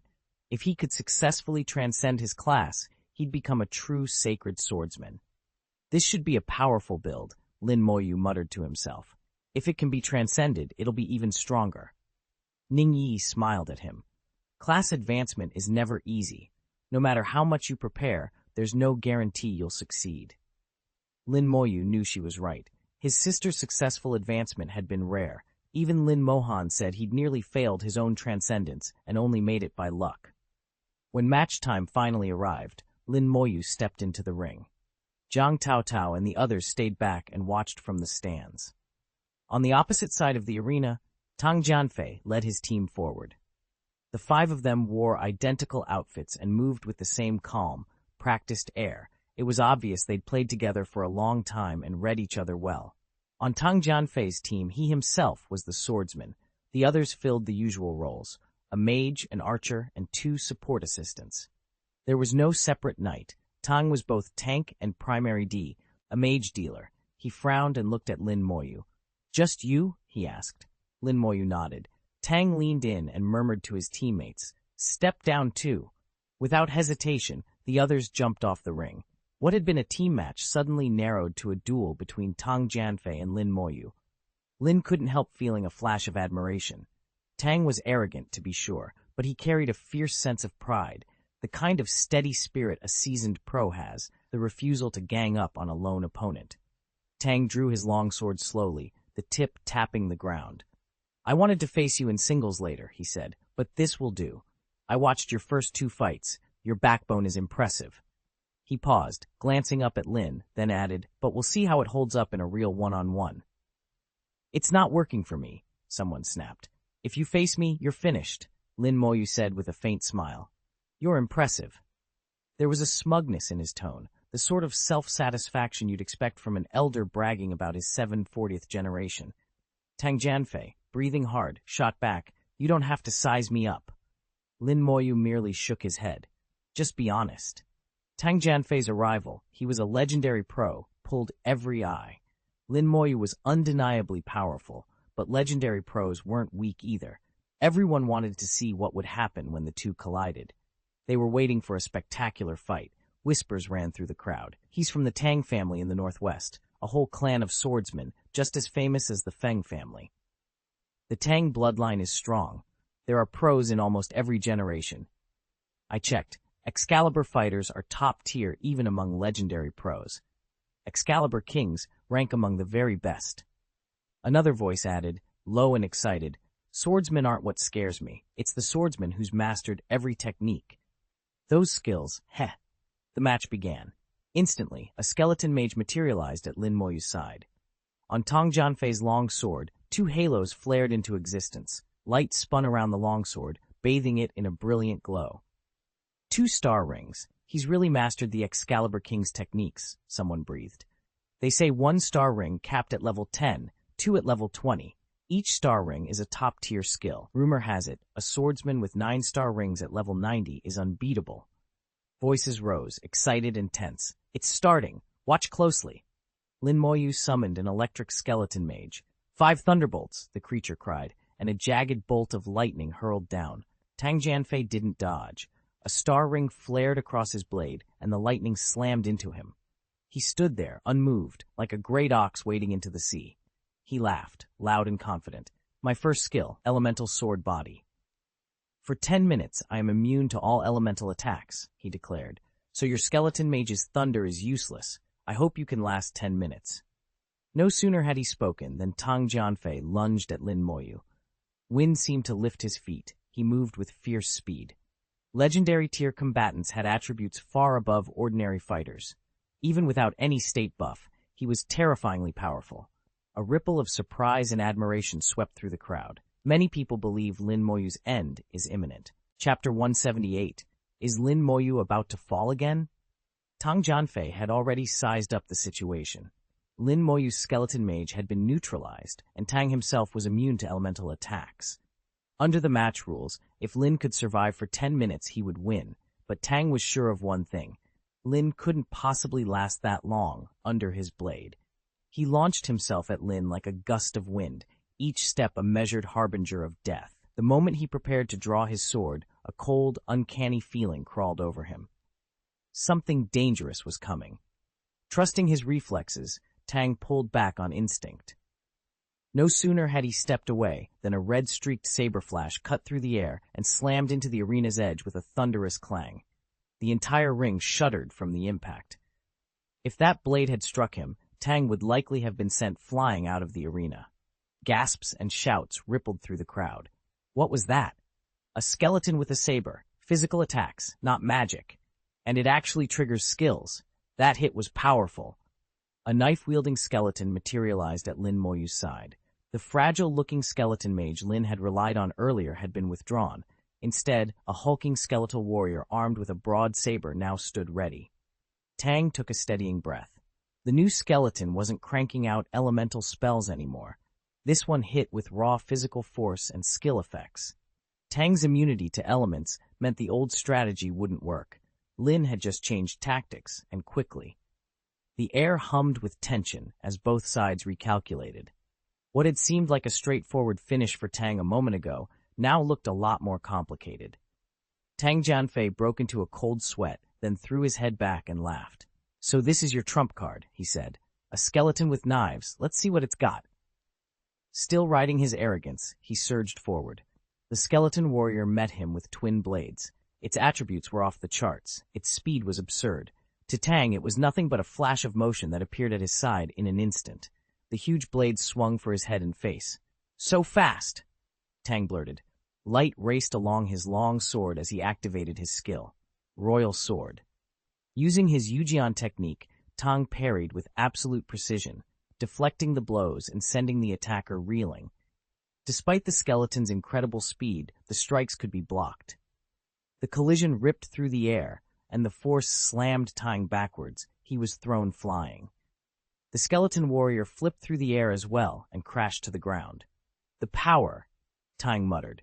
sweating again. The skeleton's speed and strength were far beyond what he'd expected. Before he could recover, the skeleton warrior had picked itself up and rushed him once more. Tang Jianfei snorted, and another star ring on his sword detonated. In an instant, his strength and all 4 core attributes surged tenfold. Skill activated, Sword of Rage. For 5 minutes, every attribute increased 10 times. It was similar to a berserker frenzy, but far stronger, and it didn't sap his sanity.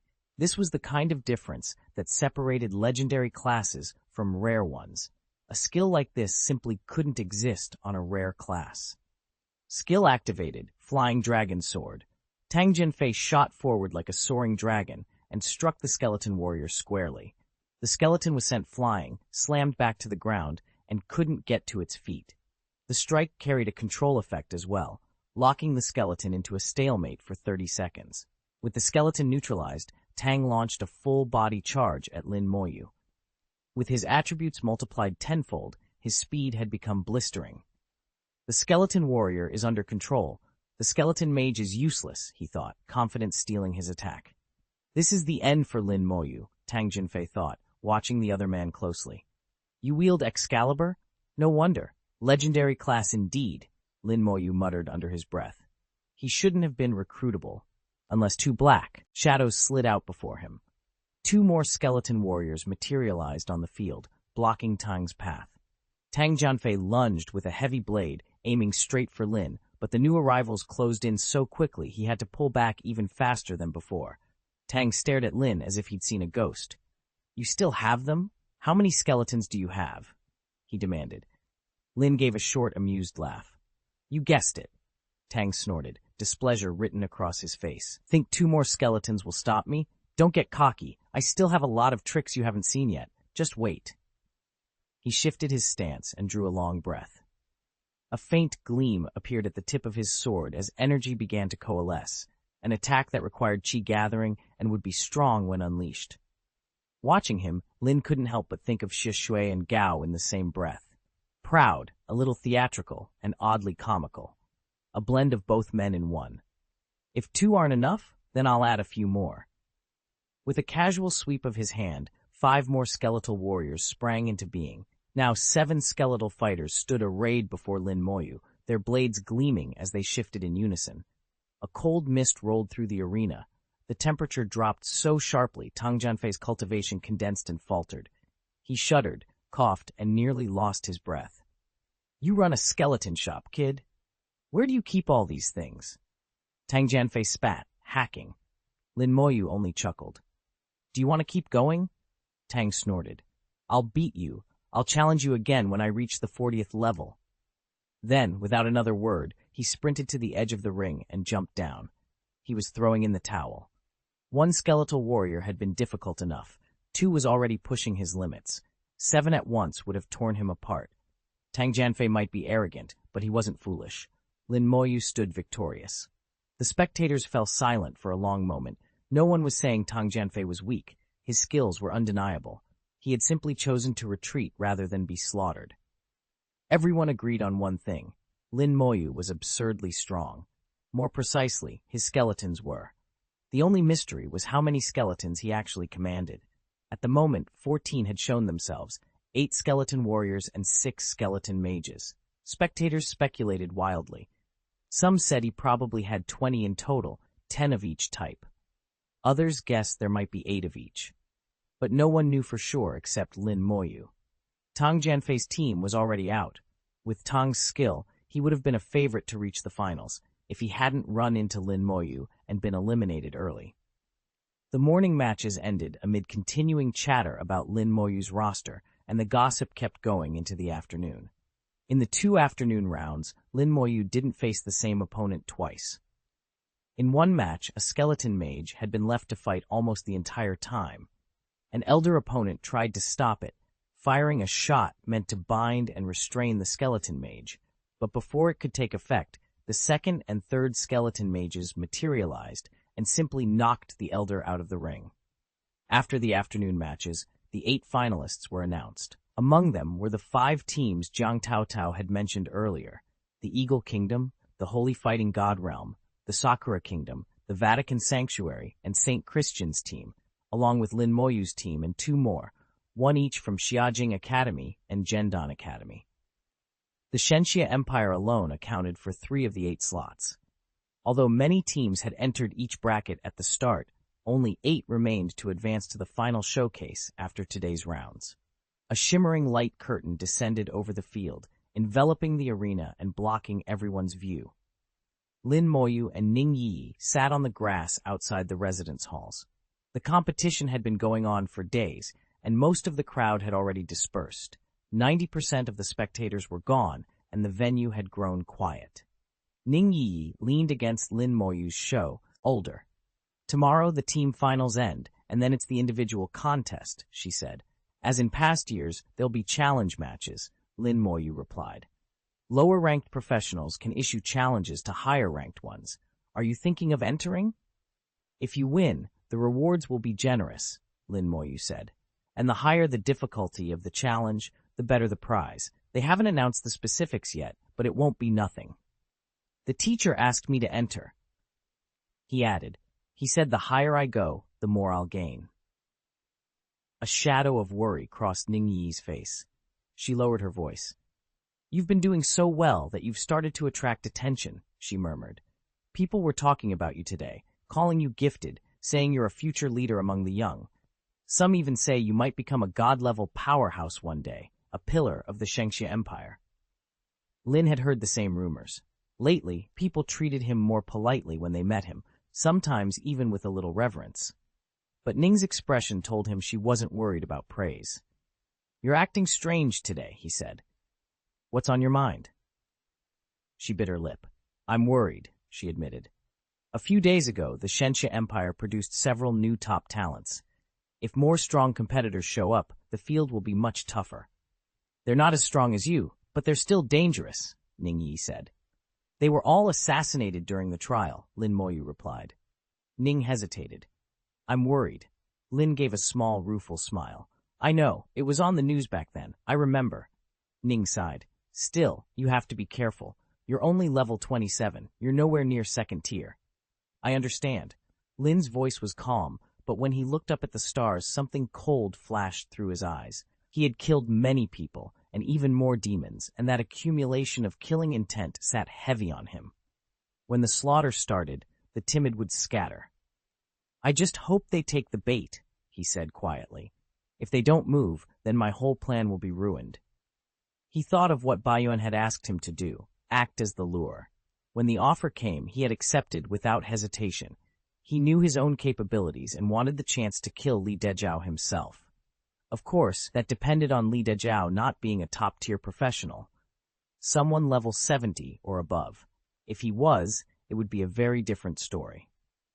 Ningyi leaned her head against Lin Moyu's arm and fell silent. The usual chatter was gone, only worry remained in her eyes. They sat together in companionable silence, watching the night sky, a quiet, pleasant moment. Slowly the warm sun rose, and the light veil of night faded away. When people looked out over the field, they realized it had been transformed. The small arenas from yesterday were gone. In their place were 3 enormous rings, each more than 200 meters across, giving contestants plenty of room to maneuver. For low-level professionals, anyone under level 40, that was more than enough. The stage for the advanced finals was even larger and ringed by a massive formation. Referees and top healers hovered in the air around it, their faces solemn as they inspected the arena. From the earliest auditions to the finals now about to begin, no official of the Shenxia Empire had come forward to take the floor. There was no MC, no parade of dignitaries, because none was needed. People came to watch the matches, not to listen to speeches.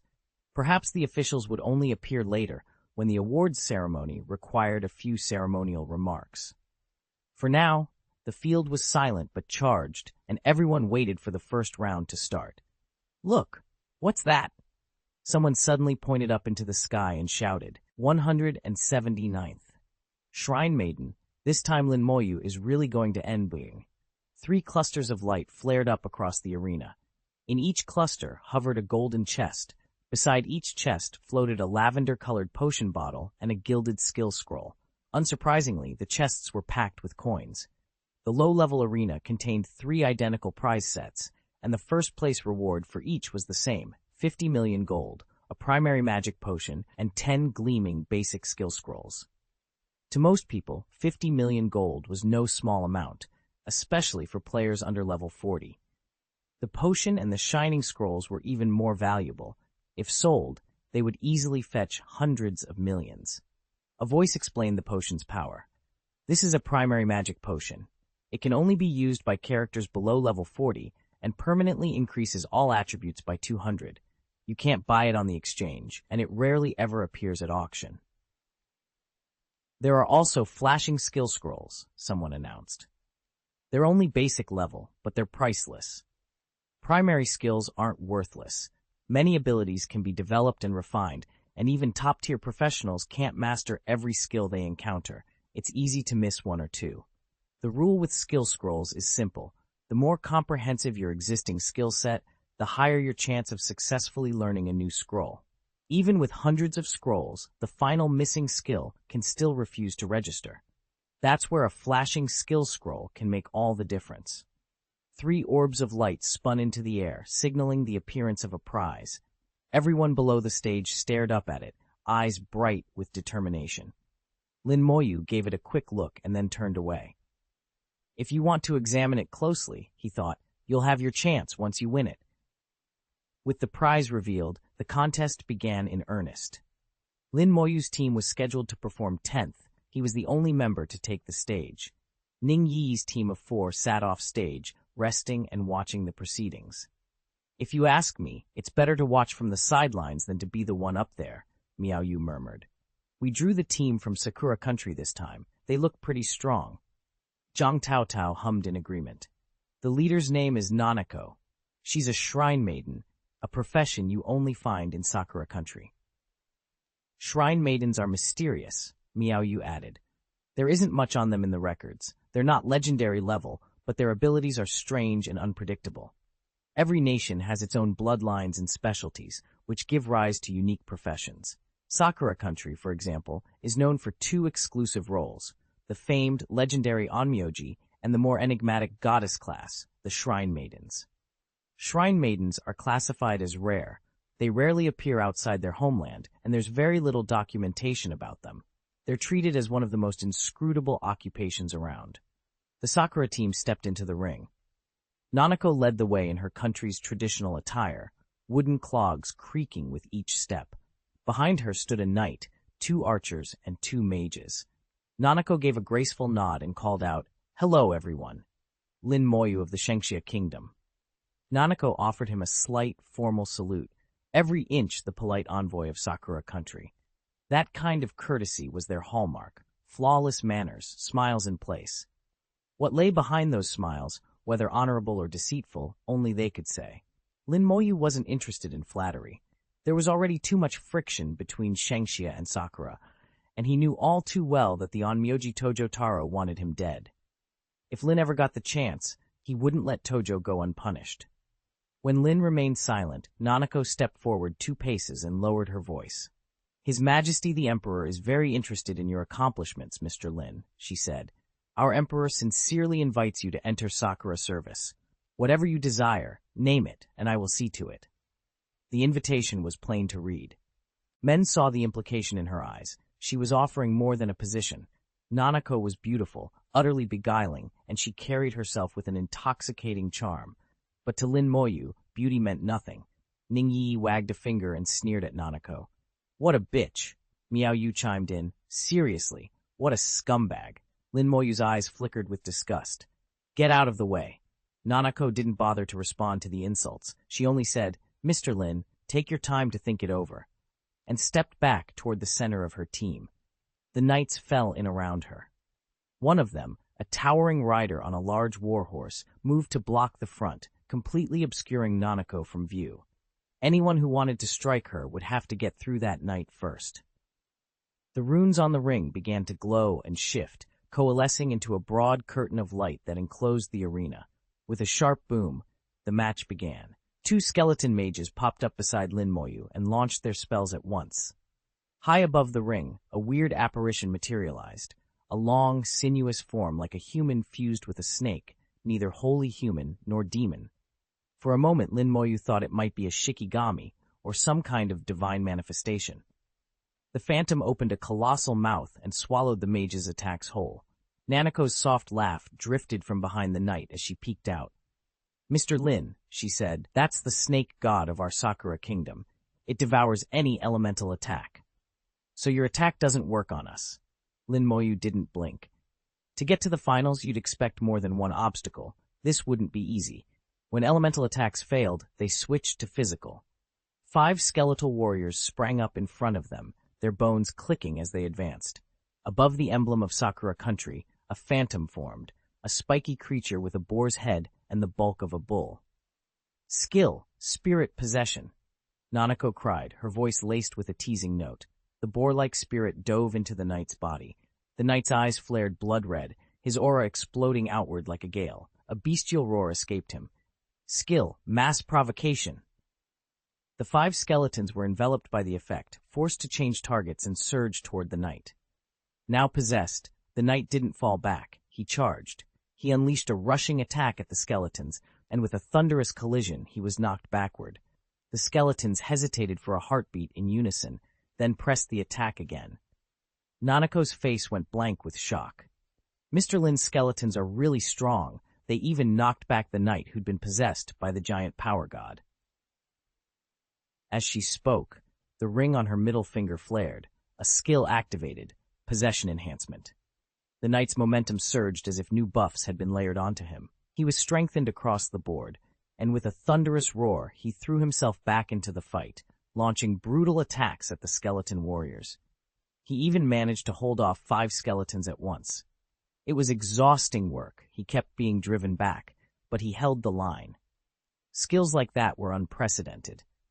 The Shrine Maiden profession in Sakura country had always been wrapped in mystery. Few people had ever seen one in action, and no one truly knew the range of Nanako's abilities. The beings she summoned weren't real gods, so much as summoned creatures, like the Shikigami of Onmyoji. Shikigami can fight on their own and have varied powers. What Nanako called forth could either operate independently or fuse with their user, dramatically amplifying the practitioner's strength. This class was unusual and powerful. A number of top players were watching, and when they saw Nanako's skill, they visibly brightened. If that ability could be applied to other top players, it might make them far stronger. A few of them were already thinking about approaching Nanako afterward. On the battlefield, the knight stepped in to block a skeleton warrior. He bellowed a taunt, and the skeleton lunged at him ferociously, paying Nanako no heed. Lin Moyu's smile was small and cold. Disobedient? Not really. He just wasn't given an order. For a heartbeat, nothing happened. Then the skeletons besieging the knight abruptly shifted their focus and charged straight for Nanako. The knight kept shouting and trying to draw them, but they ignored him completely. Nanako's color drained. She suddenly regretted provoking Lin Moyu. She snapped an order. "God possess!" The first of the summoned serpent-bodied gods flowed like liquid into the nearby mage. The sorcerer, who had kept his head bowed until then, jerked upright. A red light flared in his eyes. A ring of fire erupted in answer, blasting the skeleton warriors back. It wasn't a normal fire ring. It had clearly been amplified, much stronger than any ordinary one. Nanako didn't hesitate. She activated another skill. A spider-like deity shimmered into being above her head as a coquettish voice announced, "Possession of God." The spider spirit merged into a nearby mage. The mage's eyes went blood-red. He lifted his staff and let out a sighing breath. "Shackles of wind," Nanako intoned, and spectral bindings snapped onto the skeletons one after another, forcing them immobile. Everything happened in an instant. In the blink of an eye, all 5 skeleton warriors were restrained. Nanako relaxed and smiled, the expression light and confident. "Mr. Lin, your elemental attack was useless and the skeletons are under control. Any other moves?" "If not, then you lose," she added. But before anyone could respond, the knight charged. While Nanako spoke, he had already closed the distance and was barreling straight for Lin Moyu. To the onlookers, Lin Moyu was only a summoner. If a heavily armored knight reached him, it would spell disaster. What they didn't know was that Lin Moyu still had 3 skeletons left unsummoned. Even if it's been summoned, it still has to be controlled, Nanako scoffed, confident. It can't do anything on its own. Everyone knows this is the end for Lin Moyu. She wore a triumphant smile, until the ring at her finger began to glow a sudden, angry red. The smile vanished from her face in an instant. A brilliant red light flared from Lin Moyu's palm. The skill, Slow Curse, took hold. Above the heads of Nanako, the armored knight and the mage archer, glowing red shackles materialized. Their speeds collapsed as if time itself had thickened. Movement slowed 40-fold. The knight's motions turned into a grotesque slow-motion spectacle. Limbs drifted like a puppet mid-jerk. He tried to turn his head, to react, but his body betrayed him. By the time he had finished the turn, Lin Moyu had already glided more than 10 meters past him. She moved around the stalled knight with effortless grace and continued toward Tutu. The knight strained, helpless. Nanako's smile froze on her face. It wasn't that she wanted to keep smiling. Her reflexes simply wouldn't allow her to change it. Her stats were nothing compared to the boss's. Her agility was only in the low hundreds, and under the curse she felt slower than a turtle. Panic surged through her, but her body wouldn't respond. "What's happening?" someone shouted. "What's wrong, Nanako?" another voice called. "It's a curse," came the answer. "Slow curse, their movement's been reduced drastically. That's Lin Moyu's doing. She's a necromancer. He can summon, and he's a mage too." The whisper ran through the group like a cold wind. A summoner who could also cast curses was the last thing anyone wanted to face. Nanako's skills had already been pushed to their limit. Her skeleton warrior and skeleton mage were frighteningly strong on their own. Add curse magic to that mix, and the situation became outright terrifying. Nanako's face went pale as Lin Moyu closed the distance.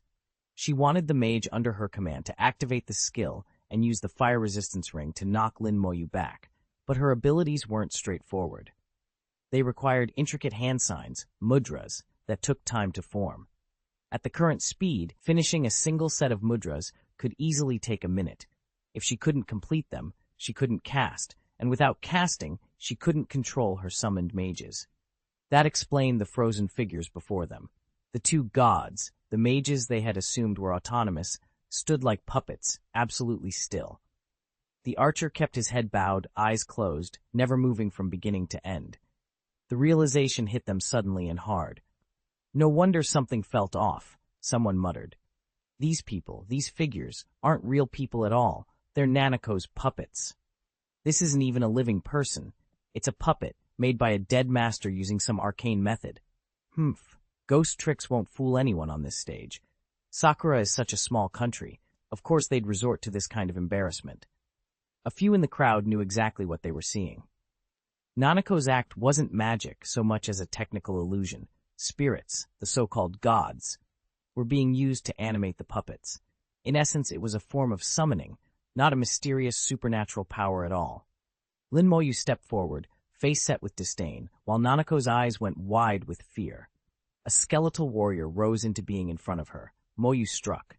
Skill, frenzied strike, a flash of red light, and Nanako vanished from the ring. When she reappeared, it was outside the arena. She had been eliminated. Everyone knew the easiest way to defeat a summoner was to take out the summoner herself. Moyu had counted on that. Without Nanako's commands, the skeletons faltered. They had no will or strength of their own. One after another, they were cut down, incapable of mounting any real defense. Even the archer puppet never got a chance to draw a bow. It was over as quickly as it had begun. Nanako could only watch helplessly. There was nothing she could do.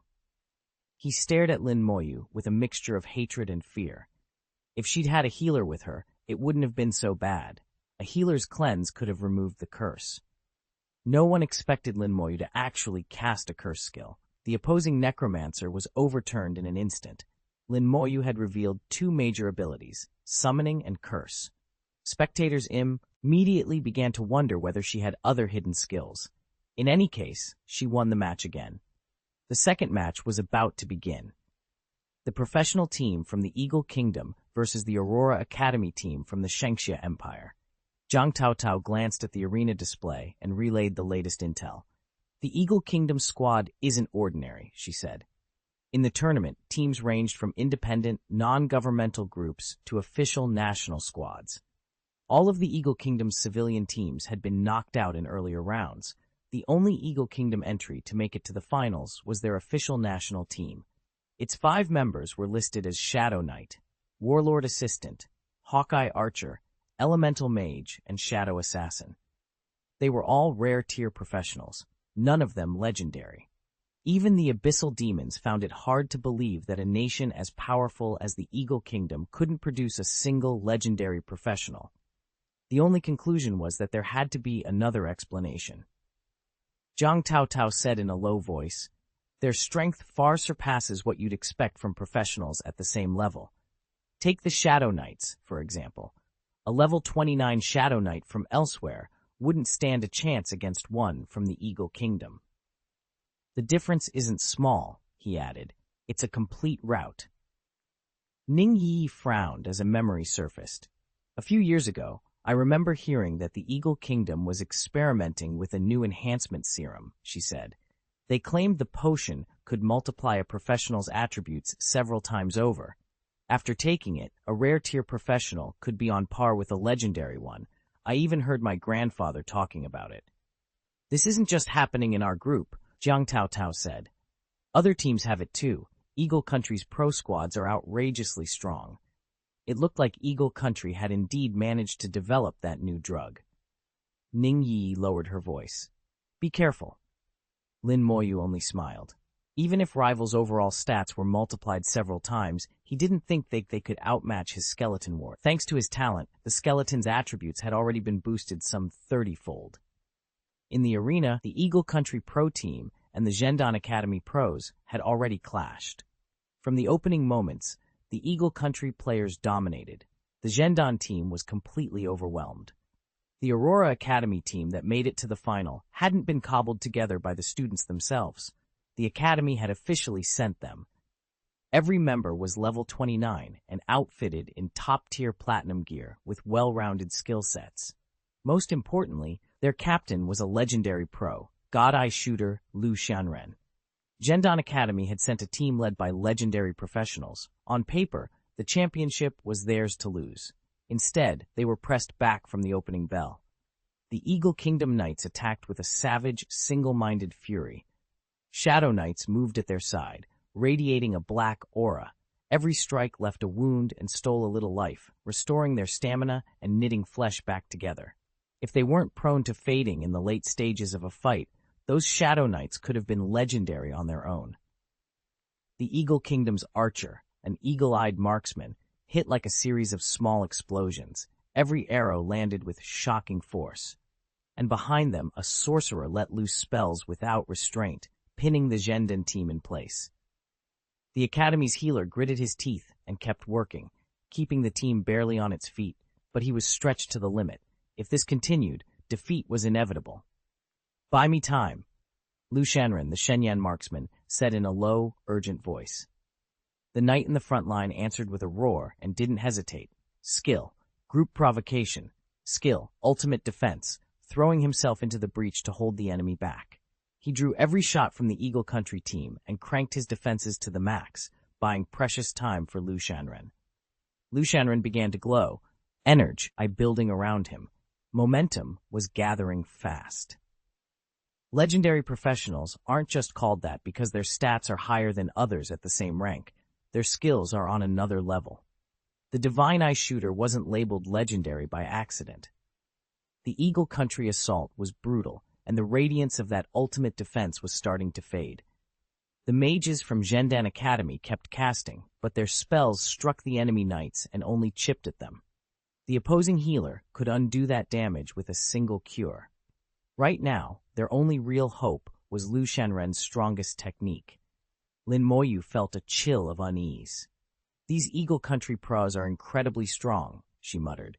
"Why do I get the feeling they're not thinking straight?" "If I were you, I'd look for a way to interrupt Lu Xianren's momentum-gathering skill." The moment Lin Moyu said it, Zhang Taotao and the others agreed, their faces lighting up with a raw, eager hunger. They looked almost feral. Excitement had pushed rational thought to the side. Lin Moyu, though, felt a chill of doubt. Everything has two sides. If this potion could boost someone so dramatically, there had to be a serious drawback. Liu Xianren's attack finally finished charging. A brilliant flare announced it, and a razor-sharp arrow shot into the sky, leaving a long, luminous trail before detonating like a firework. Skill, destruction, arrow storm. As the explosions faded, the Sea Emperor's sharp arrows materialized within the sparks and came down like a tempest. The hail of arrows covered nearly the whole arena. Each projectile struck with devastating force, detonating on impact with the ring and sending out thunderous shockwaves that rattled the structure. The arrow storm rolled on, wave after wave relentless. "There's definitely a problem," Ningyi breathed, a low, worried cry. The eagles didn't dodge the volley of arrows. They simply charged through it, healers and all. When they were hit, their healers patched them up on the spot, but they never bothered to evade. No seasoned professional would be that reckless unless something forced them into it. Zhang Taotao's fingers flew over the data she had. "Their usual tactic is a full-on crush," she said. "If that's all they ever show, nobody would notice the flaw." "It looks like there's something seriously wrong with whatever medicine they're using," Lin Moyu said quietly. The arrow storm lasted the full 30 seconds, and by the end, the arena looked riddled with craters. Liu Xianren was panting. He'd poured everything into that one skill and felt hollowed out. The 5 pro players from Eagle Country were gone. None of them remained standing after the barrage. Turning trained fighters into mindless battering rams would only end in disaster, Lin continued. Having fought abyssal demons, he knew a real professional had to know when to advance and when to fall back. Blind aggression only worked until you met someone strong enough to punish it. Their wins so far had been against opponents who couldn't do that. Lin Moyu said, "If Eagle Country's professional teams perform like this, they'll lose in the other groups as well."